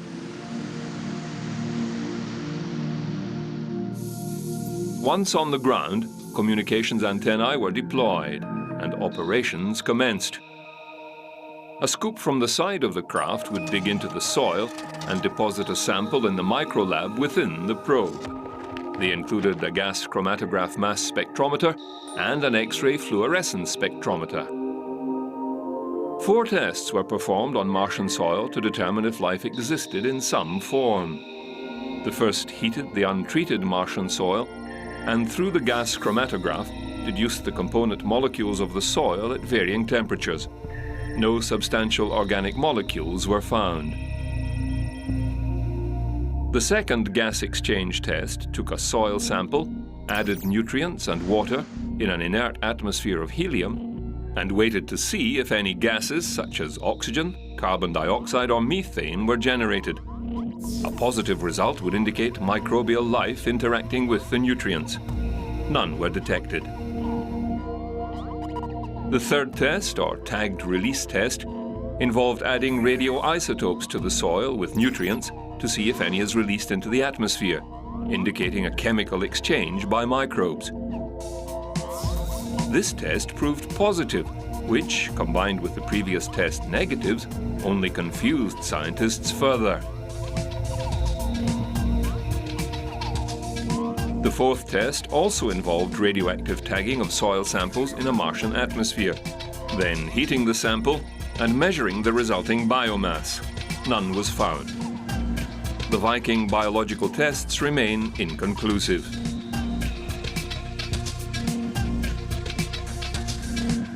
The probe also studied the Martian weather, seismology and atmosphere, as well as the Martian magnetic field, or the lack thereof. It seems the internal dynamo of Mars ceased functioning millennia ago. The Viking orbiters were the first to wear out. Viking 2's orbiter developed a fuel leak and was shut down almost 2 years later. Viking 1's orbiter ran out of maneuvering fuel after 4 years. On the surface, Viking 1 survived until November 1982, when during a software update, the craft was accidentally shut down due to human error. Viking 2's batteries finally died in April 1980 after 3 years and 7 months of service. The total cost of the Viking program was over $1 billion, an expensive unmanned exercise, but it lent much to the scientific and practical knowledge base of Mars well into the next century. Future Mars programs would have to be cheaper and rely on smaller, more elegant probes. The Soviets began researching and planning for more extended stays in space. In fact, they were aiming for a permanent presence in orbit. They launched the first so-called space station April 19, 1971. Salyut 1 was the first of a series of 9 single-unit space stations. It was 20 meters long and 4 meters in diameter, with an internal usable area a little under 100 cubic meters. Parked in a low Earth orbit, the first crew was sent aloft in Soyuz 10, but due to a locking mechanism fault, were unable to board the Salyut station. The second crew attempt was made by Soyuz 11 the following June 6th. The prime crew for Soyuz 11 was the space veteran Alexei Leonov, the first man to walk in space, along with Valery Kubasov and Pyotr Kolodin. 4 days prior to launch, a routine medical check found Kubasov may have contracted tuberculosis, and the entire crew was dropped and the backup crew put into orbit. Commander Georgy Dobrovolsky and Vladislav Volkov and Viktor Patsayev managed to board the station and remained there for 23 days, conducting extensive scientific research and proving long-term flight possible. Unfortunately, on its return to Earth, the Soyuz 11 capsule suffered a total pressurization loss, killing the 3-man crew, giving them the distinction of being the first spacefarers to die in space.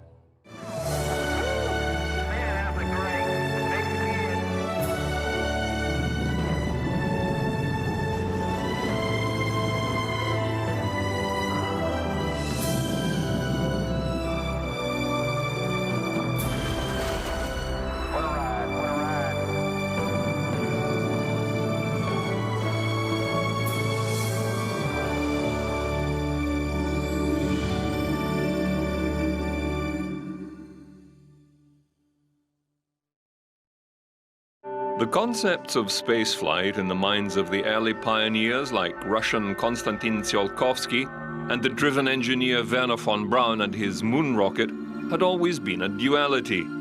They dreamt of a means of getting into space via rocketry and also having somewhere to actually go. Like the transport plane and the first stages of a multi-stage rocket, the way stations would provide a base from which a rocket may be launched. Various forms have been suggested, but a space station might look something like this. A permanent base or habitat, a space station, a place to call home. Once again, the Soviets were the first to put this concept into practical terms by launching the first space station, Salyut 1, which was a complete success until the crew of 3 were killed leaving the station to return to Earth. After this disaster, Salyut 1, the first long-term space station, was not revisited and allowed to re-enter and burn up in Earth's atmosphere. The second attempt to launch a station failed, It was to have been one of the military reconnaissance models, Almaz.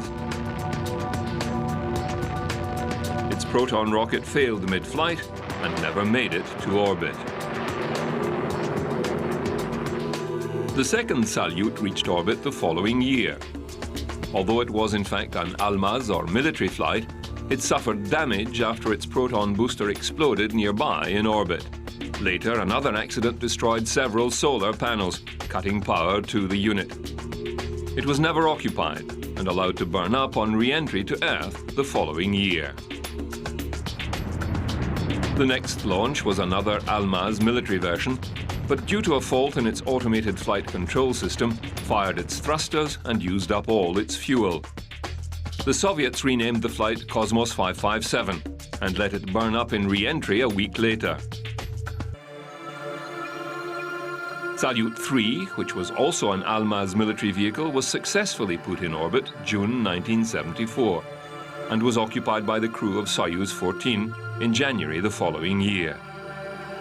It performed several military recon operations and also tested an aircraft machine gun in space.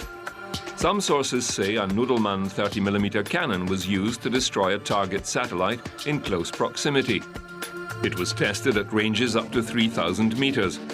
This was perhaps the first time anti-satellite weapons were actually test-fired in orbit. The Salyut 3 also became the first orbiting vehicle to maintain constant orientation towards the Earth by means of an automatic station-keeping system which made over 500,000 thruster firings. The Soyuz 14 crew remained on board for 14 days, then returned safely to Earth.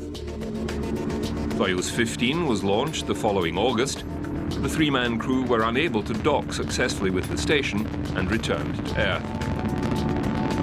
Salyut 3 remained in orbit for a total of 213 days, making 3,442 orbits, or the equivalent space journey of 139,630,000 kilometers. That is, to the moon and back, over 181 times.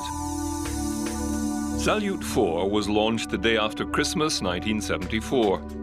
It was a copy of the earlier and less successful DOS-3. It was manned by 3 successive crews of Soyuz 17, 18 and 21. A highly successful series of missions, including one 63-day visit.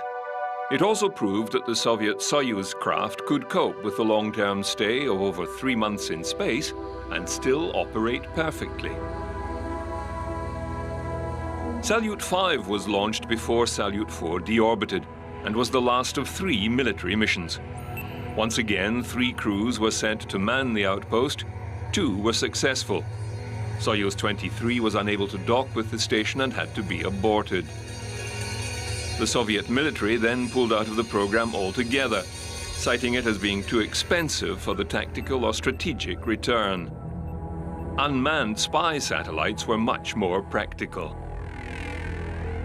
Salyut 6 was even more successful than Salyut 4. Launched into orbit September 1977, it was visited by no fewer than 11 short-term crews and 5 long-term crews that constantly broke the record for space flight duration. The longest duration flight was 185 days, but this record would pale into insignificance in the following Mir space station program. The station also incorporated some new developments, including a second docking port, which allowed unmanned Progress craft to dock and resupply the station whilst maintaining the return Soyuz craft in place. To date, all of the United States astronauts had been American citizens. However, the Soviet Union was far less particular about the nationality of its cosmonauts and even began inviting foreign nations to participate in their space exploits. By 1984, there was a Czechoslovakian cosmonaut, a Pole, an East German, Bulgarian, Hungarian, Vietnamese, Cuban, Mongolian, and a Romanian. They did come from nations in league with the Soviets, but later even this limitation was relaxed for a French cosmonaut and an Indian national, Rakesh Sharma.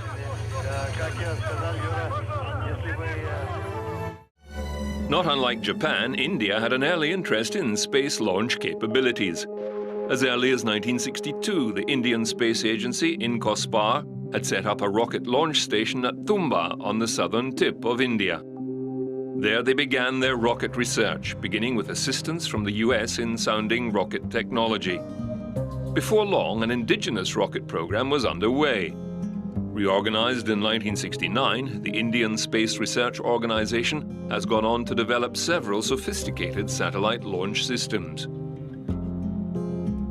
India, with other customer nations, has satellite launch capability for both polar and geosynchronous orbits. The continued interest in space research has seen it develop and outstrip many other nations in launch payload capability. Salyut 7 continued the good work of its predecessors. It remained in orbit for 4 years and 2 months. In that time, it hosted 6 main crews and 4 additional short-term crews, including foreign astronauts from both France and India. Identical to Salyut 6, it included multi-docking port capability and tested a heavy Cosmos module.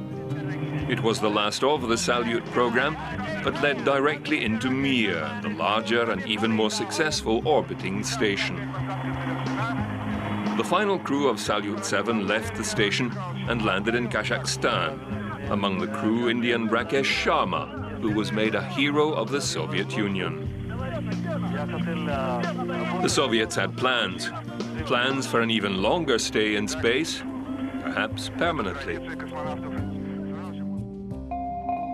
The Americans had made plans for some time to place a workshop or space platform into orbit. The US Air Force had even been planning a space station based on Gemini hardware and the spent upper stage of a booster rocket drained of excess fuel and converted into a workshop. When the Apollo moon landings had been cut short, there remained an excess of Apollo hardware bought and paid for. A plan was hastily developed to utilize these spares in building a Skylab. Launched 14th May 1973 from Cape Kennedy, it was lifted into orbit by a modified 2-stage Saturn V. Unfortunately, the Skylab was severely damaged during launch. The craft lost its micrometeorite and sunshield, and one of the main solar wings was ripped off. Debris had also jammed the second solar wing from deploying. With nearly no electrical power and no sunshield, the interior of the space habitat was becoming dangerously hot. NASA engineers quickly set about finding ways to save the crippled space station. The first manned mission to Skylab was to be a rescue operation. The astronauts and engineers conducted numerous repair scenarios in NASA's zero buoyancy pool, trying various techniques and processes to repair the craft operation. Like many other things in space exploration, repairs of this nature had never been attempted before, and in the hazardous environment of a hard vacuum, there was little room for error. The 3 astronauts, Charles Conrad, Paul Weitz, and Joseph Kerwin, underwent this additional and intense training for 10 days prior to their liftoff aboard a Saturn 1B. 5, 4, 3, 2, engine sequence start. 1, 0, launch commit. We have a liftoff. All engines building up thrust. Moving out. Clear the tower. Roger, tower clear.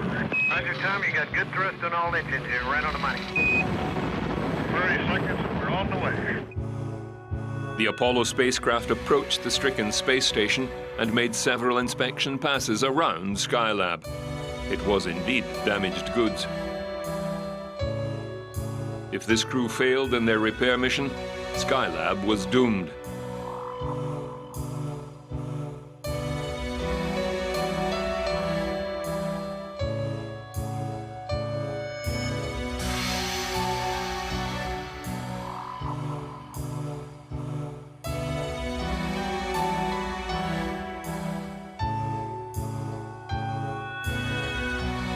SL-2 finally docked with the station. The astronauts donned their suits and began their repair mission from the outside.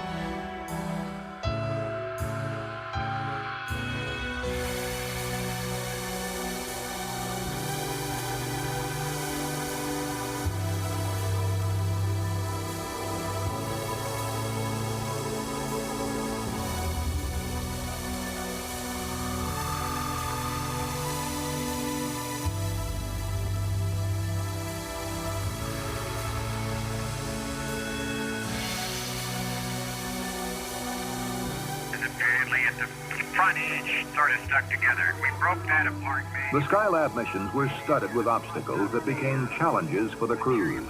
Without the constant effort and ingenuity of the men on board, Their first attempt to free the jammed solar wing failed, but the crew were able to deploy a parasol sunshade, cooling the interior of the station enough for them to enter safely. 2 weeks later, 2 of the astronauts made a second attempt to free the solar wing, and this time they were successful, greatly increasing the electrical supply to the station. Skylab had indeed been saved.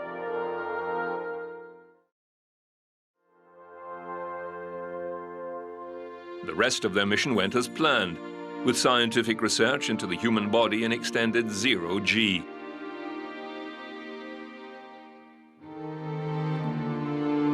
The room Skylab provided was immense, a volume of roughly 283 cubic meters, spacious enough for the men to perform acrobatics.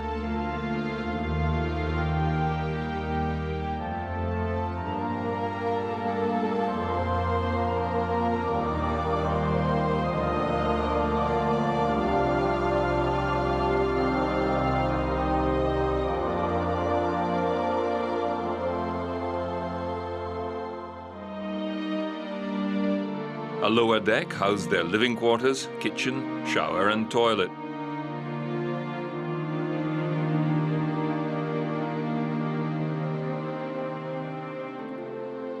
The room was also available for bulky test equipment not usually considered for spaceflight, including exercise machines.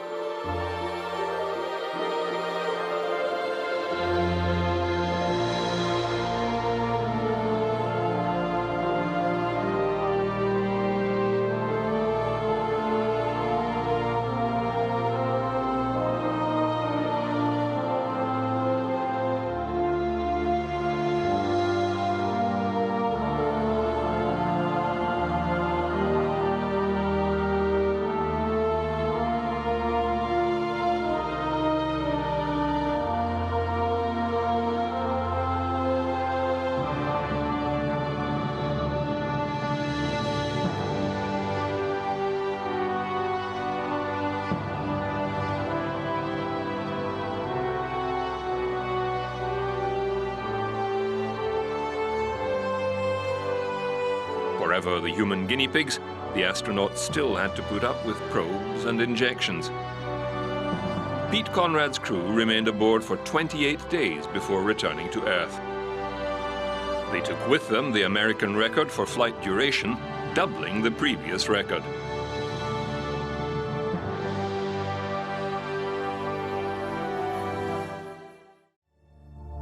Skylab 3 docked with the station July 28, 1969. Astronauts Jack Lousma, Owen Garriott and Alan Bean, commanding, planned to remain aboard for 59 days, twice the length of Skylab 2. The range of tests and experiments was extensive, including the testing of a manned maneuvering pack. They also studied crew interaction and crew living conditions, as well as food preparations, including a new food heating system. Crew sanitation was also studied closely. Although a good idea, the shower system was never quite perfected. Washing in zero-G required an hour of mopping up stray droplets with a small vacuum cleaner after only a 5-minute shower. Eating food required care. Droplets or crumbs let loose can foul filter systems. Placement of hand and foot restraints was another issue, as too were sleeping arrangements. Astronauts often found their limbs drifting about whilst asleep.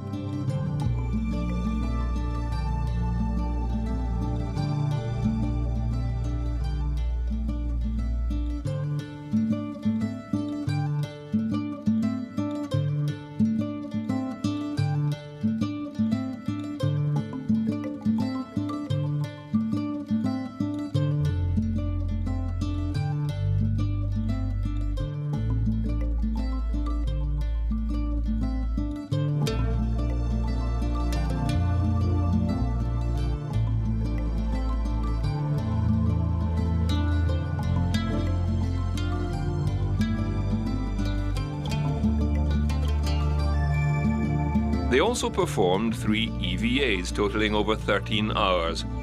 On one such EVA, Pete Conrad attempted to fix a stuck regulator. It was supposed to recharge a battery on the telescope mount with power from the solar cells, but had not functioned from the beginning. As a last resort, he gave it a technical tap with a ball-peen hammer. After 3 good whacks, it started working and gave them no more trouble.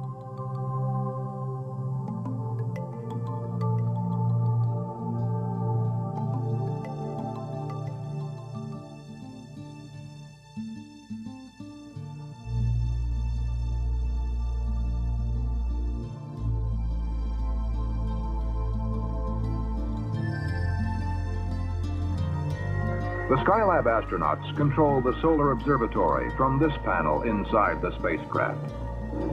Studying the sun may provide the key to an unlimited source of pollution-free energy.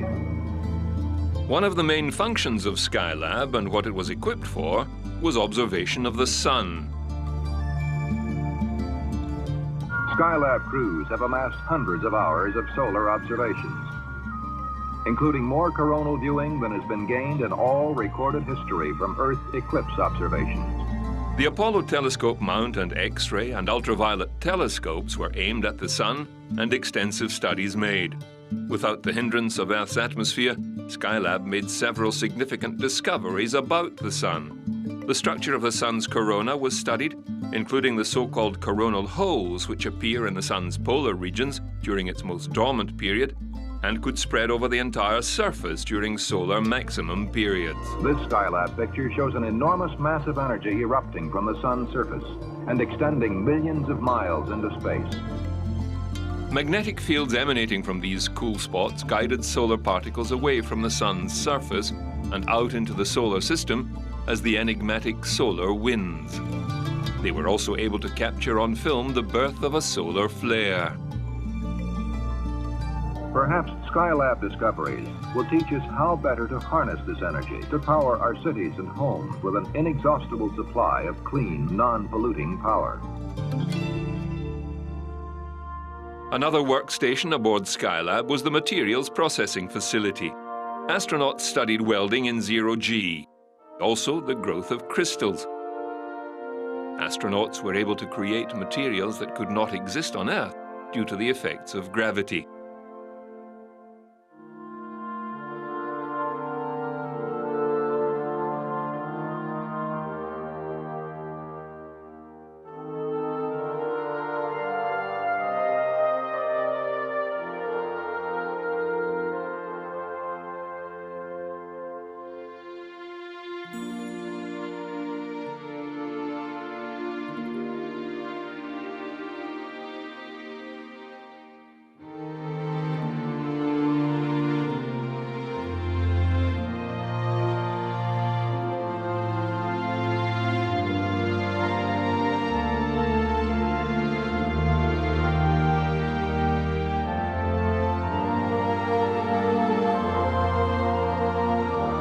Extensive photography of the Earth's surface was undertaken as part of the Earth Sciences study.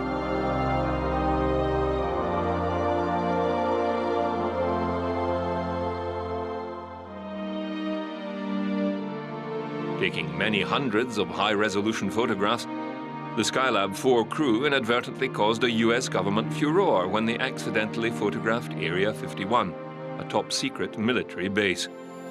NASA refused to remove the image from its catalogue of images.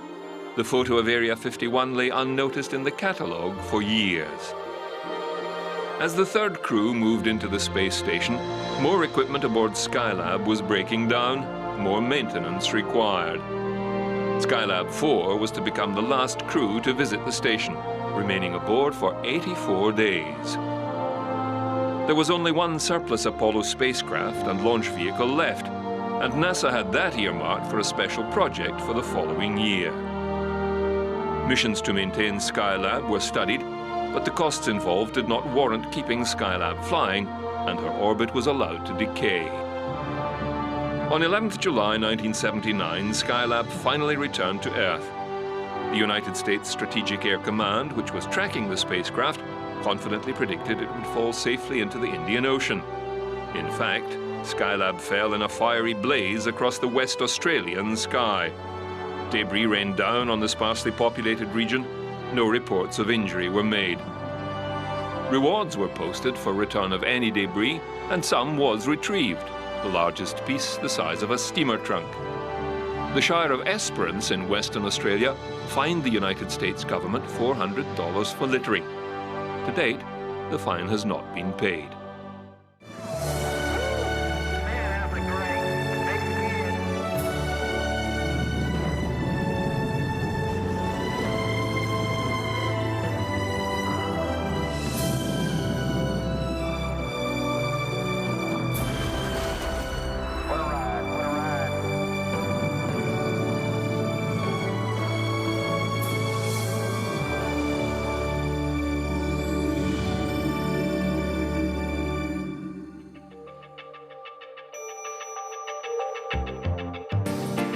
Politics is a strange animal. 2 superpowers, 30 years of Cold War, 10 years competing for the dizzying heights of space, then détente. The 2 spacefaring nations of the Earth agreeing to work together on an Apollo-Soyuz test mission.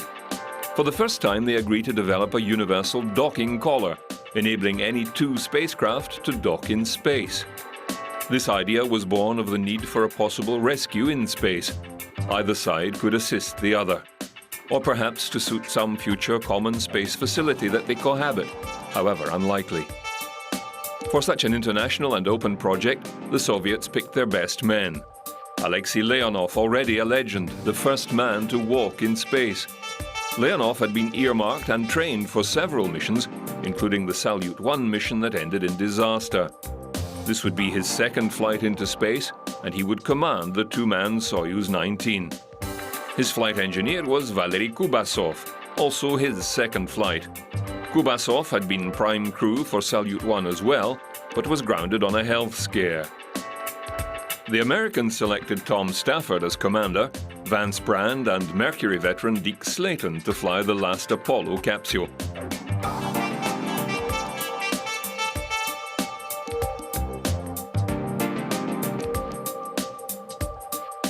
The plan called for an almost simultaneous launch of both vehicles from Cape Kennedy and the Russian Baikonur Cosmodrome launch facility in Kazakhstan. The coordination of these 2 launches went surprisingly well, with the Soviet Soyuz 19 launching first, July 15, 1975.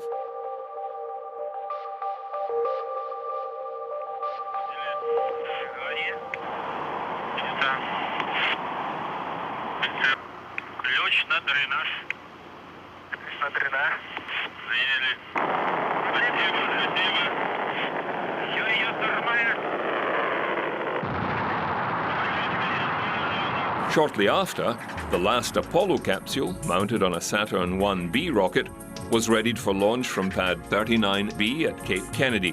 The liftoff timed to reach orbit as the Soyuz capsule passed overhead. 4, 3, 2, engine sequence start. 1, 0, launch commit. We have a liftoff. All engines building up thrust. Moving out. Clear the tower. Roger, tower clear. Roger, Tom, you got good thrust on all engines. You're right on the money. 30 seconds, we're on the way. Stand by for mode 1, Bravo station. This was also the last launch of a Saturn rocket. The United States now had no hardware capable of launching a man into space. They would have to wait for the reusable space launch system, now under development. Once established in orbit, the Apollo capsule maneuvered around and captured the joint docking adapter from the upper stage of the Saturn rocket. Before funding cuts to the Apollo program, this maneuver was to have originally been to capture the lunar landing vehicle for Apollo 18. Now Apollo had to catch up to and locate the Soyuz spacecraft. Due to the laws of orbital mechanics, this would take over 40 hours to achieve. Finally, on the 17th of July, the Apollo and Soyuz spacecraft narrowed their distance apart. At a point 140 nautical miles above the Atlantic, near Portugal, the 2 space vehicles successfully docked. Less than 5 meters distance. 3 meters. 3 meters. 13 meters. 1 meter.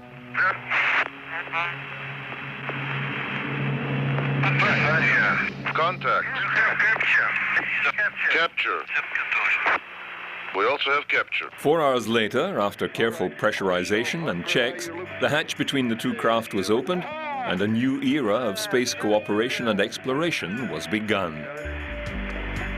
It'll stay open. Go ahead, Tom. Lexi. Just a moment. Glad to see you. Here. One must remember it had only been a few short years earlier that the race to the moon and conquest of space over their opposition was the driving force of these two superpowers. Bent on technological superiority, they kept their activities and secrets close to their chest. It seemed now that they were both truly aware of the cost of these excursions into space, not in dollar value, but in the superhuman effort required, and that so much more could be achieved if they actually cooperated. The two crews mingled and exchanged tokens and flags, then settled down to share a meal.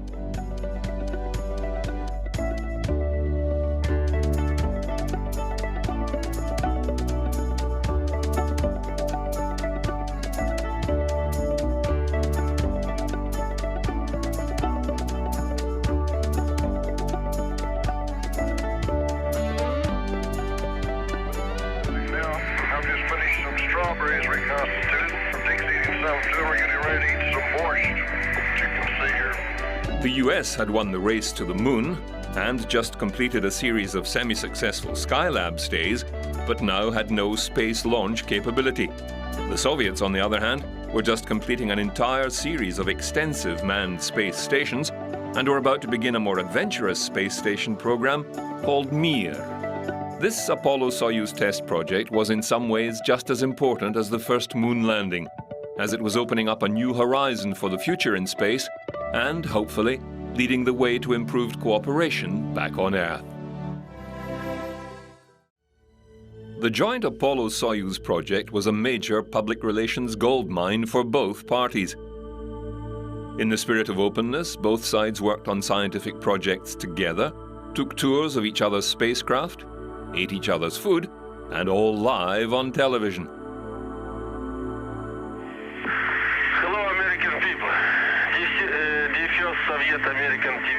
Activities begin with a tour of both spacecraft. Kubasov shows Soyuz to the American audience. Tom Stafford explains Apollo to Soviet viewers. Rewarding 2 days here in space, working with the Apollo-Soyuz project. Soon after the third transfer, the spacemen field questions from the Soviet and American press. Union and the rest of the world has seen is the results of the determination, the cooperation, and the efforts by the governments of the two countries, by the managers, engineers, and all the workers involved. It's been a very rewarding experience. The two spacecraft remained together for over 44 hours. Towards the end of their stay together, the two commanders exchanged gifts. Tom Stafford presented Alexei Leonov with a box of seeds from a spruce tree to be planted back in Russia. The two commanders also joined the two halves of a special Apollo-Soyuz medal, each half delivered to space by the two countries to symbolize their unique achievement. When time comes to retire to their own craft, it's do svidaniya and goodbye. After 2 days connected together, the two spacecraft prepared to separate. Docking and a real-time television picture of Soyuz from Apollo as it backs away in preparation for the solar eclipse experiment. The two craft moved apart, then began to orbit each other. The Soviets took advantage of this time to conduct some solar observation experiments by using the Apollo spacecraft to eclipse the Sun. This permitted the Soyuz to photograph the Sun's corona for later analysis. Then it was Soyuz's turn to be the docker and not the dockee, as Apollo had conducted the first docking maneuver. The two craft closed once again and redocked. Apollo, Houston, it was a beautiful docking. We had a good picture. We can see Italy coming up in the Mediterranean right now.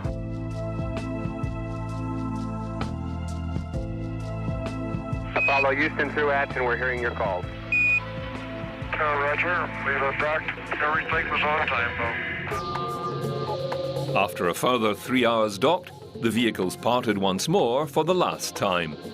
Through each successive orbit, they increased their distance apart. Now Apollo took the opportunity to conduct some scientific observation. They bounced an ultraviolet light off a reflector mounted on the side of the Soviet spacecraft, measuring the particles of gas between the two spacecraft. Although very tenuous, there are molecules from the upper atmosphere at that altitude.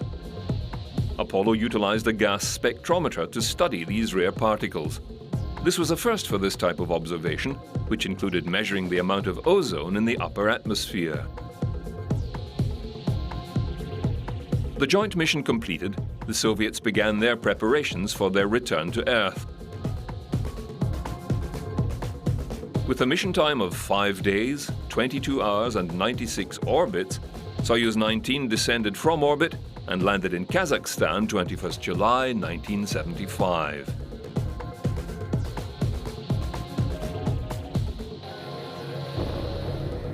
It would be Leonov's last flight into space, but his partner Kubasov would fly again aboard Soyuz 36.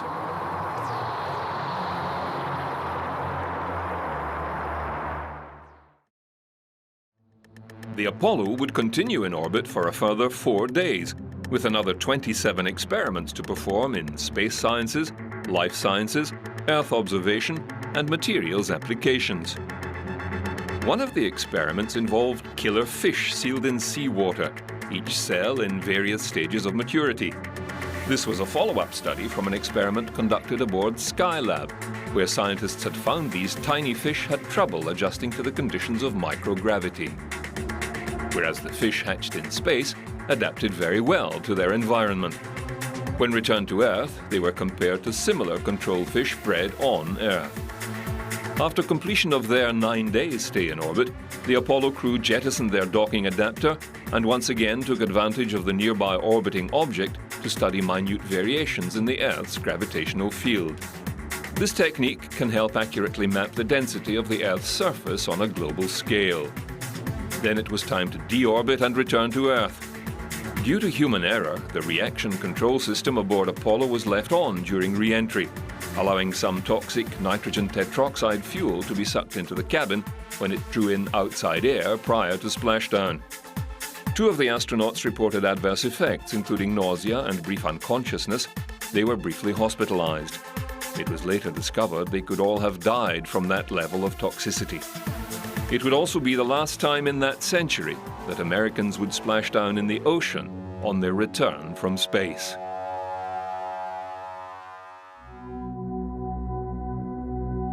Weighing in at 721.9 kilograms, this small probe and its identical twin were launched August and September 1977.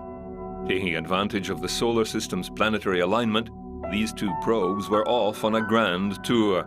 Their names were Voyager 1 and Voyager 2. They were off to make great discoveries and leave the solar system like their pioneer predecessors. It took 2 years to reach their first port of call, Jupiter. Voyager 1 and 2 carried the state-of-the-art in cameras and remote sensing technology and made full use of their capabilities, returning high-resolution images of the majestic clouds of the gas giant and her orbiting moons. As both craft neared the planet, they were able to study the gas flows and bands circling the globe with never-before-seen clarity.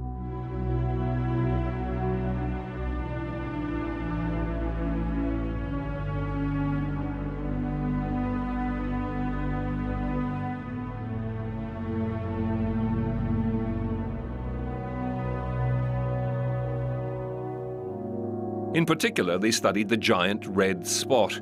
scientists were able to study the cloud formations in great detail.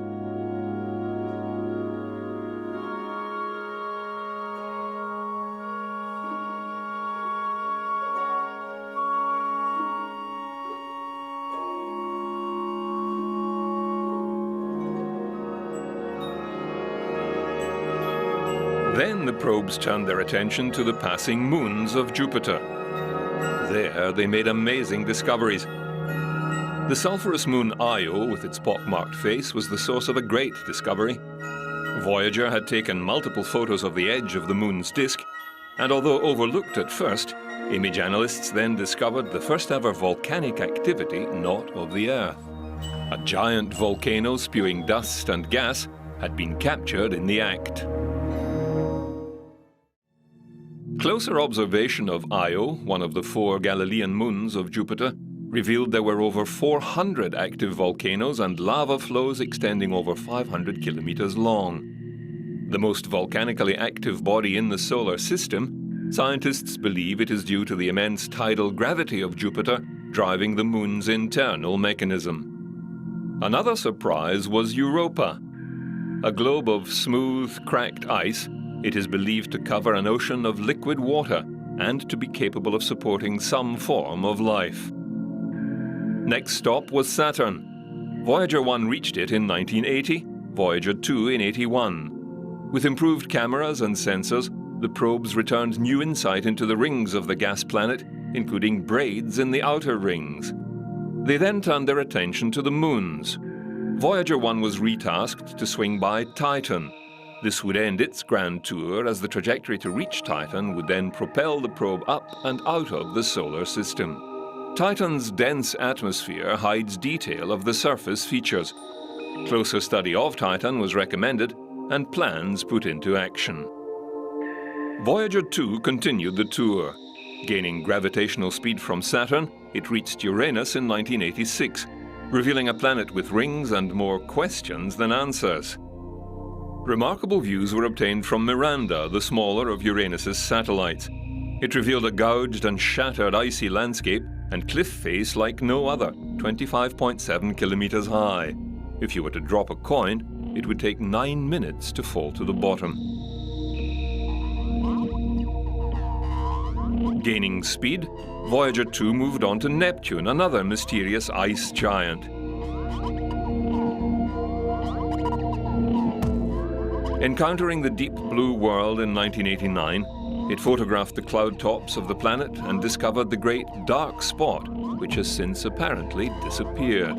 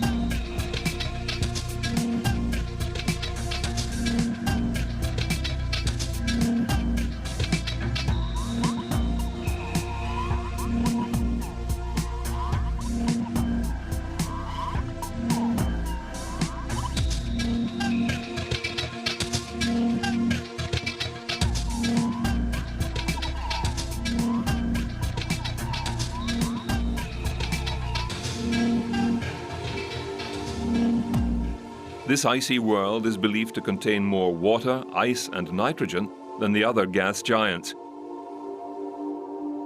Its partner Triton, another enigmatic moon with features never before seen. Voyager 2 merely scratched the surface of the investigation of these never-before-seen worlds, but it has opened our eyes and intrigued us enough to want to return in the near future and study them further. Voyager 1 is the most distant man-made object in space since overtaking the 2 Pioneer spacecraft, which left Earth 5 years earlier. It is now in the constellation of Ophiuchus, as seen from Earth, and at a distance of over 16.2 billion kilometers. The probe is believed to have passed from the solar system's termination shockwave through to the heliosheath or boundary layer of the solar system. It continues to be tracked by the NASA Deep Space Network. Voyager 2 crossed into the heliosheath much sooner than its sister ship due to the distorted shape of the heliosphere. And like its sister ship, it carries a gold record containing the sounds of Earth. Voyager 2's power plant will expire around 2025, after over 48 years of scientific service, but it will keep traveling. Currently, it is well over 13 billion kilometers away. It is headed towards no particular star, although it will pass within 1.32 parsecs of the star Sirius in 296,000 years.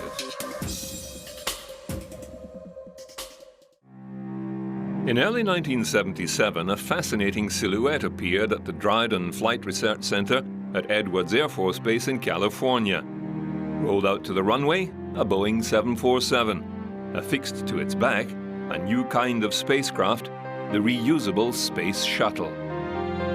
America had been grounded from space for 2 years. The STS, or Space Transport System, had been in planning for a decade. It had been long in coming, due mostly to the leap forward in spacecraft design that required advances in technology just to build it. Now it was ready for the testing phase. If it worked as planned, it would revolutionize spaceflight and access to low Earth orbit. This first shuttle prototype was intended only for atmospheric tests, and it was named Enterprise. Taken to altitude aboard the Boeing Jumbo, the orbiter was gently released. It had only ever flown in computer simulations. Now was the real-world test, as it began its first glide back to Earth and its first successful landing on the dry lake bed.